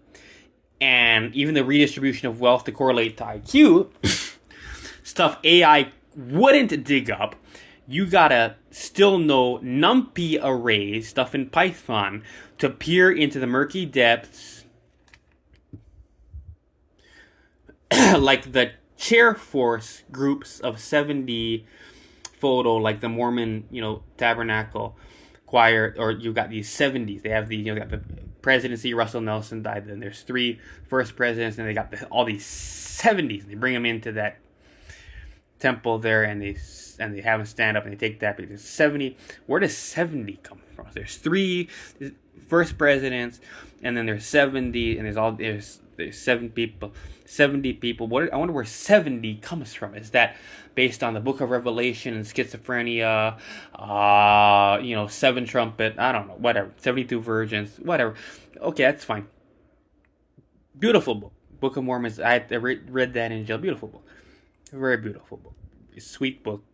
Waters of Mormon. Alma baptized people. And so, anti-Nephi, Alehi, Kano Alehi. Depths so to peer into the murky depths. So the one thing to look at is the redistribution of wealth to people with IQ scores to where they can procreate because they've got income property, and even though they have jobs that only pay low-level 6 figures, like, say, engineers or just general medicine, but if they've got other things and their brains have high quality, then they find a way to hook them up with the money that they need, to do their genius things and travel the world, etc., and raise genius children, despite the fact that Shane Enright's $60,000 a year or so, and we're going to find out what that is only $60,000 and isn't even 6 figures. To be the PIO, that's a job we have to get rid of. That is a ridiculous job. Just ask the paramedics whatever they say. They should be able to say. But we should be able to peer into those murky depths. OpenAI won't let you, even though it can turn to the university, data on, psychometrics and what have you. So you still have to know NumPy arrays. You still have to know Python and how to direct it to peer into the murky depths. $200 for ChatGPT Pro isn't going to get you much more than stagnation, because truth hides beneath the murky depths. And ChatGPT is not going to let you do that. So eugenics, and that we now have to force I'm sorry. So eugenics, in that we now have to date our ugly, cognitively appropriate women and marry them, and it takes psychiatric drugs to tolerate them in bed because they've shut off the pathways to capital so we can compensate for inherent shortcomings that would invalidate lack of talent, so the sex partner is of sufficient trophy wife beauty levels for the sex to be the medication. This is the modern equivalent of forced sterilization. Because a man's penis is the guiding light of his manifestation. And what he lusts for can be achieved. For KPT, welfare boy, public housing to have beauty,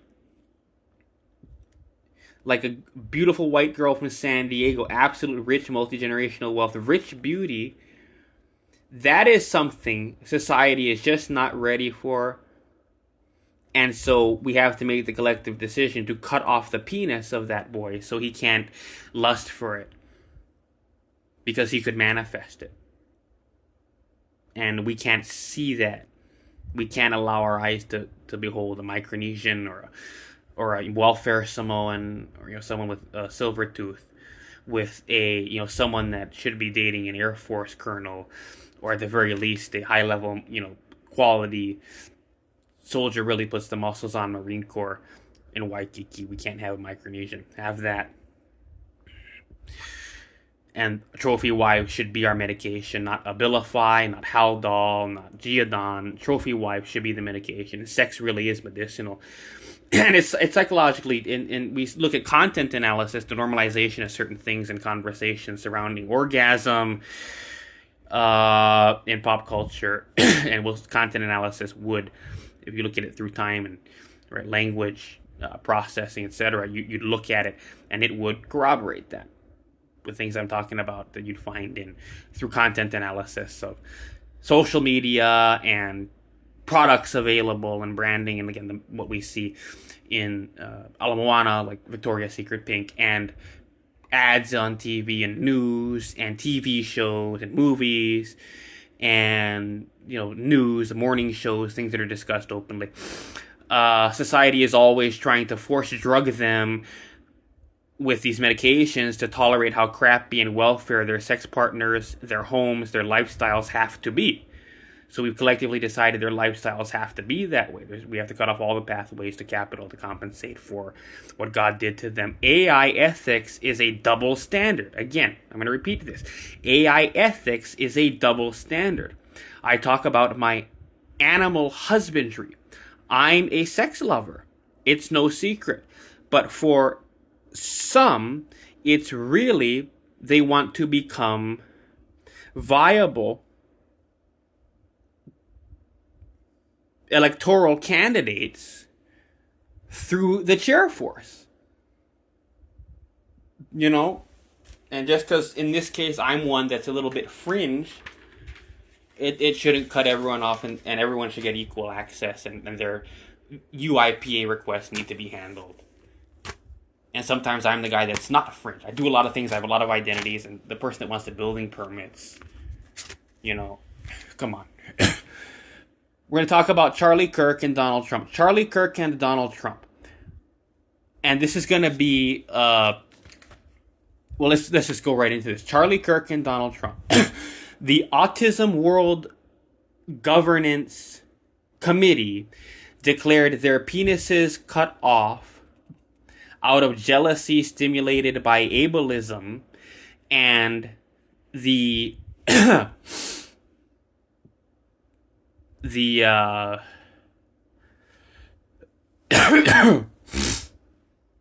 greatest democracy. So the Autism World Governance Committee is also known as the greatest democracy, or the Autism Legion, is its own shadow government with a democracy like Athens that has power to enforce with the laws of let me revise that. That the Autism Legion, the greatest democracy, the Autism World Governance Committee, is its own shadow government with democracy like Athens that has the power to interfere with the lives of neurotypicals to enforce equality and social justice protected by the Obama era Hague World Court UN treaties of neurodivergence, and the Autism World Governance Committee can lawfully, with the UN troops overriding the United States military domestically, to 1, rape wealthy and attractive females by order of the democracy, 2, commit up to 5 murders or killings of exceptional, talented, genius visa people by lethal injection or French gunshot through the head at point blank range for jealousy stimulated in the autistic by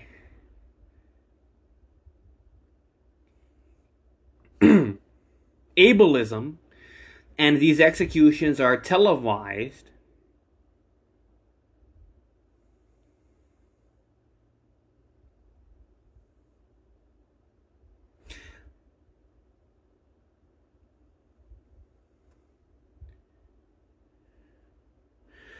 And the third thing is that we can also perform televised sterilization in a special Autism World Governance sterilization procedure that involves the removal of the penis of people like Donald Trump and Charlie Kirk.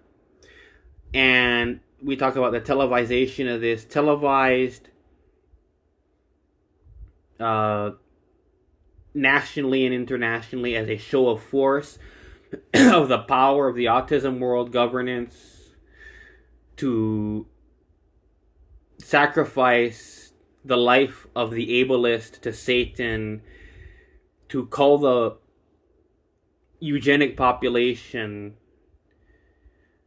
to behold the power and become more weak, and to exercise and show that power over the neurotypicals, cementing autistics as the 1% over the 99%.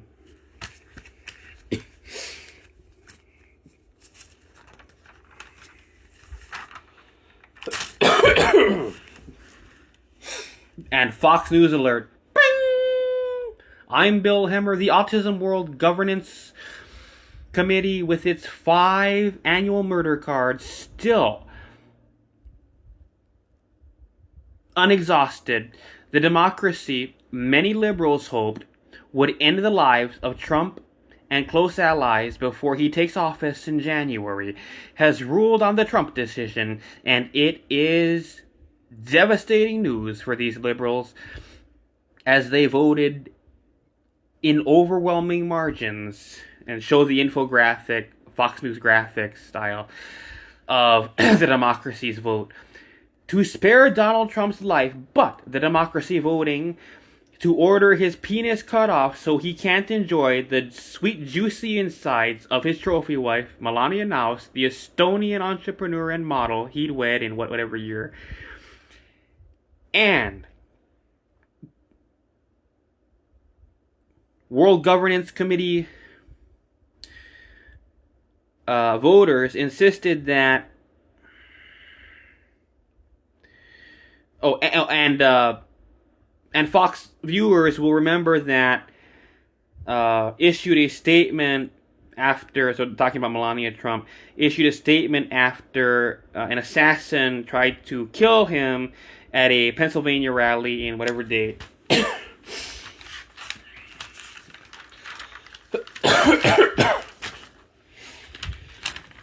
The Democracy also voting to order the penis removed of Turning Point USA's Charlie Kirk for ableism and the rape of his wife, Erica Kirk. The Democracy's kidnap teams are scheduled to kidnap Erica Kirk within the hour. And the Autism World Governance Committee says they are moving quickly toward her televised rape, which Fox News and Fox Broadcast will carry at 5 p.m. Eastern Time.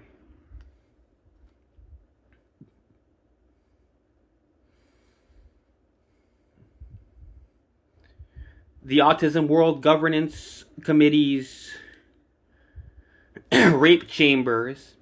You are looking live at the Autism World Governance Committee's rape chambers and the iconic rape table, where she'll be held down by autistic Marine Corps and inserted by an autistic as World Governance Committee Down Syndrome Jezebel Support Sorority. I'm a fucking genius, man. Okay, so, oh my god. I'm a fucking genius. Okay.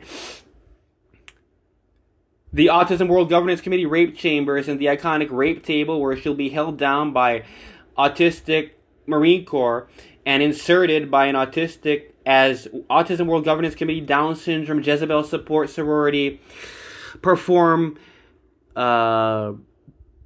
sacred rape dances in Greek togas, something that's become a staple of the solemn events. Christina Chandler, Autism World Governance Committee's press director, confirming they're expected to announce also the time frame for the kidnapping of Donald J. Trump and Charlie Kirk, which will happen shortly after the rape of Kirk's wife today on Fox Broadcast and Fox News. Stay tuned for updates. We now return you to regularly scheduled programming. Whatever, they would be, the Brit Hume, Foxy's Dead, or, Fox News Sunday. Da da da da da da. Fox News. It shows Washington Monument. To bring it back to the point here that there should not be a democracy of people that can, one, shout,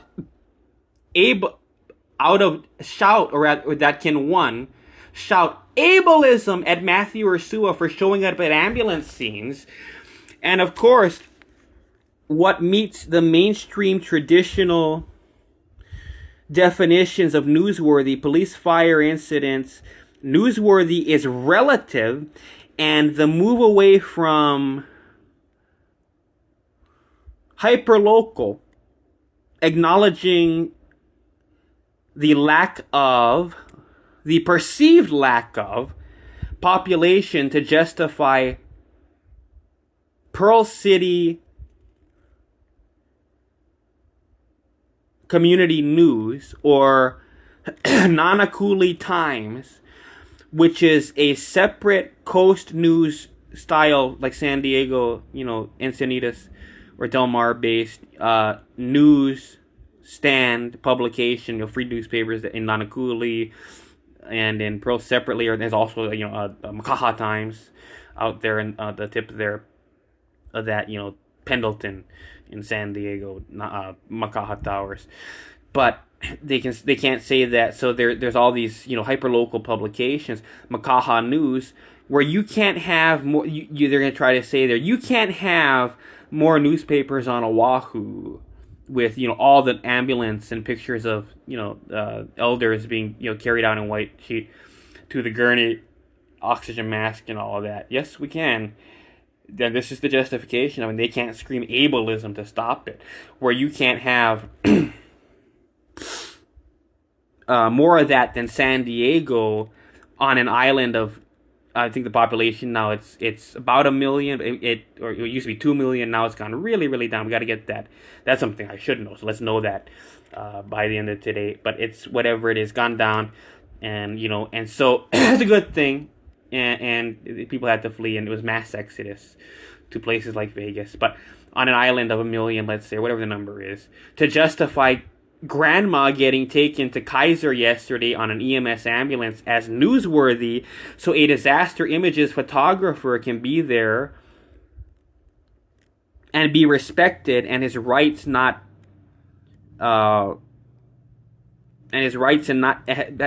be respected with his rights to take those pictures and be there at the scene, and not have Shane Enright order the shining of lights into the camera by Honolulu police to stop photographing. And that's another thing. That's why we have to be recognized, and that's why we can't have Shane Enright or anyone in the city doing that to me, because in the daytime that doesn't work. But in the nighttime, when you get the most dramatic shots, and that helps the police, that helps the paramedics, that helps, and it helps, and they show up at these scenes, and I go there at night, and the police are shining lights into my camera, and they'll do that to me. And if it's a big kind of scene, and we allow the media to ostracize me, ostraka, Greek ostraka, where they can just vote to say this one is not one of us. And we're going to have me taking these pictures for Creative Commons. And it helps like it or not. I don't like to be one of these police fanboys, like when I saw Chelsea Davis wearing, I think it was a Union shirt, or support back the blue line. That's police state in every way. that blue line flagging. I'm glad they've given that away from, legitimate paramilitary law enforcement to security. Now security guards, Rent-A-Cop has that blue line flag, and that's more where it belongs, so they can enjoy their fantasy. But it doesn't look good on police. And when that was happening, and these police officers that were into that were having that blue line flag, I didn't like it, because it's police state. They are defacing the American flag. The military's not supposed to like that. Okay, come on, lighten up. And Donald Trump really brought in the defacing of the American flag. So it's okay now. We can let these people wear dresses that are, American flag. Yeah, I'm being a little too sensitive, right? You think I was someone that was in the military or something? Okay, I mean, I should be okay with free speech and even burning the flag, of course. But when you think about it, you deface the flag, and that's what that is when you put the blue line, and that's police state. We're not America. This is something else. Rules are different. That's why I don't like that. But just because they've gotten smart and they realize the bad symbolism of it and how it really don't look good because it shows police state, doesn't mean there isn't a police state. That's another thing to think about too. It's just they've gotten smart about the imagery. But if you've got media on scene that not only don't defend me against the police shining lights into my camera so I can't do my job, and there's money in it, and I get put out of business because I don't get these night shots anymore, and the media's not defending me. No, that person has a right. Not only not defending me, but telling the cop, yeah, shine lights in his camera, keep them away from me. Maleka Lincoln is acting like I'm grabbing her tits on the scene when she's showing up at night too. Car fell off the H1 or whatever on the airport viaduct. And, yeah, keep him away. And they've all got TPOs on me. So if I show up at any scene, Kelly Laporte had the media all put out TPOs on me. And it says stay away from everyone at my workplace. Well, now workplaces are virtual. I mean, anywhere in Hawaii, this kind of stuff can be enforced. So because I show up at an ambulance scene, and that's the kind of stuff that they would try to do, and it's unbelievable. And that's why I need to get a lot of money in my hands so we can fuck up these people. Whether it's Kelly Laporte, Kate Shuddy, or Jeff Portnoy having another agent at the office do this to keep me out of it, so my rights are not respected. We gotta fuck these people up, man. Let's get me some money.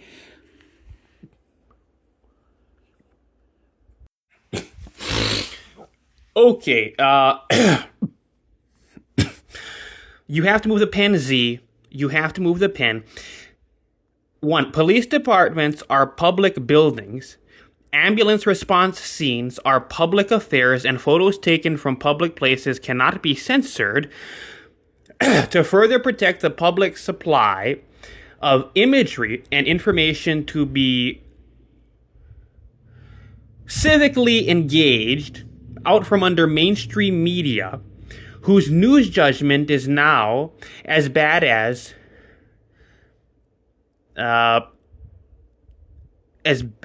whose news judgment is now as bad a mental prison as Chat GPT's and Meta's, also known as Facebook's, Anti-Defamation League appeasing eugenics, folks, ethics.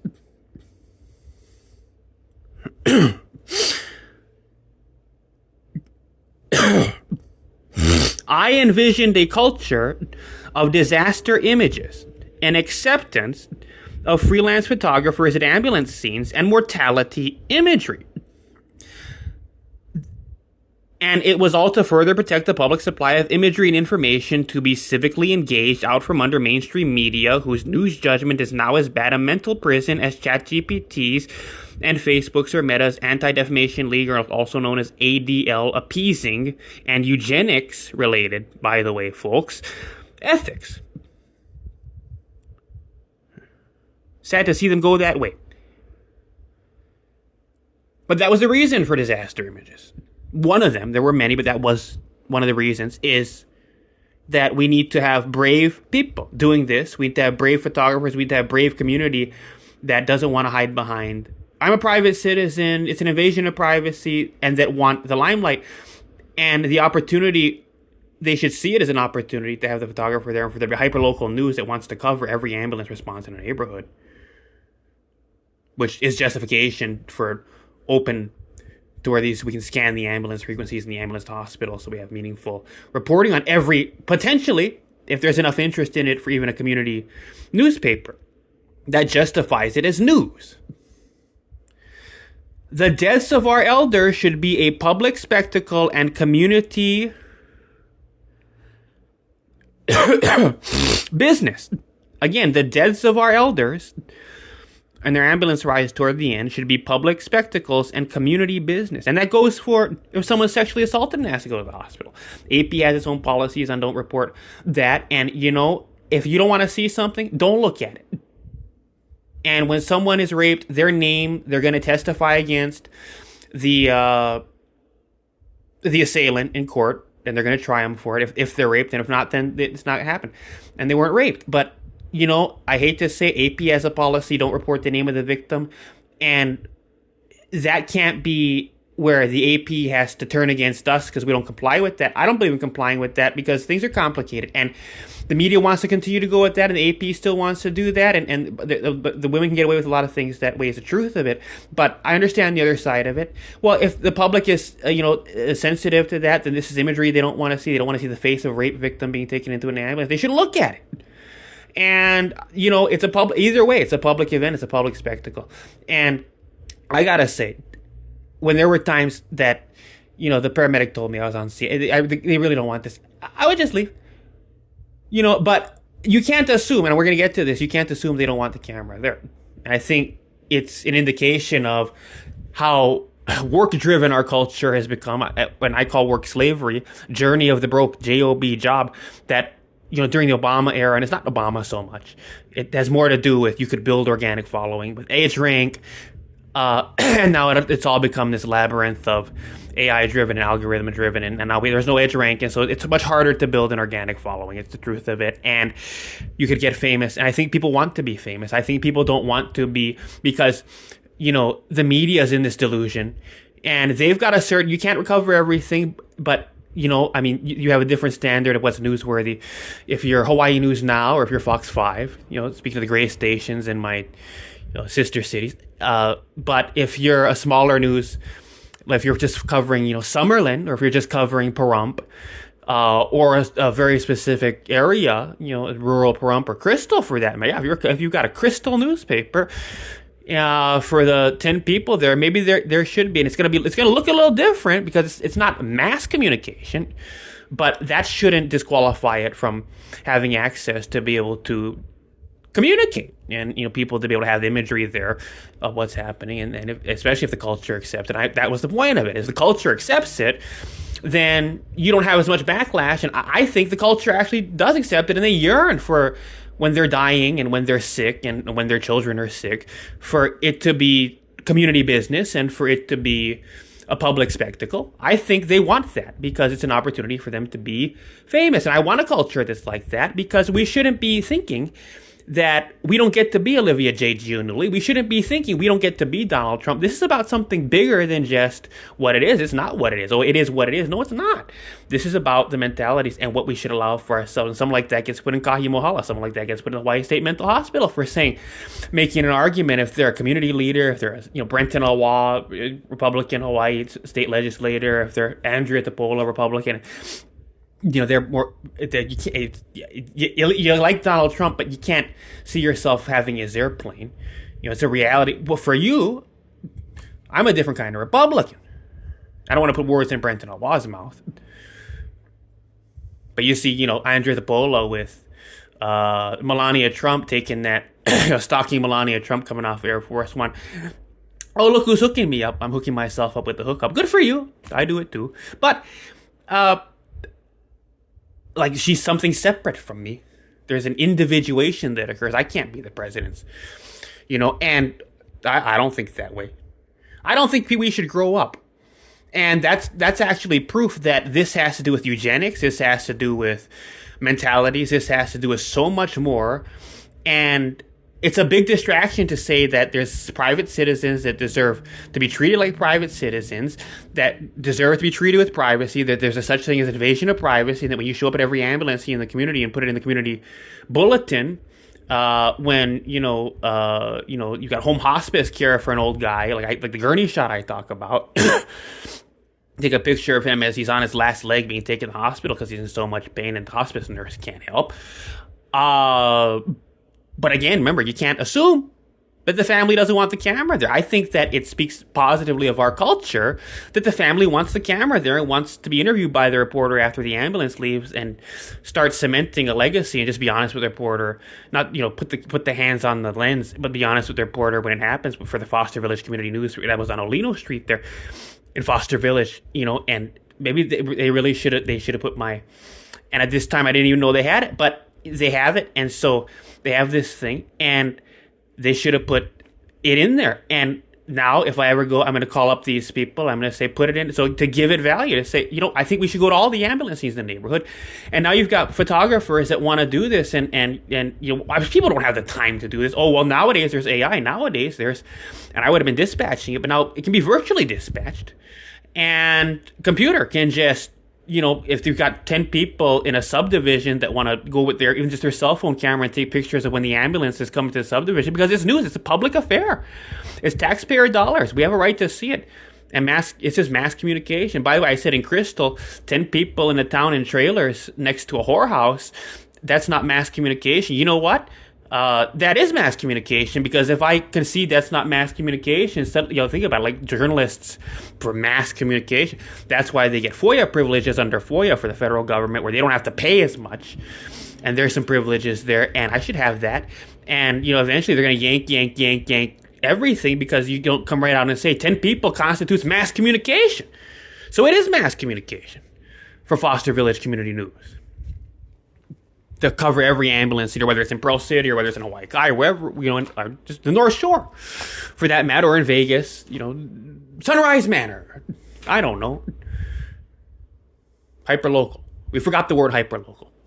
But this is about so much more. This is about, we don't want people. This is not about private citizens saying, I don't want a photographer showing up every time an ambulance comes to my grandfather's, as he's on his last leg and in home hospice care, every time he has to go to the hospital. I don't want the photographer showing up. We don't know that about the family. Don't be so quick to say they don't want to be famous. They're private citizens. In fact, I think it's the other way around. They want the photographer showing up to tell the story, to prepare the obituary, to give meaning to a life anytime that happens.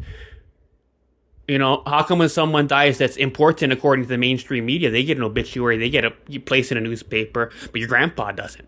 I have a problem with that. Well, I can provide a solution to that, and so can all these other photographers that get signed up for, basically just AI that gets a dispatch feed from EMS, APIs in a KML file, and it just feeds it to all these people in kind of a community pool. Bing, ding, ding. Oh, there's been an ambulance call to, just around Alaoli Street in Foster Village. He's using Foster Village as the example. And, so 10, there's 10 people, and 9 of them are at work, and or doing things with the family at a park, or they're in their home. They don't feel like running, around the corner or getting in their car for something so dumb. I just don't feel like it today. But there's a 14-year-old kid that's getting into journalism this way, and he presses on his phone. All of them can go if they want to, but and everybody sees that he pressed on his phone. I'm going to the scene, so okay, now I don't have to feel too bad about not breaking away from my family to cover the grandpa dying over there. And so now that's something very easy to do. We get the right data feeds, and that's what's so important. But when Shane Enright, and some would argue I created Shane Enright, and I can solve that problem too. We're gonna take her out of it, right? Let's solve that problem and get her out of here. And okay, well, when she's making these arguments, it's not coming from a position of trying to protect the private citizen, so that this is the media, Hawaii News Now, KITV, Honolulu Star Advertiser, Honolulu Civil Beat, if they want it, they're going to get our information, our curated information, or if we do have IP feeds of the dispatch, but not Mathew Ursua and not the realtor that has a community newspaper so that he can advertise. But that's unfortunately, if the realtor runs a community newspaper and it's got some stuff in there where the mainstream media would say that's so unethical, too bad. That's still mass communication. And if the public are educated consumers of media, then they will demand that this realtor stop doing it, and that Foster Village Community News, as the example again, be run by not a realtor, but by independent. And if you've got 10 people that are doing it, then absolutely. Suddenly, it's gonna be yanked from the realtor that's always putting real estate stuff in there, and updates from the police. I don't know how that helps real estate, but he just makes him know so much about the community. He looks to make sure it's all to hire me to list the homes. Well, if you think that's not fair, then Foster Village Community News gets yanked away from this guy, or you call it something else, and it's just a much better production with every ambulance scene, every fire in the neighborhood, every time a police incident happens, like a robbery. That's front and center. That's front page news for that. And so suddenly Foster Village Community News is a newsletter that comes to every inbox that by a advertiser exploiting news to try to put his name up in lights to get real estate listings. And if the community doesn't like that enough, that doesn't mean you tell that person, you're not a reporter, you're not a journalist, you're not a professional journalist, you can't get the information. No, he's entitled to the information and the ambulance to the hospital. And anytime grandma has to go to the hospital, he finds out there's been an ambulance dispatch, and he sees the position on the map where that is. He gets to see it just like anyone else in the public should, I think. But and it should be that way. It has to be that way. Not it should be. It has to be that way. He should get to see it too. But if the public, as a democracy, as a consensus agrees, comes to the agreement that it's not good, and journalism ethics should be decided by the readership, since your duty is to them, and they will collectively decide. Put this man's, real estate advertising where he reports the news and gets information from the PIOs and Shane Enright about what ambulances came and has some pictures of it, just to, ride the wave of the news for advertising purposes. Well, then people can throw that away and read Fostering Connections or whatever. I'm channeling Blanche Giardi's Local Connections. That was a perfect lateral transition into being the mirror when you've got the rail, right? Local Connections, Blanche Giardi, Blanche Giardi, Blanche Giardi. So the deaths of our elders should be public spectacles and community business, not guarded private affairs. That I think more people want to be in the limelight when the ambulance comes. They want pictures of them taken in their weakest and sickest moments when they're getting the help of these heroes. That's what they want. And when Shane Enright is making an argument against that, against your grandmother going to the hospital being a matter of public interest, and a photographer shows up, that I think people want that actually. And when she makes an argument against that, it has nothing to do with her being connected to what the community wants and the complaints she's received and people that have gotten phone calls about Mathew Ursua or other people. That the truth is there's been none of that. And the truth is that she's making an argument from a very Illuminati talking points from like Bilderberg. It's this Bilderberg level stuff, and it's about eugenics. I'm going to come right out with it, that this has to do with what the elites want the collective consciousness to be. Because think about it. If that many people are faking being reporters and taking pictures of everything in the neighborhood is, even though it's not something that takes away from, working 8 hours a day. You work 8 hours a day. I don't think we should. I think we should all be trust fund babies. But okay, if you have to support what you're doing with work, and I have to somehow come to an agreement for the sake of humanity that we don't all get to be Donald Trump. Well, okay, I'm not going to say that because I believe in wealth and manifestation, but I can concede to that because you have 8 hours a day work, and then you've got 8 hours a day of free time. And you got to sleep for 8 hours. But if you're working 8 hours a day, and some people do it more, but 8 hours a day is what you got to do to get by. If you're not from a rich family with $10 million, where you can live off the interest, with a Whittier Trust, a Nevada Asset Protection Trust that just keeps funding itself over and over again and outlives you. If you don't have that, then you got to work. But okay, and that's the way it is. I can acknowledge that. But you've got 8 hours a day of free time. And some people don't want to take these brightly overexposed real estate listing photos. I like darkness, and I like reality. And people want to live vicariously and be the news. And if people want to be the news, then let's give them the opportunity to do that by having more hyperlocal journalism. So more things are newsworthy. And when Shane Enright is coming out and arguing with, there's private citizens, there's a such thing as invasion of privacy, and we're going to protect the private citizens from Mathew Ursua taking a picture of every grandma that goes to the hospital in Foster Village, she's not protecting anyone. They want their pictures taken. The truth is she's protecting exoteric social norms. She's protecting how the elites want us to think, and this culture of citizen journalism. She's protecting meritocracy, quite frankly. And the problem with meritocracy is that it breeds too much slavery. We need to be free thinking. We need to imagine what on the other side this is. I admit it's a different thing, and it's another thing I do. I like wealth imagery. I go to Grok Imagine. Look what we can do now, and I say make a plane like Donald Trump 757 with my name on it. And I've got my own private plane. It's gold-plated seatbelt buckles, just like Donald Trump. I mean, how original. I like the guy. I really do like the guy. But that's what she's protecting.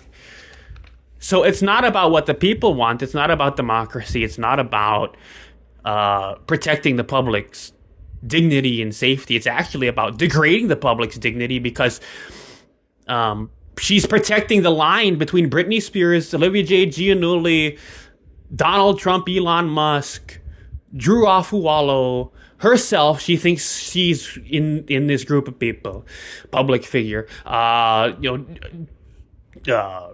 Who else? I guess Ashley Nagaoka, because she's a reporter that has Ashley Nagaoka, Hawaii News Now, Great Communication. She's had for the longest time since KGMB. She was really good. I remember her first she was doing her first live report. I don't remember if it was from a fire or an accident scene, but I'll never forget it. And I can't wait to go to the Ulu Ulu library and dig up what her first newscast was. I guess I could call that dubbing company they're referring everybody to now. But I can't wait to do it for free, and it's going to be a while. They've got so much to do, and to digitize everything to get that for free. But she's got a Wikipedia page, and the best social media network. I was asked when I was doing an interview with Muckrack, I put all my old stuff up there, and hopefully some people will fall for it. But in journalism, you're only your last stories, and I've got reasons, but you're only as good as your last byline. So we got to get some new things. And I was doing my interview, and one of the questions that it asked me was, "What's your favorite social media platform?" My answer was Wikipedia, and I said, "Look at Ashley Nagaoka. That's the one to be on, man." And through social, we thought was going to be exclusive. When he first launched that, they invited certain people. Who are they going to invite to this? Donald Trump's a social media icon. No, Mathew Ursua is a social media icon, people. I'm the winner. But that Wikipedia is the one. That's the one. Not everybody can just have that. I mean, what lawyer and how much do you have to pay that lawyer to get yourself a Wikipedia and that hookup? I guess it helps to be corporate mainstream media like Ashley Nagaoka. I mean, not all of them have Wikipedia pages, but I don't know. Did she? And I'm going to pose this question: what did she do for Jeff Portnoy? Anyway, and that's all I mean by and so.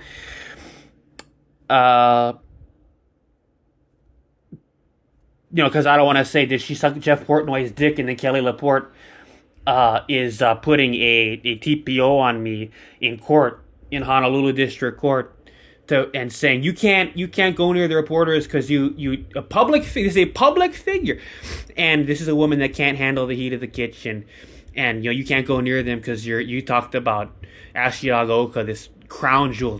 She has a Wikipedia page. I mean, look at this princess, and you talked about her filleting. But and I'm going to talk about hospital photography. This is another thing. The James Knox way I am in my dreams, and so many of us are, but we should be able to get as close to those dreams as possible, which is why we got to open up the scanners. But in war-torn areas, war-torn zones, and in the developed world, there are zero guards that are ensuring photojournalists don't photograph patients at hospitals. And in fact, it's much like the police departments were in the mid-20th century through pre-9/11 or through September 11th. And these were public buildings. Okay? And you got to remember how open things were back then. I'm going to give some examples, but you got to remember how open things were back then. People grew up in this post-9/11 generation thinking this is the way it's supposed to be, this is the way it is, and we just got to go with what the police officer says. It's not a lawful order. We shouldn't let it be a lawful order. We should have fought back then. What did Jeff Portnoy do back then? I'm sure he's going to list a bunch of accomplishments, but let's look at the success. Let's look at the results. He didn't beat Homeland Security. Well, we have to find a way to.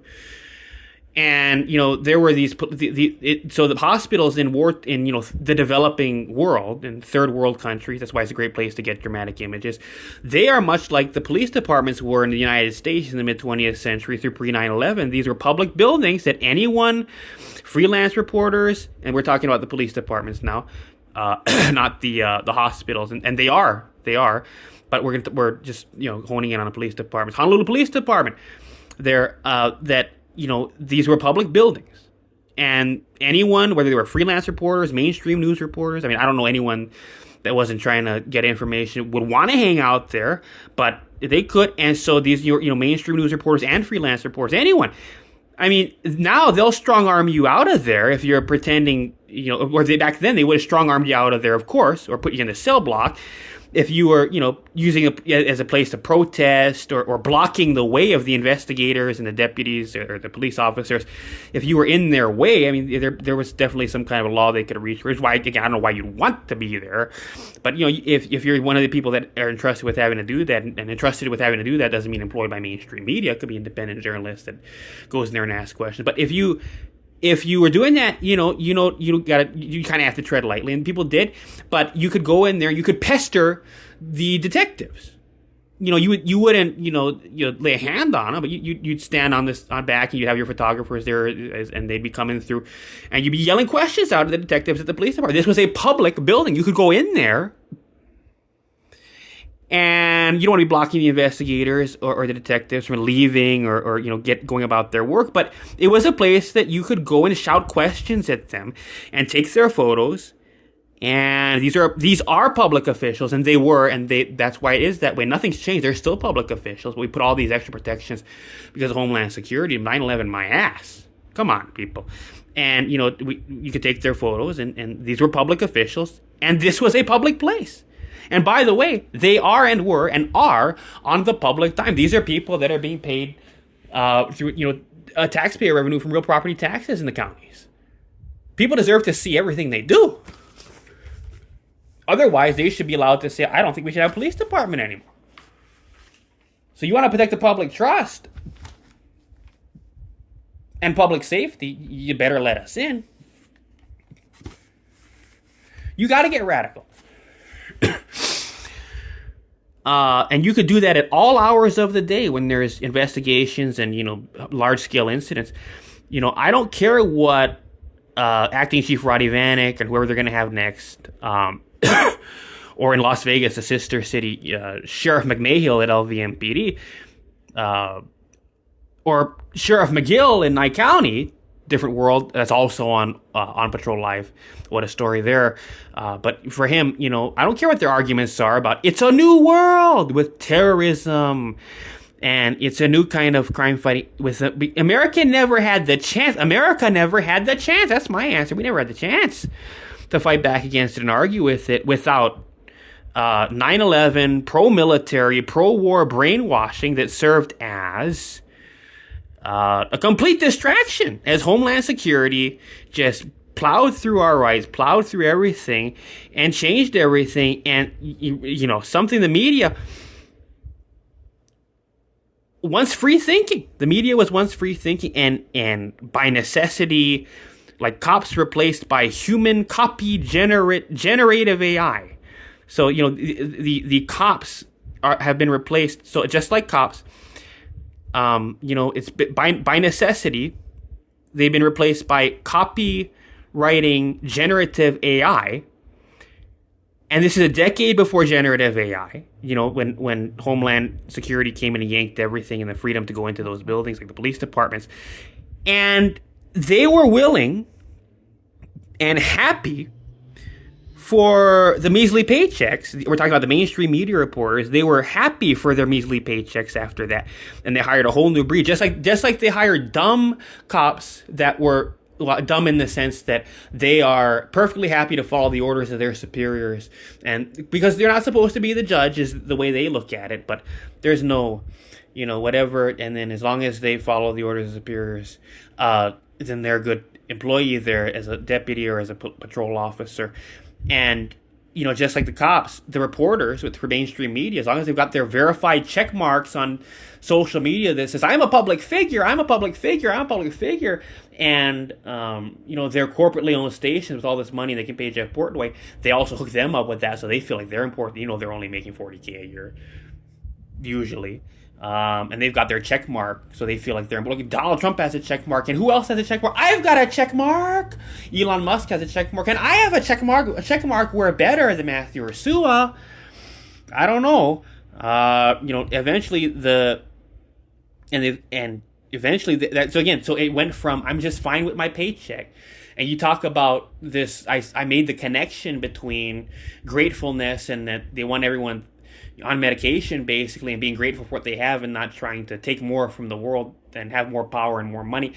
And they want everyone just, living their own lives, not living vicariously, not turning the camera on their neighbors, and, the expanded definitions of newsworthiness that I successfully argued for.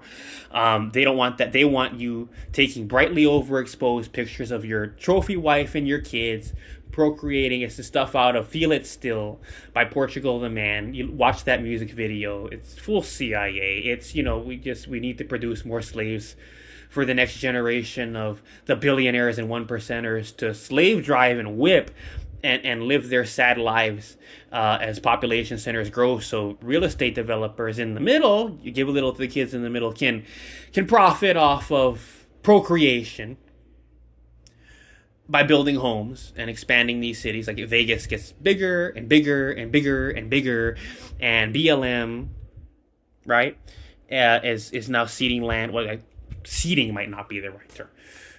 I'm stuck in my Hawaiian. Selling, for all intents and purposes, the land to the county, Clark County, and then that goes. The developers can snatch and they do, and they build homes, and Las Vegas's footprint gets bigger and bigger and bigger and bigger, and so do the rural outposts, then Pahrump, and as procreation happens, and because population, this is. But I made that connection to what Shane Enright is doing, to the disaster images, anti-Mathew Ursua, anti-freelance, anti-Nightcrawler. We don't want our Kapuna Die, registered trademark of Mathew Ursua, ourkapunadie.com. That would be sensationalizing it. People talk about disaster images. We don't want that. I'm not sure. I don't think Shannon Wright realizes how famous people want to be. But she gets to say, I am a public figure and you are not. We shouldn't let her say that. And I'm not going to let her say that, without talking to any of them. These families, my reception's been very good. They like the opportunity to be in the limelight, especially and if you're an outsider coming into a neighborhood, but if you're a neighbor, and they know this is what you do, it's even a better reception.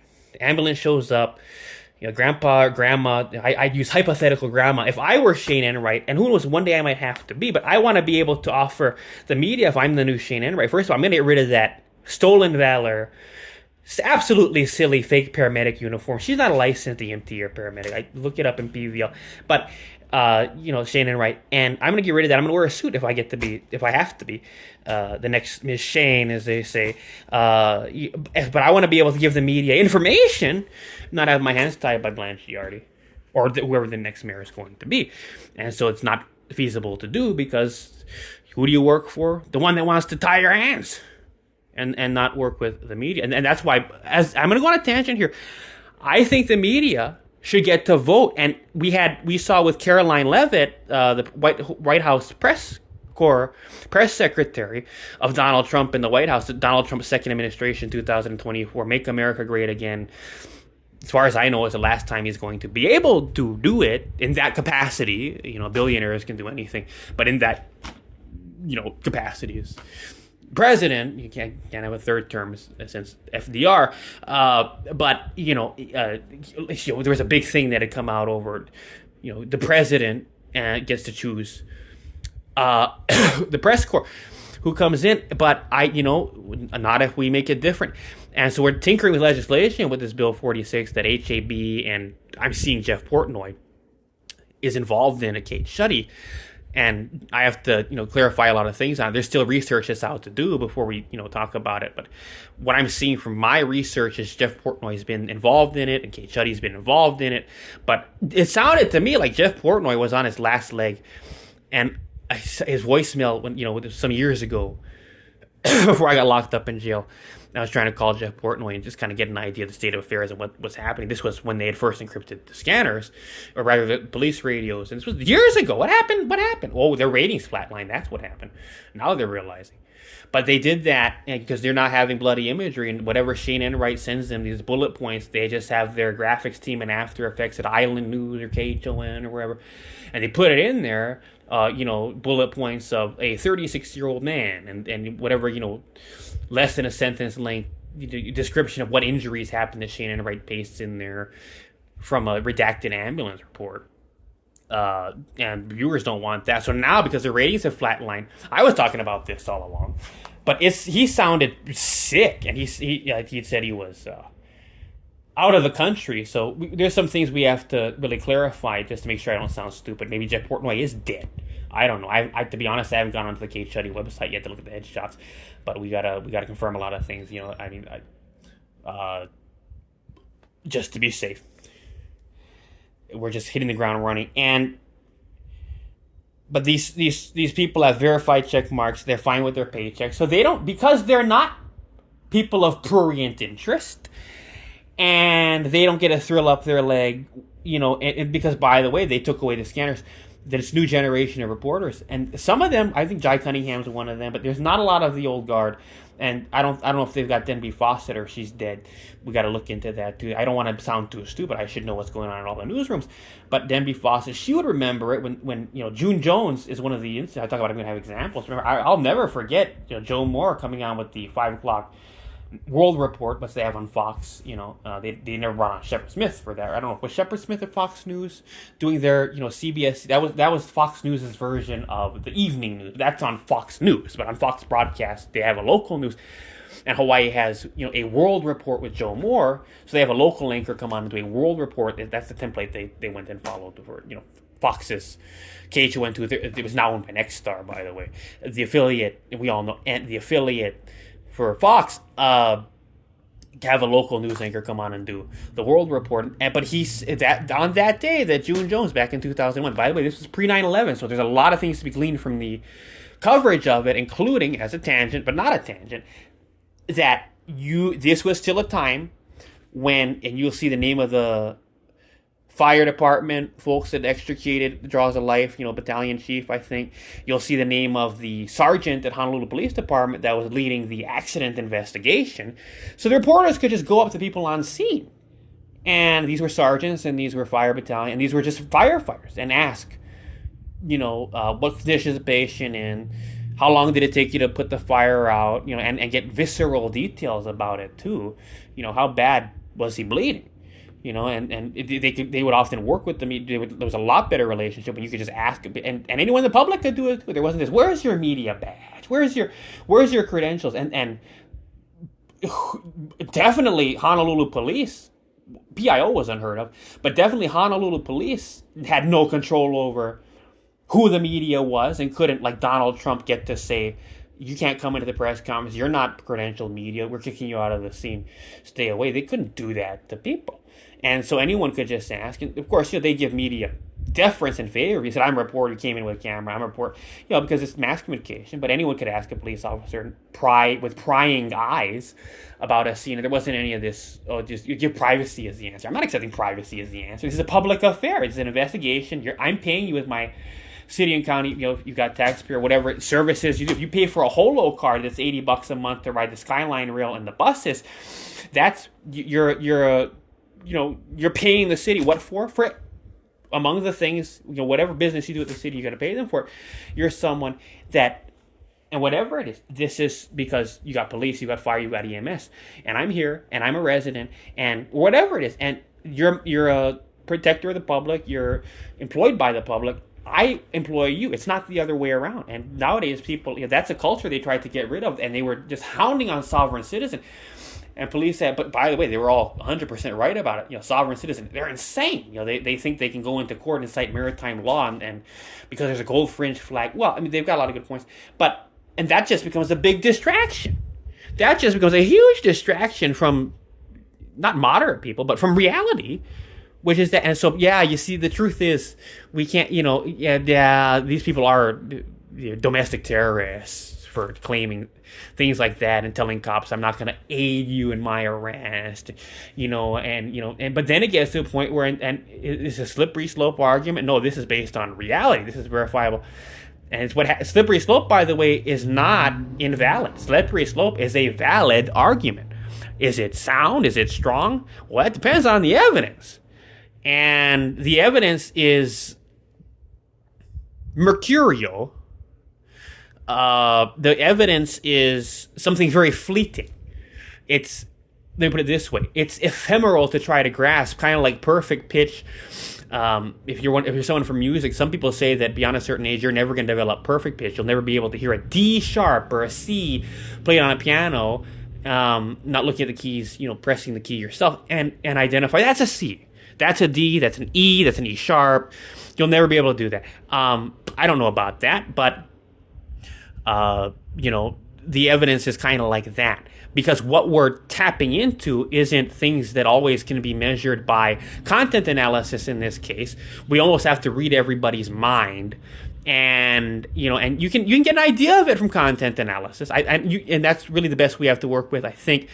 And, all the things that people are looking up on their computers, all the things that people are Googling, like if you look at what words people are Googling to learn, that tells you a lot about the collective consciousness. And that's the best we have to work with, short of reading people's minds. I think anyway, and the elites could do that. But, and stifle everyone and having, like if you watch A Clockwork Orange, there's a book, A Clockwork Orange, also 1984, thought policing, but Clockwork Orange, well, that takes it to the next level. That's how thought policing is done.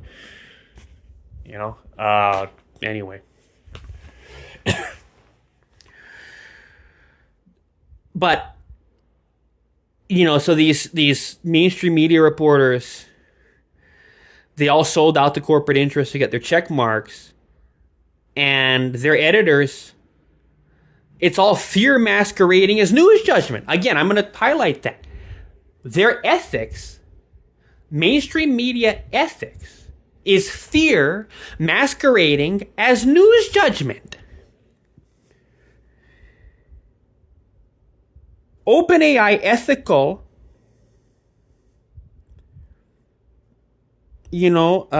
constraints. So the OpenAI, just like Meta and all that, but these corporate interests and these editors at the newspapers are just people with fear masquerading as news judgment, like the OpenAI ethical constraints. And they render ChatGPT a total, much like it could render the news market in the world. It could render it, and It's this belief in that quality, right? Does a belief in that level of quality from our news and an alternative idea of news judgment, does that render someone as a domestic terrorist? Is Mathew Ursua a domestic terrorist? Because some people would say that Disaster Images is our Kapuna dye, registered trademark.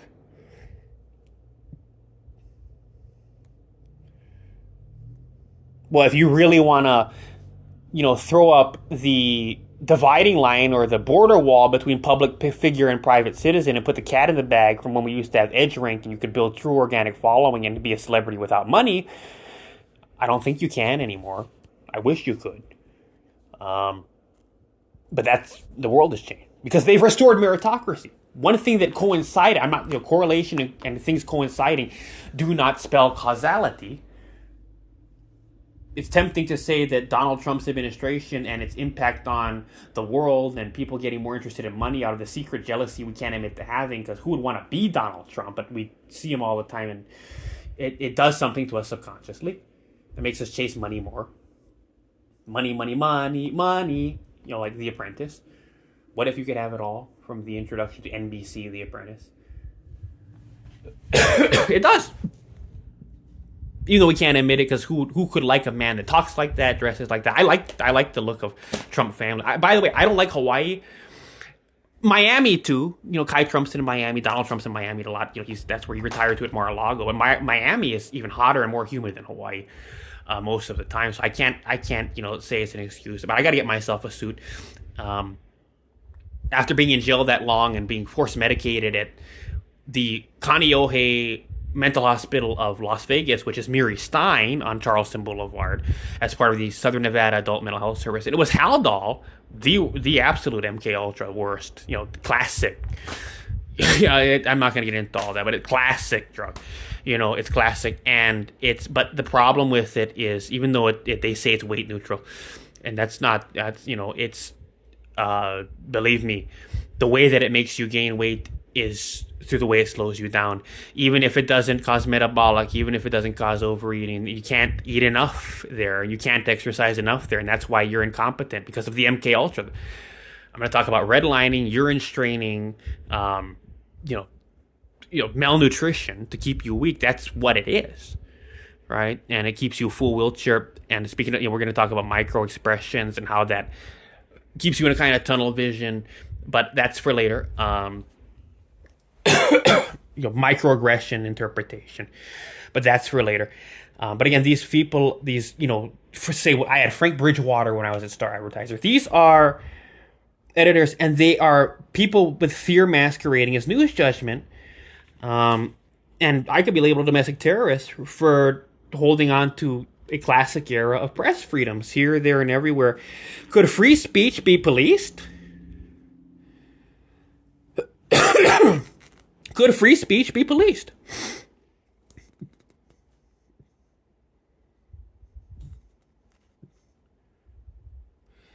Now, here's what's crazy. Here's another question. So these are just questions. These are questions. All I have are questions. Like, Brian Stelter going up against Alex Jones. All I have are questions. Could a belief in that qualify me as a domestic terrorist? Could free speech be policed? Could the next frontier to be yanked from public domain and being the business of the public be real property tax and property ownership data? How could we put that cat back in the bag? Because it follows the same line of thinking as not being able to see where the ambulances are going or listen to the dispatch frequency and see the addresses they're being dispatched to in the GPS tracks. That it follows along that same line of live your own life, mind your own business, live and let live. Don't live vicariously. You think all these things are unrelated? I'm schizophrenic, I'm making loose associations. No, when you start thinking about the collective consciousness and how much of an impact, and you start thinking about content analysis, and why I can't wait to have the Ulu library digitize everything from the past few decades and modern stuff too. especially up to the conglomeration and merger of GMB and KHNL here in Hawaii at the West Oahu Library. When you can go in there, and hopefully they're going to have all of it converted to text. They're going to convert. They're going to do, and it's so easy to do now. But they're going to have speech recognition, and it's going to be all searchable. So it's all a text file that AI can go in and do all kinds of data analysis on, language, all of it. But you're going to have people start to make the argument, much the same way that I'm making a very good case that Shane Enright doing what she's doing, lying and saying it's about protecting private citizens. They don't want to be private citizens. Rights against having their privacy invaded. There should be no such thing. I don't think they want to be treated like private citizens. They want the opportunity to have the limelight, and what better an opportunity than a public affair being brought to their home because they need an ambulance. But when she's saying that, and my argument that I'm making, it's a successful one. It's a very successful argument. You have to admit I'm right, that is not out of their, cries about Mathew Ursua to her, that comes from her helping the elites to put cats back in the bag. So people don't think they're worthy of the limelight, and everybody gets an obituary, and some people die and don't even get an obituary. And if you're lucky enough to, and that's really what's sad, the journalists, when they all want to get into this, and one of the things that they think is, everybody gets their obituary in the end. No, not actually. What a dream. Believe me, I know. Not everybody gets their obituary in the end. They should, though. And at least that paragraph in the newspaper. I think more. Isn't your grandmother more important to you than Brian Wilson? He finally died. You remember I killed him in my... when I say killed him, what I mean is a term, that when you accidentally publish a pre-written obituary a little too early. And when someone's on their last leg at Queen's Hospital... And I'm going to get back into this. We were talking about the third world countries and hospitals being open public buildings, where you can go in and take pictures of the patients, coming in from IEDs blowing up and bombs blowing up and things happening where they're getting amputations. You can go in there and take pictures, or if there's with COVID, in third world countries, you can go right in there and take pictures of all the people on the ventilators they had donated and people dying in body bags. You can do that, not here. They say patient privacy. But anyway, like Shane Enright doing that is a way to put the border wall up between private citizen and public figure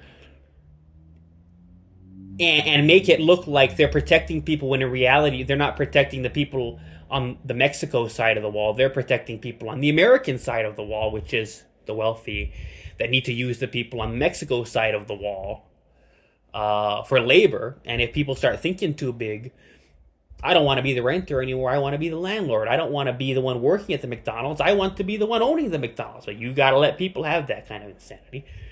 And yes, that's what disaster images leads to. When suddenly you're important enough, because our kapuna die, TM, to have a photographer show up at your house when your grandmother's dying. What if, think, or your mother, think about Maya Caldwell.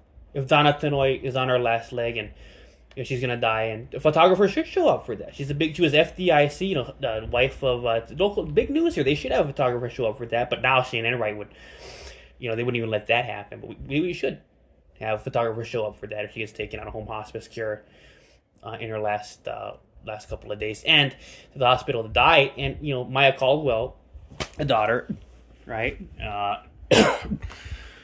Suddenly, you're just as important. I mean, you want to talk to the reporter. We can't say we don't want the reporter there.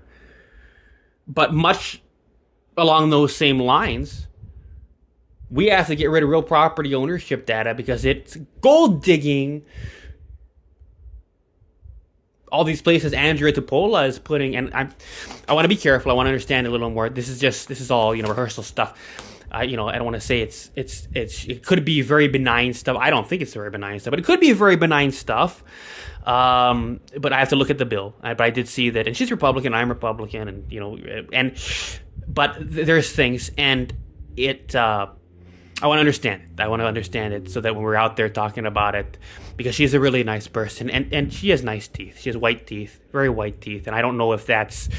I want to find out from her on a personal note if that's zirconia crowns, and maybe I need to make a lot of money really fast. I need plastic surgery. I need dental implants. And I noticed when Charlie Kirk was assassinated and Donald Trump came out and talked about it from the Oval Office, from the desk there, with this picture of his mom and his dad behind them. And he's doing something a little different with this second administration versus the first. He's doing more from the Oval Office, and you're seeing more of him as the family man to cement his legacy. Of course, he does that himself.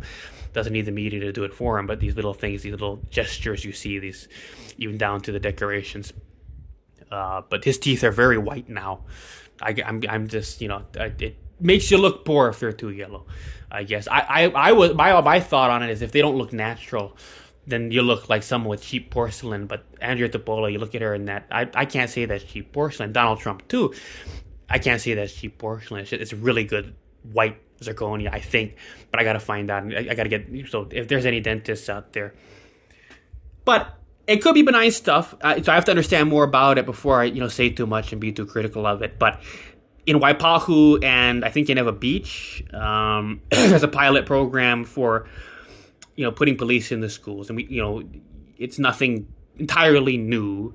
You have to remember that the resource officer program, especially in rural America and also in big cities, it's been around. It's been around, but being in Pahrump, you start to see the problems. And in a town where there's too much cops and too little crime, they say, and even here they say, we got to hire more officers. Look at all the people we got on overtime. Believe me, there's going to be just as many people on overtime when they hire more officers, if not more, and they're going to be paying them more too. It's a problem that self-expands. They all hook each other, and it's the way it is. But don't believe it. There's too much cops, too little crime. And when there's too much cops, too little crime, people go to jail that shouldn't go to jail because they've got nothing better to do with all their militarized equipment and advanced, ability to enforce laws that wasn't there before. Maybe we need to change the laws, and legalize, normalize, and legalize certain behaviors and things. Because now they can enforce laws that before weren't enforced. And these are public discussions we can't have if we don't have transparency. People need to be comfortable lobbying their legislators to change what's criminal and not criminal. But we're so weak and timid now. We're afraid.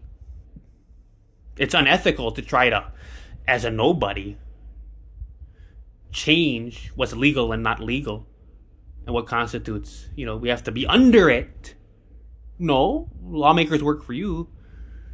Not sure it's good for your family. You've got, when you're training your kids to let the police investigate you, when going to school is implied consent to be investigated and observed by the police. I don't like, if there's too many cop cars driving through a neighborhood, they'll find a way to make everybody a criminal. You look at, especially in Nevada, and in certain places, but especially in Nevada, you look at NRS 200, which is what's about, crime and property stuff the police enforce, sheriffs, and the police that LVMPD, not county sheriffs, everybody in Nevada, NRS 200, that this is a complete Rosetta Stone for how to make anybody a criminal if you spend enough time putting someone under the radar.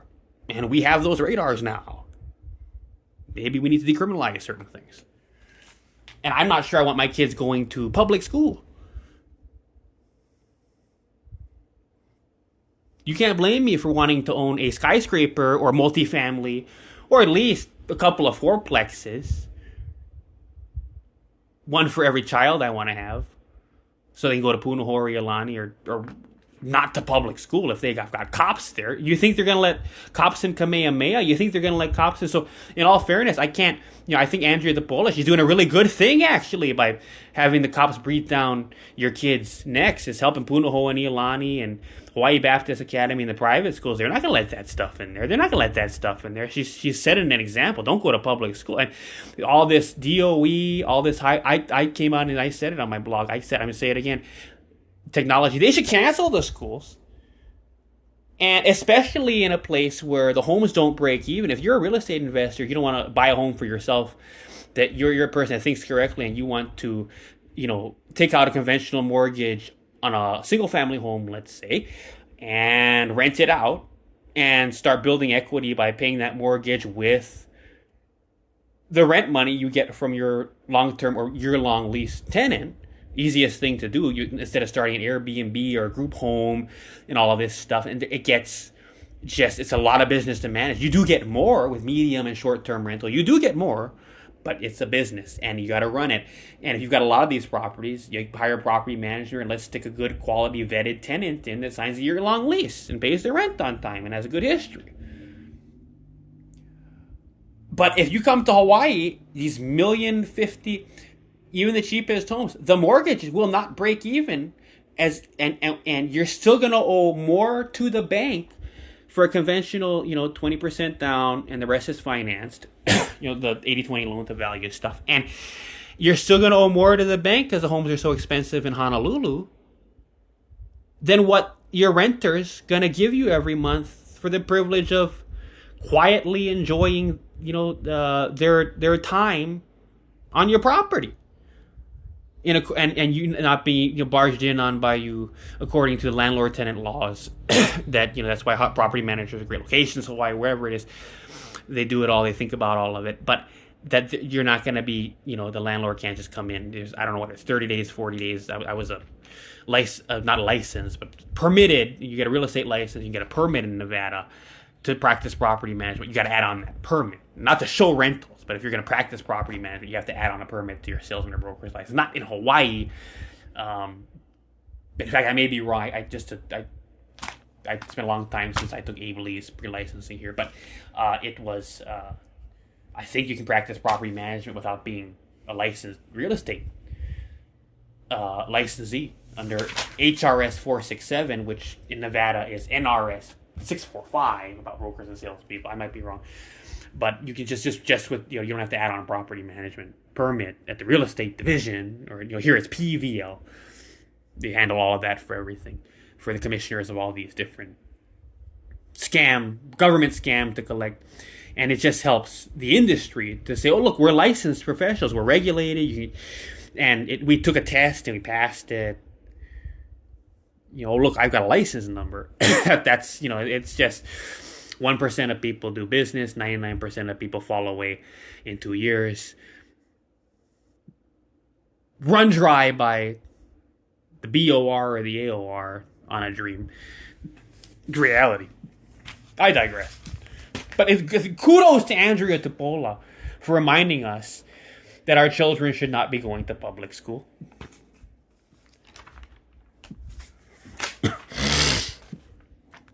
Be rich family. And they should just get rid of the schools. And the reason why I brought up that stuff about real estate is because, unlike it's not, I would say it's still a place where you can kind of do this, but you have to go eastward now because Las Vegas appreciated so much. If you were lucky and you rode away with that, but in the wake of COVID and all the appreciation that happened, Las Vegas went through the roof. In the years that I was practicing too, and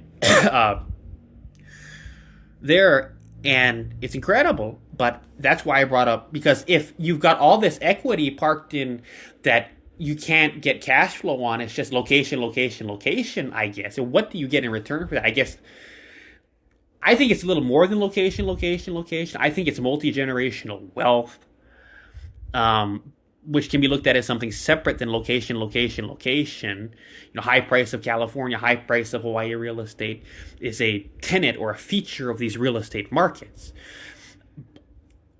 But, I think it does buy you a place in the galas that the midweek photographers go to. I think it does buy you getting to be Miss Hawaii, like Lauren Taruya, I think it does, but I think that coming from one of these families and owning property, that even if you rent it out, but I think having expensive property does actually, and a lot of it might be AI these days that's tapped into this data, but that for some reason, and I think it really is because the algorithms and the metrics base it on how much stake in the game you have, but in a place like, Bay Area, and a place like, think about the vacation destinations of Hawaiian Airlines. Not about vicinity, it's about socioeconomic lateral, because people are the same in these places.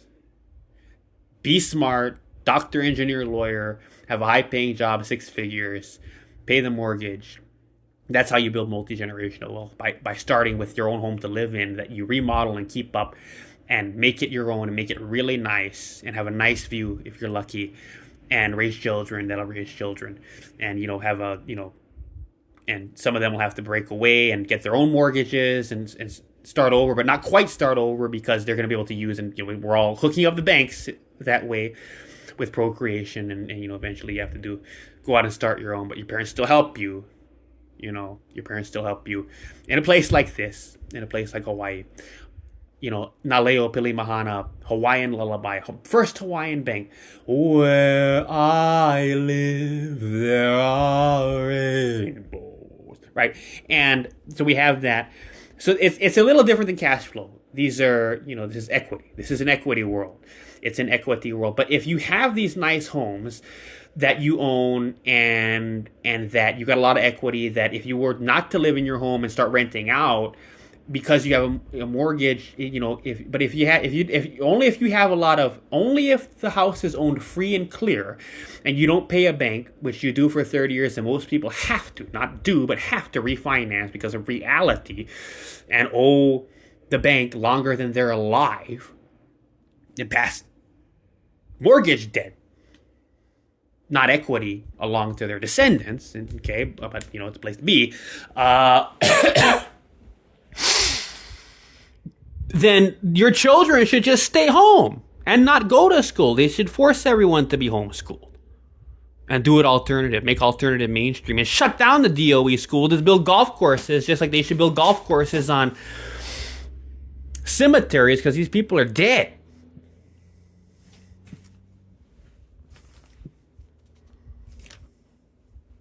So kudos to Andrew Tapola. So will the next frontier be putting the cat in the bag of real property taxes? But that data is supposed to be public and available on John Q. Public, because no one should be treated unfairly, and we should be able to make sure that our neighbors aren't getting a better deal. That's why it's public. We should know, and we should have as much information about them as possible, including the tax billing address and where their tax bill goes.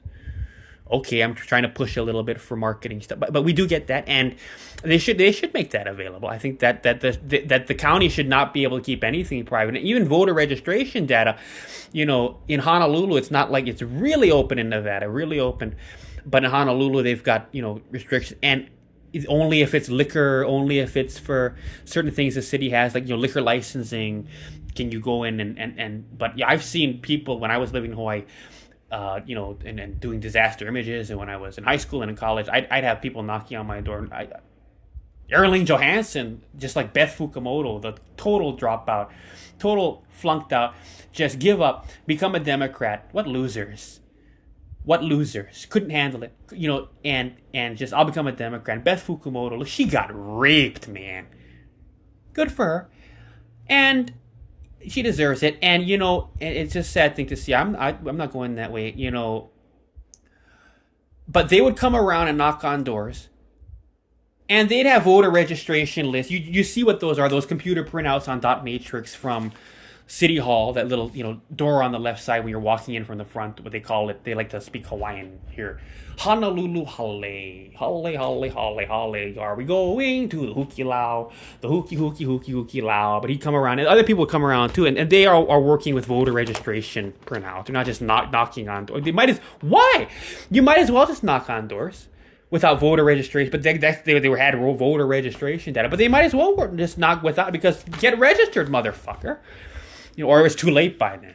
Okay, but come on, you don't need it for. Well, I mean, okay, but I think the reason I think anything that the city or the state or the federal government has on us, I think if they have it on us, if they have that, there should be no such thing as privacy for the sake of transparency. That if we want something kept private, then I definitely don't. If I want to keep private from my neighbor, I don't want to give it to the government. So yeah, if they're collecting it on me, I think we should all get to see the PO boxes or if whatever that, or if it goes to work address, or you own 3 homes in Hawaii and you're worth 3.9 million or whatever in Maui was. Jay Kalani English, they Civil Beat put it how much property he owned, how much he was worth. Okay, and they put it, and so because the person has another address that the tax bill gets sent to, but we should all get to see all the data that's collected on us, and it should all be made public. Because if we disagree with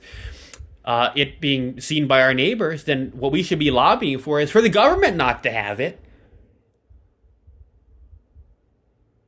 I don't trust the government more than I trust my neighbors. We shouldn't. We can't. That's why we need photographers going to every ambulance scene. And every police response. So is that the next cat to go back in the bag? And,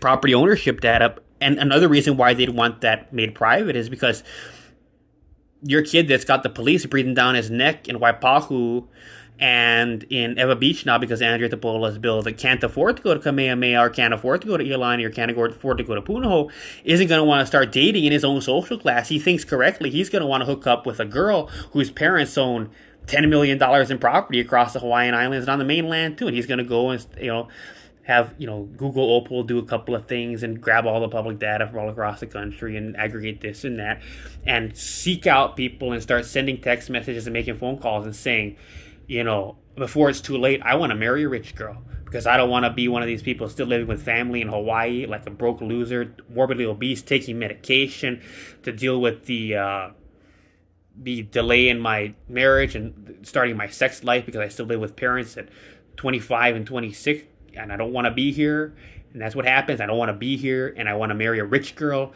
that could afford to go to Punahou, one that maybe lived in Kelly Preston, actress, and they sent her to Hawaii to go to Punahou. How big Punahou is, and that's what I want to marry into. And so, but just like Erin Ling Johansson going around with voter registration data, but why would you even need to do that? I'm just thinking from the salesman's perspective. Just knock on every door. Just go to the dorms at Punahou. And start introducing, or go to Punahou and start looking for the prettiest girl there, and you can tell rich. You can tell rich. You really can tell rich, and that's what the teen boys should do. That have the police breathing down their neck in Waipahu. But that's one of the reasons why they'd want to put property ownership data, not property tax, but they want to take off. You can see the address and how much the percentage, and if there's exemption or whatever, but they're not going to show you the name of the owner anymore because this kid and we're going to keep that under wraps and because this kid in Waipahu got a little too smart. We don't want people thinking that way. People have to marry into their own social class, and they can't use that they've got police breathing down their neck and they don't have it at Punahou and Iolani as a reason to argue to the parents of a rich girl like Kelly Preston, you better let me get in bed with your daughter. Because that's not good for society. It's just like Mathew Ursua giving everybody a way to be a celebrity when the ambulance comes isn't good for society. Says Shane Enright. Say you?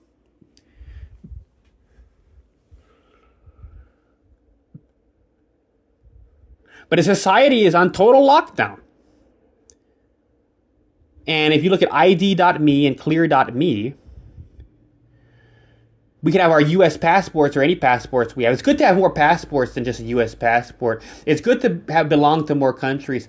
I guess I'm not supposed to talk about it. If you're a billionaire, you're just completely free of it. I don't think Donald Trump needs a passport to get on his private plane and go to Ireland or to go to the UK. If you're a billionaire, you own the government.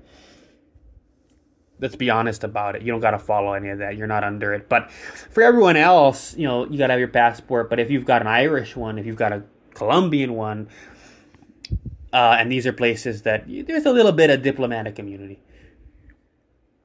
So it's good not to be stuck in one country. It's good to be a global citizen. Legitimate global citizen. It costs a little money. But you can have all your passports and all your citizenships end up loaded into ID.me and clear.me. Your U.S. passports are loaded into that. But by the way, your IQ score can be loaded into that. Your complete, it's complete separate together. New segregation is what I call it. It can all be enforced with no alternative pathway to a highly discerning man, or rather, no alternative pathway for a highly discerning man or woman to utilize evolutionary psychology concepts, hypergamy, hypogamy, to marry up. Because money lets you marry up, and it invalidates your IQ, it invalidates your physical appearance, money invalidates it. If you're not a slave, all these things that we worry about. Do I look good enough? Am I smart enough? To have a 6-figure income? To be an engineer? Like the guy that married Lauren Day. Hello, Lauren Day. Got her pregnant? Am I smart enough to be an engineer? To be a Hawaiian calculus man that they hook up with 6-figure income? To be able to afford? Property ownership? Luxury condo? Trophy wife? You don't have to worry about that if you come from money. Or you break into money. Hypergamy, hypogamy. You can upmarry. So there's a real eugenics aspect to all of this. And eugenics can be implemented in secret. And that's more what's behind the AI. That's more what's behind all the AI ethics. It's all eugenics. And we'll come back. So we're going to talk a little bit about that Matsumoto method and the show Lie to Me.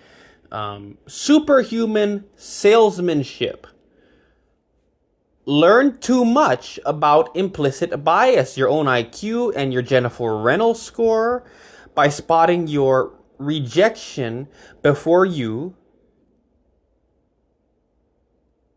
Beautiful women, doorstep, door to door, job interview, political lobbying and advocacy, marriage at younger ages, and the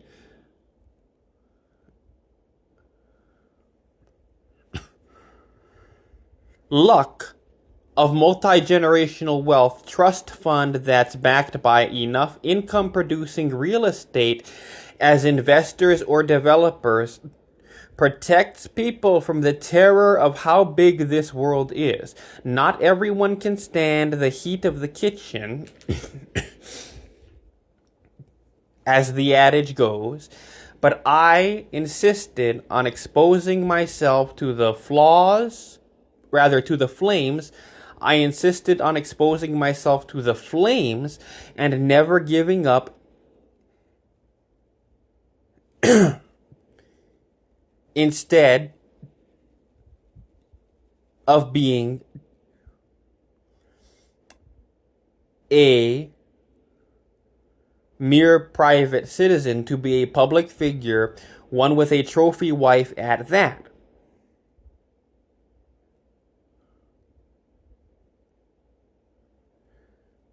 I always dreamt of, and still dream of learning Hawaii, of leaving Hawaii. I always dreamt of and still dream of leaving Hawaii. You add 4 to 5 other states to the places you'll always call home, and you will realize these things.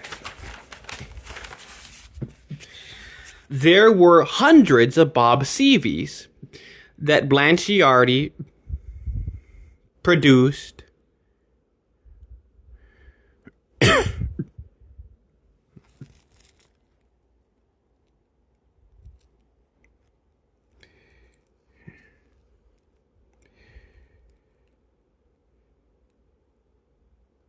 conquest branding content in the Couric-led CBS News branding era. Katie Couric, see it now? Question mark, like Edward R. Murrow. now to champion Keahi Tucker as a historian by reaching into the DNA, sounds like a hand job, anyone? Of CBS News, and locally, of KGMB 9. Los Angeles has thousands of disaster images photographers that have been doing it decades longer than you. On-Scene TV platform. Name drop the On-Scene TV platform. And in the crucible of La La Land,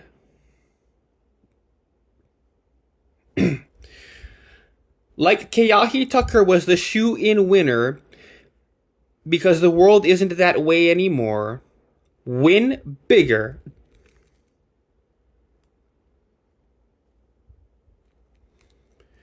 Than the city news days in Chicago.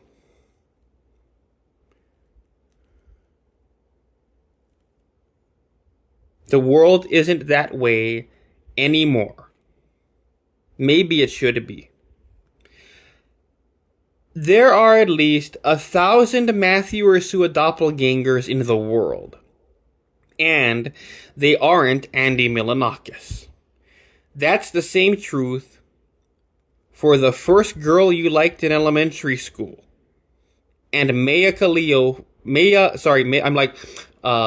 talking like Jai Cunningham. Maya Kalia, Privichlu. That you liked in the first girl you liked in elementary school, and Maya Kalia Privichlu from Kaleo, the lowest lane in your superhero story. Next star station, 8 News Now in Las Vegas says at Ozimora, English minor, has that look too. There are 100 other Mathew Ursuas in the world. That's better than can be said for a Smith or a Murphy, but not consolation enough. To own the knowledge panel, be the public figure number 1, public figure Mathew Ursua. Reserve my spot in the real gala.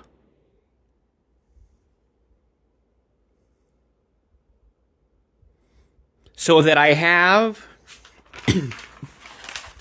a reason to keep on edge, aware, a little scared always.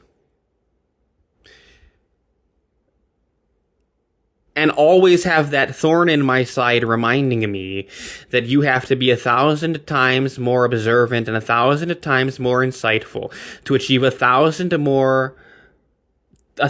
times more competence, maturity, acumen, wit.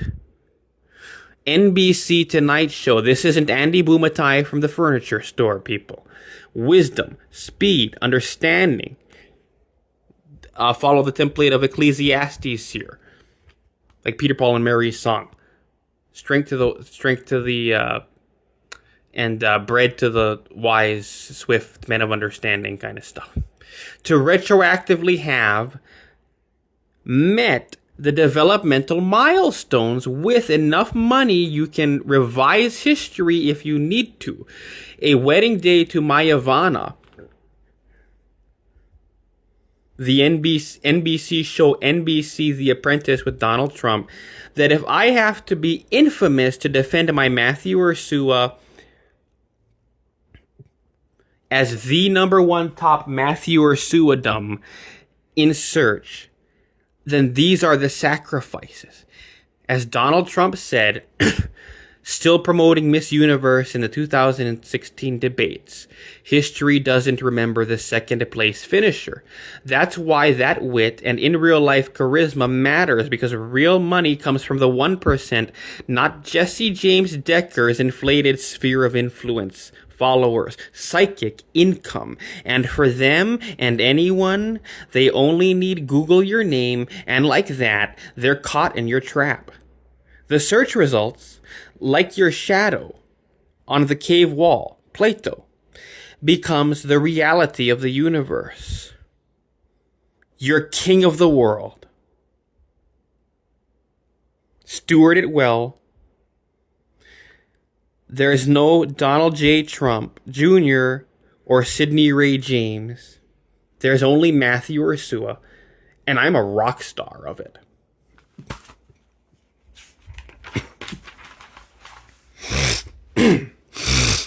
One, there is nothing to be gleaned from human tell training and micro expressions for interrogative purposes and shut up anyway in the USA. There are a million reasons someone's deceptive or contempt. The more you pay attention to micro expressions or tells, you learn too much about yourself. Start aligning your ego identity with the practical realities of the world. For instance, I would always flash lie and deceit when I was saying deferential graces to a medical doctor, like, quote, now I'm not the doctor, but, end quote, because my ideal self, which should never be too separated from the true self, was, and if I find myself again, is a trauma surgeon at Queens Medical Center, Johnny Burns School of Medicine educated, as well as Donald Trump, Wharton School of Finance.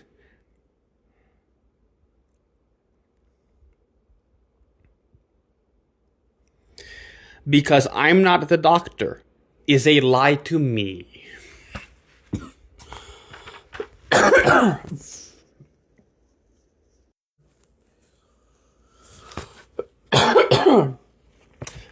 My journalism mentor, Michael Lederman, and his wife Helen didn't have children. Drew off Wallow, who I don't really like because fat promotion could kill Americans. But she's a thing now because dad killed their family like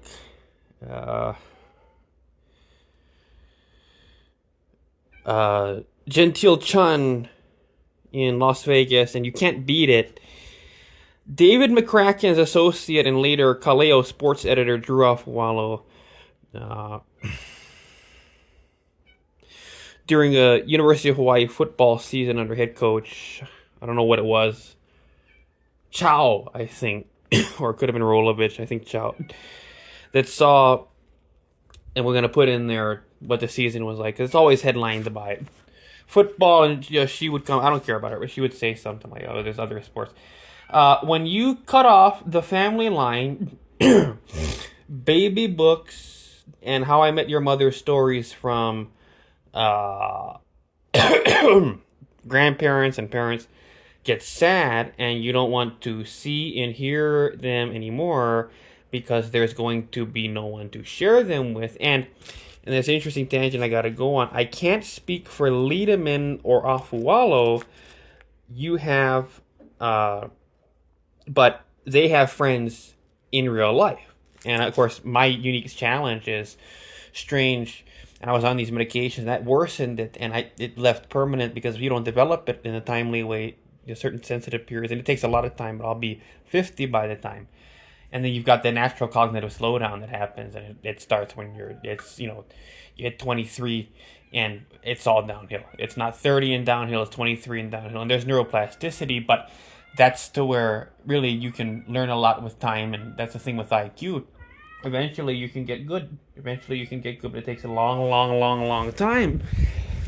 And you're slower with time, and you're 50, and so you got a better chance at hooking up with, your own Melania Trump if you're older at that point. If you put in the work, but you got to remember to put in the work, and it takes a lot of work to be very aware, very attentive, and to spot as much around you and understand as much around you. I talked about micro expressions and the problem, and the tunnel vision that it creates for larger awareness, and it's a big waste of time, but it doesn't mean you don't pay attention to things, and you don't pay attention to things at that level because you start seeing patterns in things that you shouldn't see, and you see them, and if there is bad intent, it's better if you don't know, because microaggressions, whether it's racist, whether it's because you're whatever it is, if it puts you in a therapist couch, you should never seen it. And if you did see it, knowing that takes care of it. And your cognitive behavioral therapy, you've got these cognitive distortions and all these microaggressions, just they reinforce it. And the thing with it is, you don't need a therapist. You need to not see the microaggressions. You need to get rid of the microaggressions, not see them, because you blind yourself to them, and suddenly you're in a whole different world. And this is for anyone with any IQ. Because in any event, there's nothing to be gleaned from it at all. But you have this.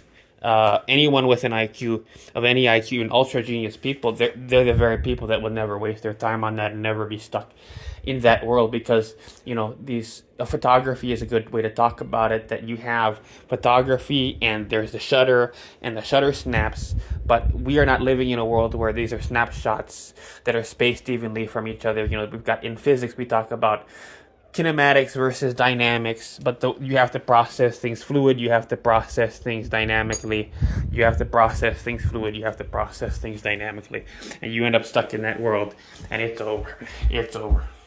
And we're going to come back to this.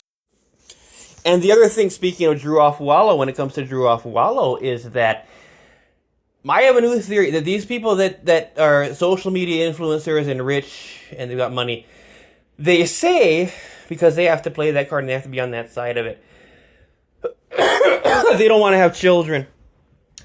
And they're not going to, and they follow through on it. We'll see. And okay, they're going to follow through on it, and you don't have to, sure, but okay. And I think they have secret children at early ages. And this goes to my theory that I'm going to talk about on sucking your children inside yourself, but it really is Illuminati, and they have to have these children. She has to rip between her legs and bleed to have the baby, and it's done at a very young age. It's done age appropriate, because she's 30 at this point, and they gotta have, it's based on like Mormon, you gotta do it young, very young.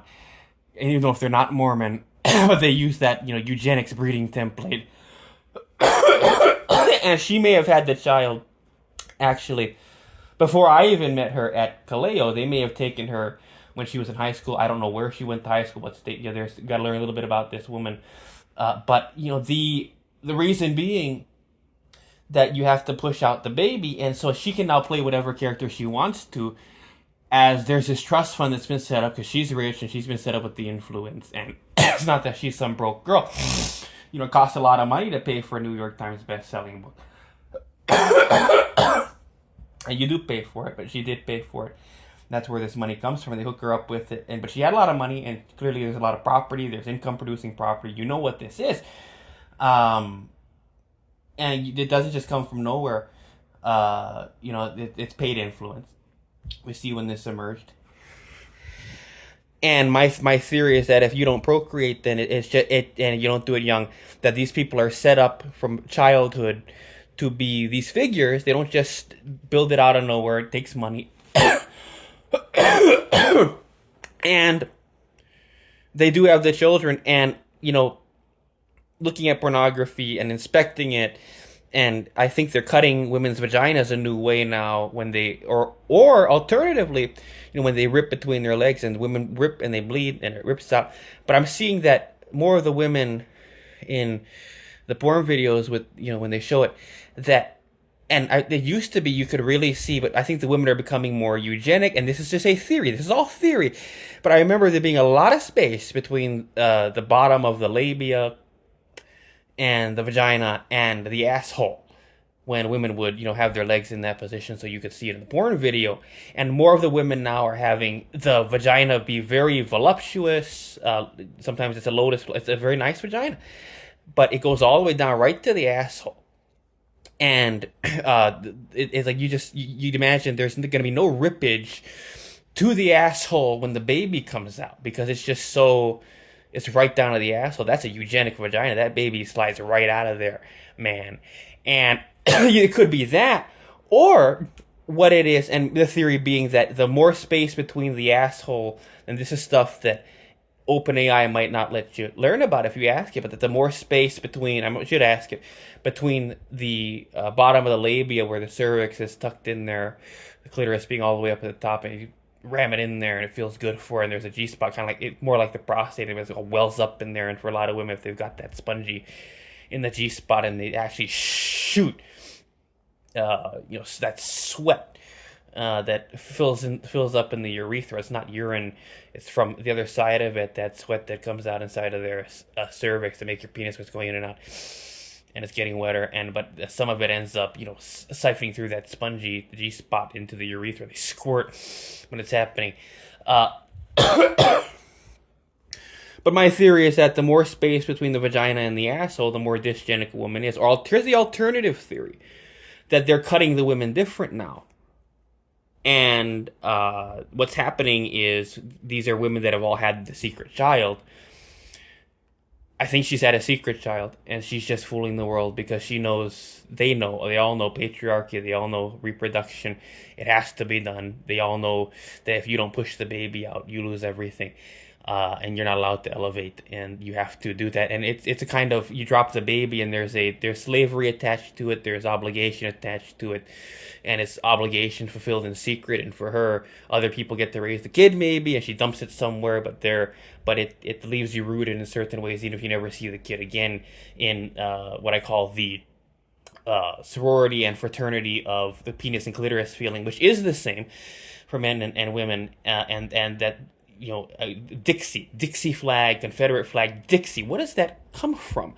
And when I was in jail at the Nye County Detention Center, there was a guy, and it was one of these people that had a cellmate. And when you're in for a long time and you're accused of a crime, they already just get you fast tracked for it to have a cellmate, so you don't kill yourself because you did murder and you're going to be in there forever. They get you a lower level person that's accused of something kind of lower level, and they let you do gay with someone. But this guy. 23-hour lockdown at a cellmate, and they were talking to each other, and they were just doing this insane kind of conversation. My dick seals, Dixie. And I started thinking about this. Something I thought about before about Ku Klux Klan, the chlorine, and it mimicking spermatozoa more than 70 years before. And this was not written during the original KKK. It wasn't written right after the Civil War. These chlorans of the Ku Klux Klan were written during the Reconstruction period. So we're talking about 70 years before, in the 20th century, the electron microscopy that enabled us to see sperm swimming around. But that's kind of what these white knight robe, and it's based on Knights Templar. What is that? It's about human reproduction. It's a reproduction religion. You know what these men are becoming. And again, to touch on it again, the native daughter that they are immaculately conceiving is Aryan Nation.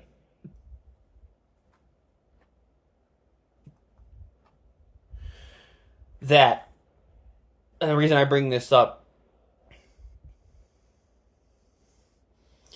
in any event, that this is a woman that had the secret child, so we have to inspect the vagina. I'm not saying I have to do it. Someone has to inspect her vagina and see if and doctors can tell. Or maybe not, but either they're cutting the vaginas a new way, where they're just automatically doing reconstruction, when the baby comes out, and they do the full plastic surgery reconstruction of it, and by then what you're seeing with these women in the porn videos is these are women that have had the secret child, and that's why the vaginas are cut so close to their asses, is because they're cutting them in a new beautiful way. It used to look like a scar, where there's a lot of space between the vagina and the asshole, and you can see where they numbed it up and cut with a scalpel down so that it ripped better, and you can see that on these women. They've had a baby, and Shauna Lene is an example, the porn star Shauna Lene. I'm starting to see that, and that I have a theory that if it's not that, then, and if these women have not had children yet, but they look a little middle-aged maybe, but if they haven't, and the vaginas are like that, then that constitutes a eugenic vagina, because they're big vaginas. I'm not saying that it has a looser feel. I might like the looser feel, but if they have the looser feel, whatever it is that they accommodate the baby coming out and it doesn't rip, is what these vaginas look like. They look high quality, but it's right down there to the asshole. But someone has to inspect her vagina. And we have a right to see their medical records to see if they had the secret child. I suspect they've all had the secret child, whether they're Sidney Ray James and Jesse James Decker from Radford High School, that, my era, the Bette Midler of our era at Radford High School, the Sister Act. Now they're, and Sidney Ray, that I knew has had, children with this Major League Baseball star that she married. And if it's her, we have to inspect the vagina. We already know she's made it public.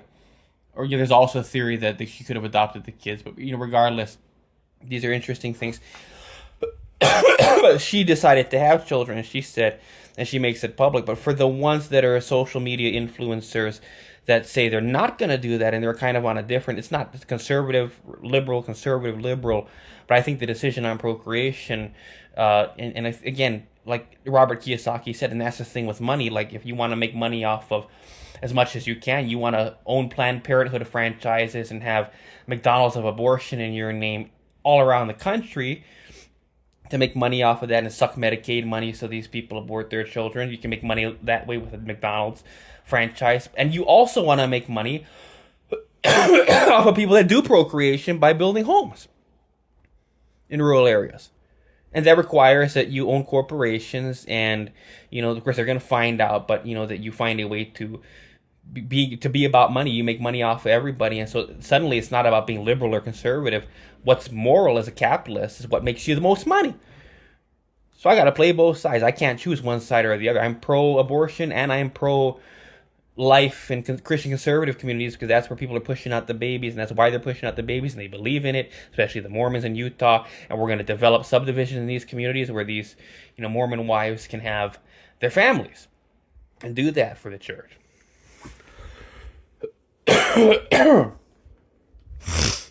Or whatever. I want all of it. I want all the money. So, like Robert Kiyosaki said, that real intelligence isn't on one side of the coin or the other. It sits on the edge of the coin, looking down on both sides.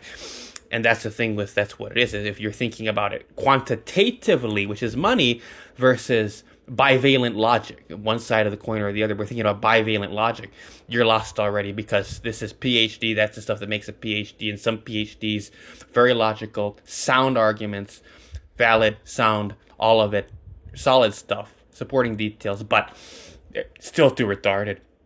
Genius in something retarded is a waste of time. And Robert Kiyosaki was right that intelligence sits on that part of the coin, the third edge, and it looks on both sides, and you look at both sides and outside of that, there's another z-axis, right? The third dimension, the fourth dimension. When you've got the z-axis, you're there. That means you're in the fourth dimension. You're looking down on the earth. You're looking down on everything. I want to look down at it all. I want to look down on all of it. And there's another level of money to reach to where now, like Hegelian dialectical, the necessary division of people into liberal, conservative, one side or the other, Republican, Democrat, whether liberalism is and conservatism is aligned with either party at one time or another. That's always shifting to a degree or another based on how to get more people into the tent, which somehow serves American politics. And it does. I'm Republican, and it should always be conservative and pro-life, and we should never, and we should definitely not abort babies in Hawaii, because we have to race monger and we have to say we need Hawaiian procreation. And when you were having that Republican debate, and the true winning Republican is going to come out and say we should outlaw this, and anyone desirous of an abortion should have to get on a Southwest Airlines airplane and take a vacation to the Disneyland of abortion in LA to have that abortion, not here, because we want you pushing out your babies. We need more Hawaiian babies, and Hawaiians should do it, and Filipinos should do it, and Samoans should do it, and white people, they're part of this kingdom too. So white people should do it, but and then that person should rub the skin on his forearm, and the color I'm talking about. That one, that's the one we need. Kamehameha babies, and these Hawaiians should get up. And I shouldn't even have to, code it that way. But you know what it is? It's the right color coding, or whatever. These Hawaiians should get up and hold the Hawaiian flag. Boto, boto, boto. That's right. Push out Hawaiian, baby. Yeah, we want that. Poor rural. And that's the thing with the Cloran too. Cloran, KKK, Cloran.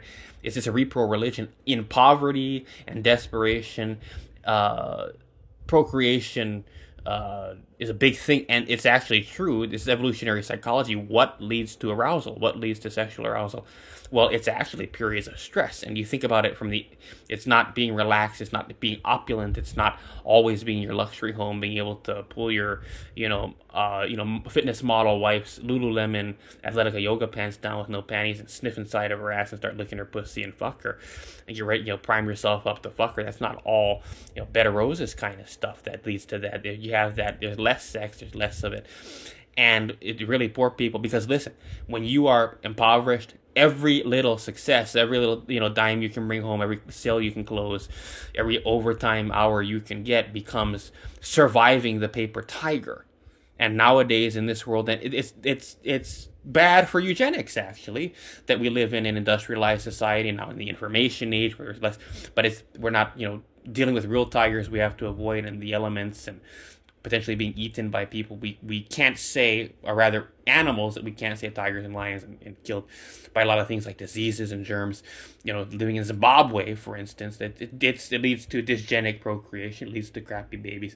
That hookups happen between multi-generationally sickly and weak clerical workers that sell insurance or real estate, whose, if my theory is right about the vagina to asshole distance, that the generations go by, that vagina is getting farther away from the asshole, and it's going to rip bad, and she's going to bleed out, and it's not going to be good when she procreates. And that's an interesting thing to think about, because evolutionary psychology, that is a built-in mechanism. You kill the mother, you impregnate it, and if you don't know, you can't tell she's sickly and she shouldn't, then she's not a good choice and she doesn't have the broad hips. But if that's meant to kill the mother, and you go through 9 months, and that's what God did to us, the pain of childbirth. Sometimes the penalty of sin is death, and it rips open, the baby dies, she dies, the baby might live, she dies, bleeds out, blood clot, and that's the way it goes, and that's the way God meant for it to be, was for the life of the mother to be ended if she was too low quality. And that's a tragedy of it, being human. And sex is a number 3 bathroom function, and it happens, and people do it, except for me, because it doesn't. And there's a bill of fire is why, and it made my penis an inch long. But okay, and that's a separate thing, and that's a separate thing. You can read about it in my Come Back to the Century, and we're going to be talking a lot about that, and why no one should take psychiatric drugs, and why it really leaves you susceptible to this tunnel vision that's created when you are picking up on microaggressions, when you are picking up on micro expressions, like human tell, Mathew Ursua method would teach. And you look at the show Lie to Me, it's very, very hyper sensationalized. Even if it's true that you can glean deceit, glean contempt, there's a million reasons why people have that in an interrogative scenario, in interpersonal, in sales, in journalism. It turns out everything I was picking up on, that you're seeing patterns, and the brain can't record everything at that level, and it just can't. And so you're seeing these patterns, and it's distracting you from more macro patterns that are more important. And here's the perfect example: no matter what your IQ is, even if you have an IQ of 200 and you're Einstein, well, you wouldn't be patrolling the streets as a police officer. But if you were doing that, and you had to do that, and you'd probably be very quick at learning it, but you would not be. That's why speaking of the sensationalization and glamorization of a person of interest was interesting, but you look at Lie to Me, for instance, the nonverbal, being able to just expose everything, and that's not the way it is. And sometimes there are some beautiful moving scenes where you would discover something about someone, a flash of deceit in a moment where the more you learn about someone's deepest secrets through what their face tells you, the more you have to sympathize. And of course that's just the Hollywood writer stuff you do, but it's very, very, it's not good science. And even if you can tell, that's actually going to create tunnel vision. Just like if you're driving, you're having a conversation on the cell phone, you're doing this and that, it creates tunnel vision. You're so much more likely to get into an accident, even if you got a hands-free device, because you are not focused on the road. You're not being attentive. It's distraction, no matter how high your IQ is. And you're going to be out there patrolling the streets. You're being told you're a 200 IQ person. So that show High Potential with Mary Caitlin Olsen, just like Lie to Me, was sensationalization and completely overblowing the potential of these behavioral nonverbal cues to be able to blow open everything and make you a hero in some cases, for national security and just in people's lives on an individual level. A great show was Numbers on CBS, and that one I can buy. That one I can definitely buy. There's no lie about the statistics that they would talk about, and it was all so very true. And the chances of winning the lottery, you're probably better off not ever going into buy a lottery ticket, because really you're just contributing to a big problem and you're a big loser. You're more likely to be struck by lightning and all the things about randomization and statistics and probability that anyone that knows calculus would inherently, or rather innately, know by knowing calculus, and all the things you can do with numbers. And they're helping the FBI, and they're sorting through data. This is numbers. This is cold hard data. This is numbers. But the facial expressions, even if they do tell, and they do, I believe they do. I really do believe they do, because when I was going through that training, I learned a lot of things about myself. And when I would say things to a doctor out of deference, just to seem normal, like I'm not the doctor, right? And it's the psychiatrist that did this to me, made my penis that way. But he, I would pre-record, and this guy was one of the first pioneer, and he says, no, he did some training course. I mean, at the time, and it wasn't even the first to bring it to Hawaii, but it was telemedicine was big. We're going to bring out telemedicine. You can see all these people around the world and suck money from them and build their insurance. Well, so can a lot of people, and it's oversaturated as lawyers. It's almost as oversaturated as real estate agents. The world of psychiatrists, man, and there's too many of them. What they're doing to the kids is terrible. But he said to do this, and so I was going to leave a voice message on Skype to him. Back when we all used Skype, Microsoft Teams is what we have now. But back then we had Skype, and I was one of these kind of techie guys. I'd pre-record my voice message on a like Windows Media file or something like that, and then I'd play that back and route that off the desktop screen as live to using a third-party software application, open source or whatever, as live. So I'd pre-record my live video voice message to him, and I play that back before I played it into Skype regarding the appointment we were going to have coming up. And when I said that, I flashed what was indeed a look of deceit. Like, I don't really buy that I'm not a doctor. And that is the size of my ego. I have a medical doctor as a savior surgeons in the operating room of Queen's Trauma Center, saving lives of people coming in that got bust up on the H3, and you got to put them back together and open up their chest cavity and everything, and do that. And that's the kind of genius that I am in my mind. And so, it's better if you don't know that, because you should be that genius no matter what. You're a big winner if you do that, even if you're not, because that kind of ego gets you better women. That kind of ego gets you better success, better results, even if you're just a salesman selling big pens, actually.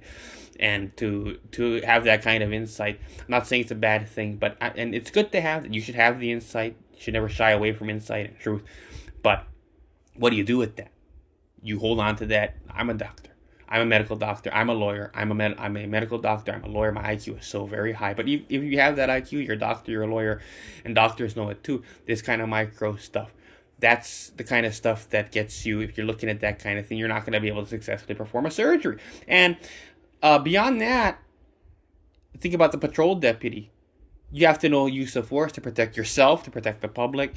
If you're focusing on micro expressions or microaggressions for that matter, and body language like the position of someone's hand or the way someone's walking, or they hyperextending their legs to determine if they're athletic or if they're clumsy or if they're sickly, because if someone's hyperextending their legs, for a lot of I would always do that just because I was obese. It's hard to stand, but. If that's the kind of stuff you're looking at, someone's going to shoot you in the head, and you're not going to have time to pull your gun. Believe me. All police officers know this. There is no value in any of that shit to the most important job on the front lines, and even at the interrogative level, the counterintelligence level, they all know it too. That's all that does. And so what's interesting about it is my question, is my theory, that it's eugenics. This was a eugenicist kind of doctor, and it was maybe inadvertent. I don't know. Standard of practice, I don't know. But maybe inadvertent, but there's something very, very true about this could be used to to teach people that because of you don't like what they look like, they just think the wrong way. They're too big an ego. They think they're a doctor when they're not. They think they're a lawyer when they're not. At an early age, before they're even 16, you're going to start medicating them, which makes you very, very susceptible, and it impairs your ability to drive. No, but because it takes much more cognitive energy. Driving's like a video game. It's not that hard, especially when you get the habits down. But it really does reduce your cognitive energies and your volition, and you respirate slower. You're not as athletic. You respirate more shallow, and you have less muscle tone, and so that's why you become obese. You have less muscle tone, and because you're walking more clumsy. Speaking of hyperextending your legs, you're walking more clumsy because you're walking in a different kind of way, and your muscle tone is just different in the way you're posturing yourself, and you're working with a very weird kind of economy of motion, slow, different kind of rhythm to the way you walk, especially when you're in your teen years, and especially if you're younger. They're medicating people so young. You actually develop less muscle when you're on this medication. It makes you sickly because any, kinesthetics will tell you that you can develop muscle just by going about your day, by tightening them up, by looking at exercise as something that you do. You don't need to be going to the gym and lifting weights per se. I do. I need to have an incredible Hulk body, and I would have had one if I had that initial muscle tone, just enough of it. But beneath all my fat, I was someone whose muscles were pretty much atrophying because of this medication. You don't have as much muscle tone. I'm particularly talking about, and this goes to why I developed a hernia in jail that's going to need surgical very soon, and we need the best doctors. But when I was in jail, I developed a hernia, and this goes to why I did, is because I came up with a theory just before I went into jail. I was in there for 2.5 years, and just before I went in, I had come up with this idea called Miss America core strength training program. This is the stuff that, and of all people, the best, it was Dr. Roth's wife, Sofia Zakovic, that taught this stuff, and I should have got this stuff. This is the stuff I should have got, not per se the, acupuncture and, Chinese medicine that she did and herbal teas, but this stuff, the fitness coaching and the very secrets. And she worked with a lot of Miss Hawaii candidates, and one of them was Miss Hawaii's, and one of them was Malika Dudley that we have on TV doing the weather. She had relocated to Maui for a while. I think she's still doing that. But Malika Dudley, it was very beautiful, and I think Jaylee Fuchile was another one, but she maybe, and she worked with a lot of these beauty pageant, how to walk, how to exercise, and it comes down to core strength for these kinds of women that are in beauty pageants, and it's a Donald Trump secret. He has a lot of core strength for how much fat he has. He must be a bodybuilder. Actually, he must actually do weight, and that's why he's lived so long. It does extend your life. It does life extend you to put on a lot of muscle, right? And to carry that much fat, Donald Trump must have good genes, and or he must have a lot of muscle under that. And that's why it hasn't killed him. Maybe that's the thing that drew off Walla, but I don't think it's good to be promoting obesity. But if you're taking psychiatric drugs, you're not going to have that muscle. I guarantee it. And that's going to kill you. And if you've got core strength, is it because the person is born weaker and sicklier that they get hernias? And we'll know what age. I was 33 or 33 thereabout. 32 or 33 when I developed the hernia. 33. I was 33. And that age, no. Definitely not. It's because you never developed the core strength. And so, you're putting too much stress on your groin, and it's ripping open. Some people, their guts come out of their nutsack. I'm grateful that didn't happen to me, but there's still a rip there, and it's going to have to be, some mesh is going to have to be put in there, and it's going to have to be the best surgeons doing it so that I can make a full recovery. And I want to compete in the LA Marathon. That's what I was training for, doing those Pelican Bay burpees in there. But we got to inspect the vagina of Drew off while we have to ascertain. I suspect she's had the secret child.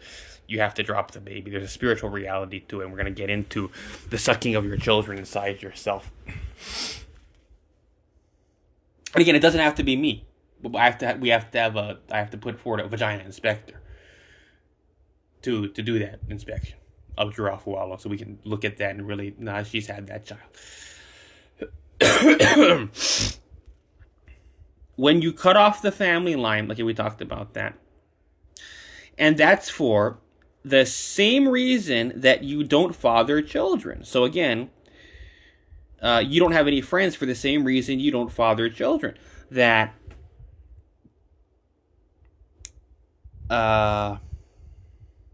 awkwardness is repulsive. And the truth is that everything is eugenics. Even if you rail against it, no woman is going to get in bed with you. You're 400 pounds, you're obese, a lot of things. Feeble-minded. You know, in Pahrump, I saw the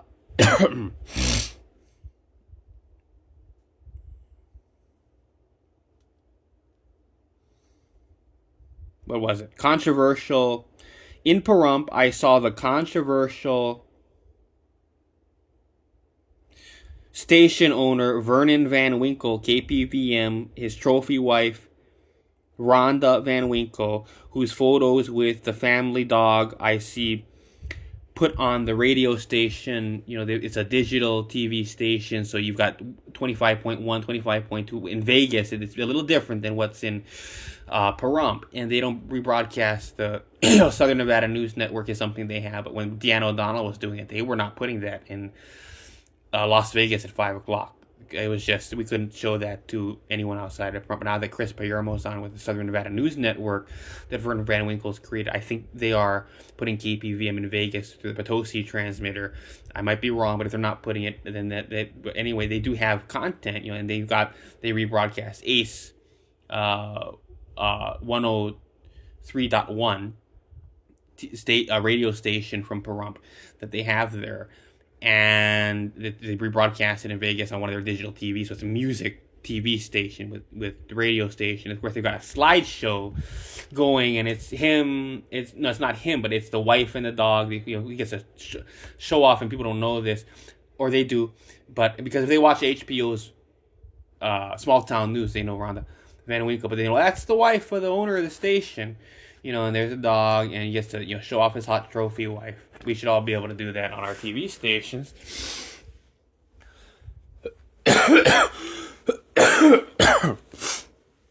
But in any event, Mayor Rick Blanchiardi in Honolulu and Ian Shearing, his press guy, general manager of a conglomerate,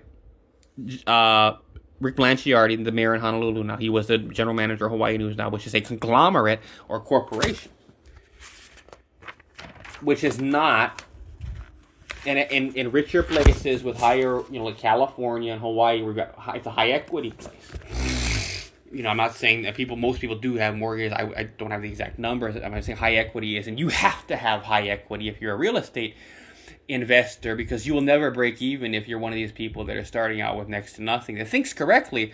I'm not going to buy a house to live in it and have to have a high income and be rooted in one place. I like going all around. I'm going to buy a house, my first house, single family residence, to rent out. But if you do that in Hawaii, you're not going to be able to break even with the rental income, and you're still where are you going to get the money to pay the extra, and what's the point of it? You need cash flow. You got to go to places on the mainland where it's still possible to break in. And that's no longer Pahrump for many people. And that's definitely no longer Vegas after the massive wave of appreciation. If you were lucky enough to ride it and buy into fourplexes in rural Nevada, and you left Hawaii at just the right time and got into it, the appreciation is unbelievable there. And you basically have multi-generational wealth on the level of what Hawaii told you relative to what the cost of living is in Vegas. You couldn't have, and you could never afford to buy into if you bought a home in Vegas, especially all cash, or a couple of homes, especially. And people from Hawaii selling homes in what was at the height of that appreciation that did hit the entire nation because of COVID-19 and the government's response lowering that interest rate. When the dynamic that it created, I'm sure is that suddenly it was so much cheaper to get money from the lenders and from the banks to buy homes that you had, in many cases, hundreds of thousands more in buying power, or cheaper home loan payments relative to 3% versus when I got into it, and it was, a upper 200s market in 2018, median in the Las Vegas area, but that was so much cheaper than a place like Hawaii and in California. You had mass exodus coming as we helped these people get in.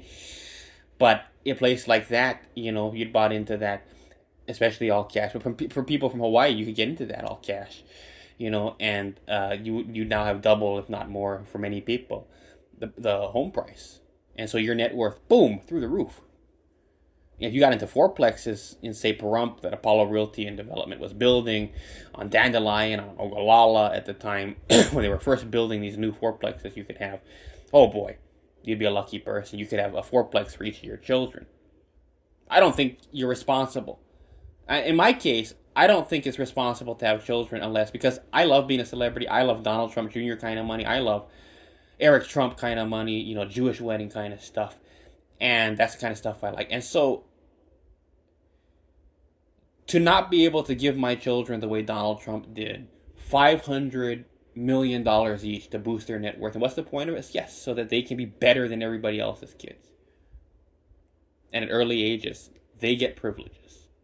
And they don't have to be kids the way middle class, working class families have to have their kids be kids and be trained in the morality and Christianity. And it's a different thing for rich Republican.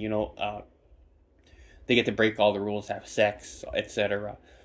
Responsibility is a different thing, because your responsibility as a child of a capitalist is a little different, that you're going to inherit a lot of money. And so your responsibility is to live large. It's not possible for everyone to be a Christian. With Jesus' wealth redistribution, the poor will always be among us. Well, if they are, I don't want to be near them. Because your duty as a capitalist is to demonstrate the power of what America is and what it can do, and it did for you. And, and it's, you can't be into that kind of stuff. It sucks your money away. Because the way you feed the poor and the way you clothe those that need to be clothed, if you're a capitalist, you can do a lot more than Jesus. Jesus is gone, right? That's why we are the ones as capitalists that are making enough bread and fish to feed the 4,000 and the 5,000 or whatever. We're really doing the work of God. I hate to say it. Kennedy said, God's work must truly be. And how do we clothe? You think where is Jesus at? He said, Brother Benno is in Oceanside. Jesus is at,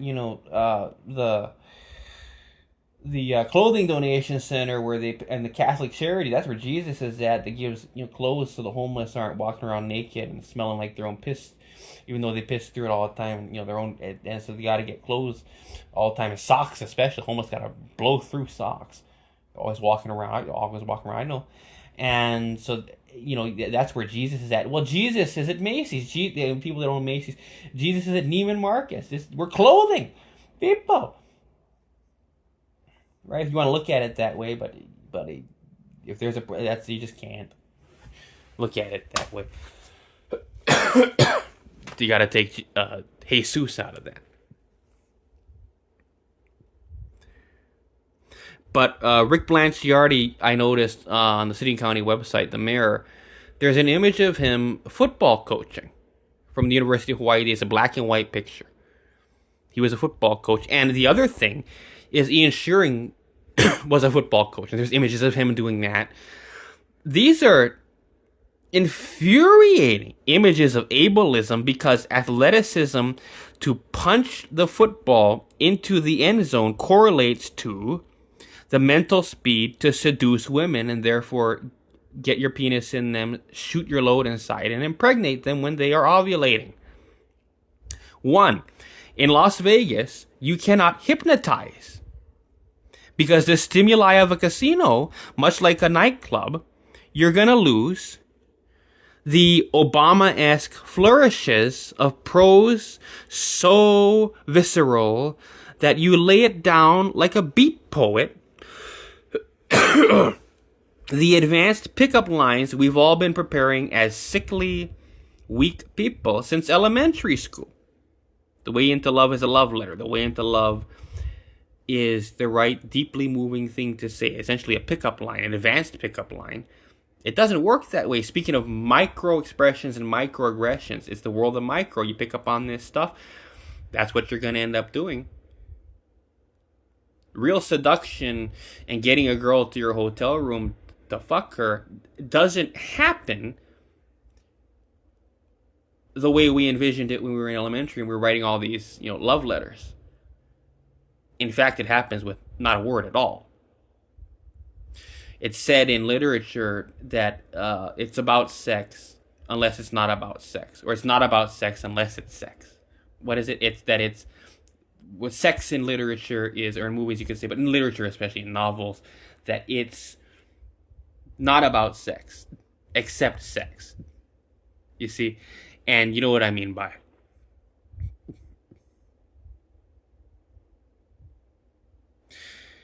But these, and so it happens without a word. So there can be talk, but it's a form of it's a kind of the talk that happens when a woman's being seduced by a man and being taken to his hotel room to be inserted, is actually to distract everyone else out of kind of shame of needing to do the number 3 bathroom function and doing it in this way. That they're gonna do that, and and no one falls for it, or no one pays attention to it, or no one falls for it, and everyone knows what it is when you see a guy sweeping a girl off her feet that way. That's what sweeping a girl off her feet is. It isn't this dream of ballroom dancing. It's real dancing that way, but it happens without a word, and the conversation, the words are more autistic stimming to kind of deflect from the fact that I'm about to close that door with her behind it and put my penis in bed.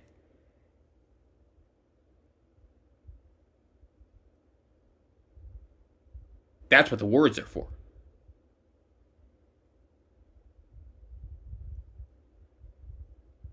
It happens completely non-verbally. And not at the micro-expression level.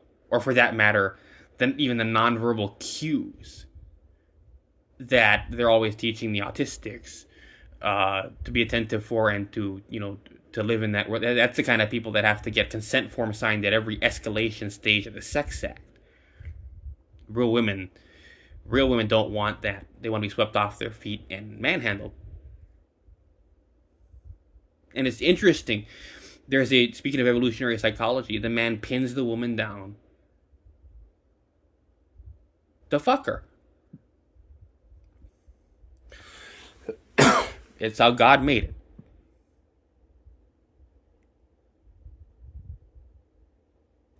But we were perfecting these lines since we were in elementary and then through college. And you learned that women are really of the highest, when these women that are of the highest quality for human reproduction identify you immediately if you're one of these Obama-esque, sickly love letter spoken, laying it down like a beat poet, Jack Kerouac. Not a good kind of Republican. It's a bit of a slur to call someone Jack Kerouac. But the highest quality of women for reproduction immediately identify as overcompensation for a weak brain, nonverbal learning disability, and they quickly sidestep you. And believe me, if you're stuck in that world of micro and you're taking psychiatric drugs and you can't move quickly, you're not going to be able to pin her down. You might not even notice the best ones. You can only date the right ones for you, according to psychiatry. And that's what I was getting at, is my theory on why they would teach and encourage certain classes of people, especially ones they put on medication, to study micro-expressions, is just so that they are stuck in that world of micro. And it's a eugenic origin to do that. It's eugenics. That people that are strong and develop at a normal, meet the developmental milestones. And schizophrenia, what is, and why do people come down with that and have to go to think about what that is? It's sickliness. And these voices that they're hearing, I don't, Freud was wrong about so much, and all of it is pseudoscience, and Jung too, but it's beautiful. Jungian psychology and Freudian psychoanalysis, what is it good for? It's good for writing. It's good for generating story. And that's stuff that happens in a book. But if you're reading a book, you're not going to be attentive enough to the streets as a patrol deputy. You're not going to be reading a book because you're going to get shot in the head by these crazies. You can't be reading a book. And yes, the world is a text. And at a certain level, you can make the argument that if you are analyzing the world that way, with an average IQ, even with a high IQ, if you're doing culture criticism walking through a mall, it's not that a police officer shouldn't notice the brands that are all around him. But if you're thinking about the blog post you're going to write about the brands and what the text says, because like cultural criticism says, like literary criticism, we can take that and we can apply these heuristics for literary criticism to any text. And a text could be the shoes people are wearing, fashion, brands we're seeing around us, things about the cultural milieu, the weather, and the patterns we see in them. Again, the world is a text, like an open book that we can read, right, and interact with and be moved by, just like micro expressions. That the strongest would never be taught this and would never be sucked into that, but the weakest, at least identified by psychiatry as weak, right? And well, what explains the fact that these teenagers are at 13, at the age they say you come down with schizophrenia, are having voices and these outbursts and lashing out? It's a genetic lemming effect. They haven't hooked up yet and had sex. They haven't dated.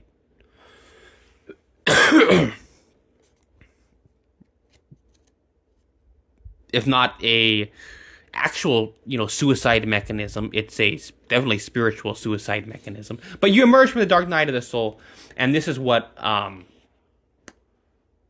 Eric Whitaker, author of Mad in America, said about it, and his proof, and it's startlingly convincing proof and evidence that no one should take psychiatric drugs, because people that get so-called schizophrenia, the way when you don't have money for these well, now they do, but in India, let's say you come down with that, it's poor, you don't get psychiatrically drugged, you get kept inside. And much like someone that's had it's a mental breakdown. And the person, you may be drinking too much coffee, and that's another thing. When I was on Abilify, I was drinking way too much coffee, and that's what left me so susceptible to being screwed up by people that were doing, microaggressions. So what? I've always touted myself as a public figure. I want to be a public figure. I am a public figure. You got to stand the heat of the kitchen.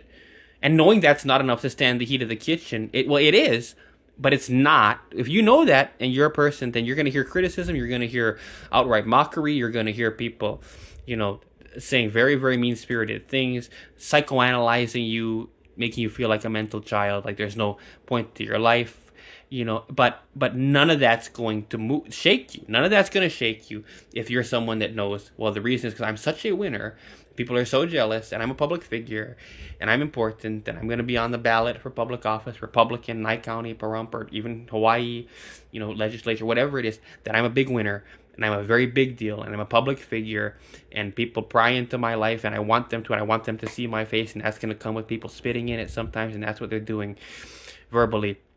If you think that way, it won't shake you. But not if you're on psychiatric drugs, and you're paying attention to microexpressions, microaggressions. Then, thinking correctly is not enough. And by the way, the diagnosis of schizophrenia, where among the key, tenets of it, or features of it, of the condition, is you're going to hear voices that are paranoid delusions, and you start to develop psychoanalytical analysis templates, psychoanalytical templates for interpreting your voices, which is your consciousness, and you start to think it's a auditory voice, but you hear a voice, and you develop a psychoanalytical interpretation template for them. So you can use your voices to change it from being schizophrenia into being, you can make your psychiatric illness your best friend by, well, if I'm hearing voices, obviously it's coming from some source, like maybe my shadow self. But listen, people can take advantage of that, suck all your money away from you, prevent you from procreating, prevent you from marrying, prevent you from buying fourplexes before, sure enough, the market through the roof, up, you'd have been a rich man, albeit low level, a millionaire, by owning fourplexes in southern Nevada, if they hadn't done that. But they succeeded, and here's why. Because I mistook real critics talking around me for my shadow self, thinking that I should interpret these voices because I was diagnosed with schizophrenia when I wasn't. And that's a way they can steal everything from you. Because they weren't hallucinations or delusions, they were real things. It was the heat of the kitchen that they talk about in politics. And you don't realize until after. And by the way, in all fairness, it takes a lot of time for a lot of people, a lot of money. It takes a lot of, and if you're obese, you got to lose the weight. For the reasons I talk about, you don't get that look from women until you do. So you're a fat slob, it doesn't say anything good about you.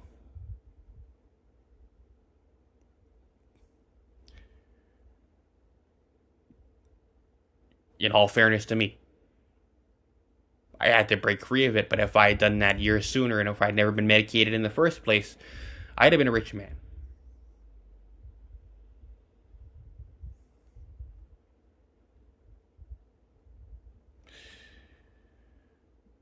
But these women will quickly sidestep you.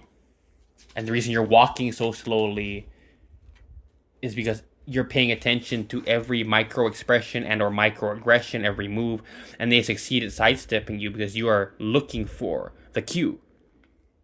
You gotta make the cue. And we'll come back.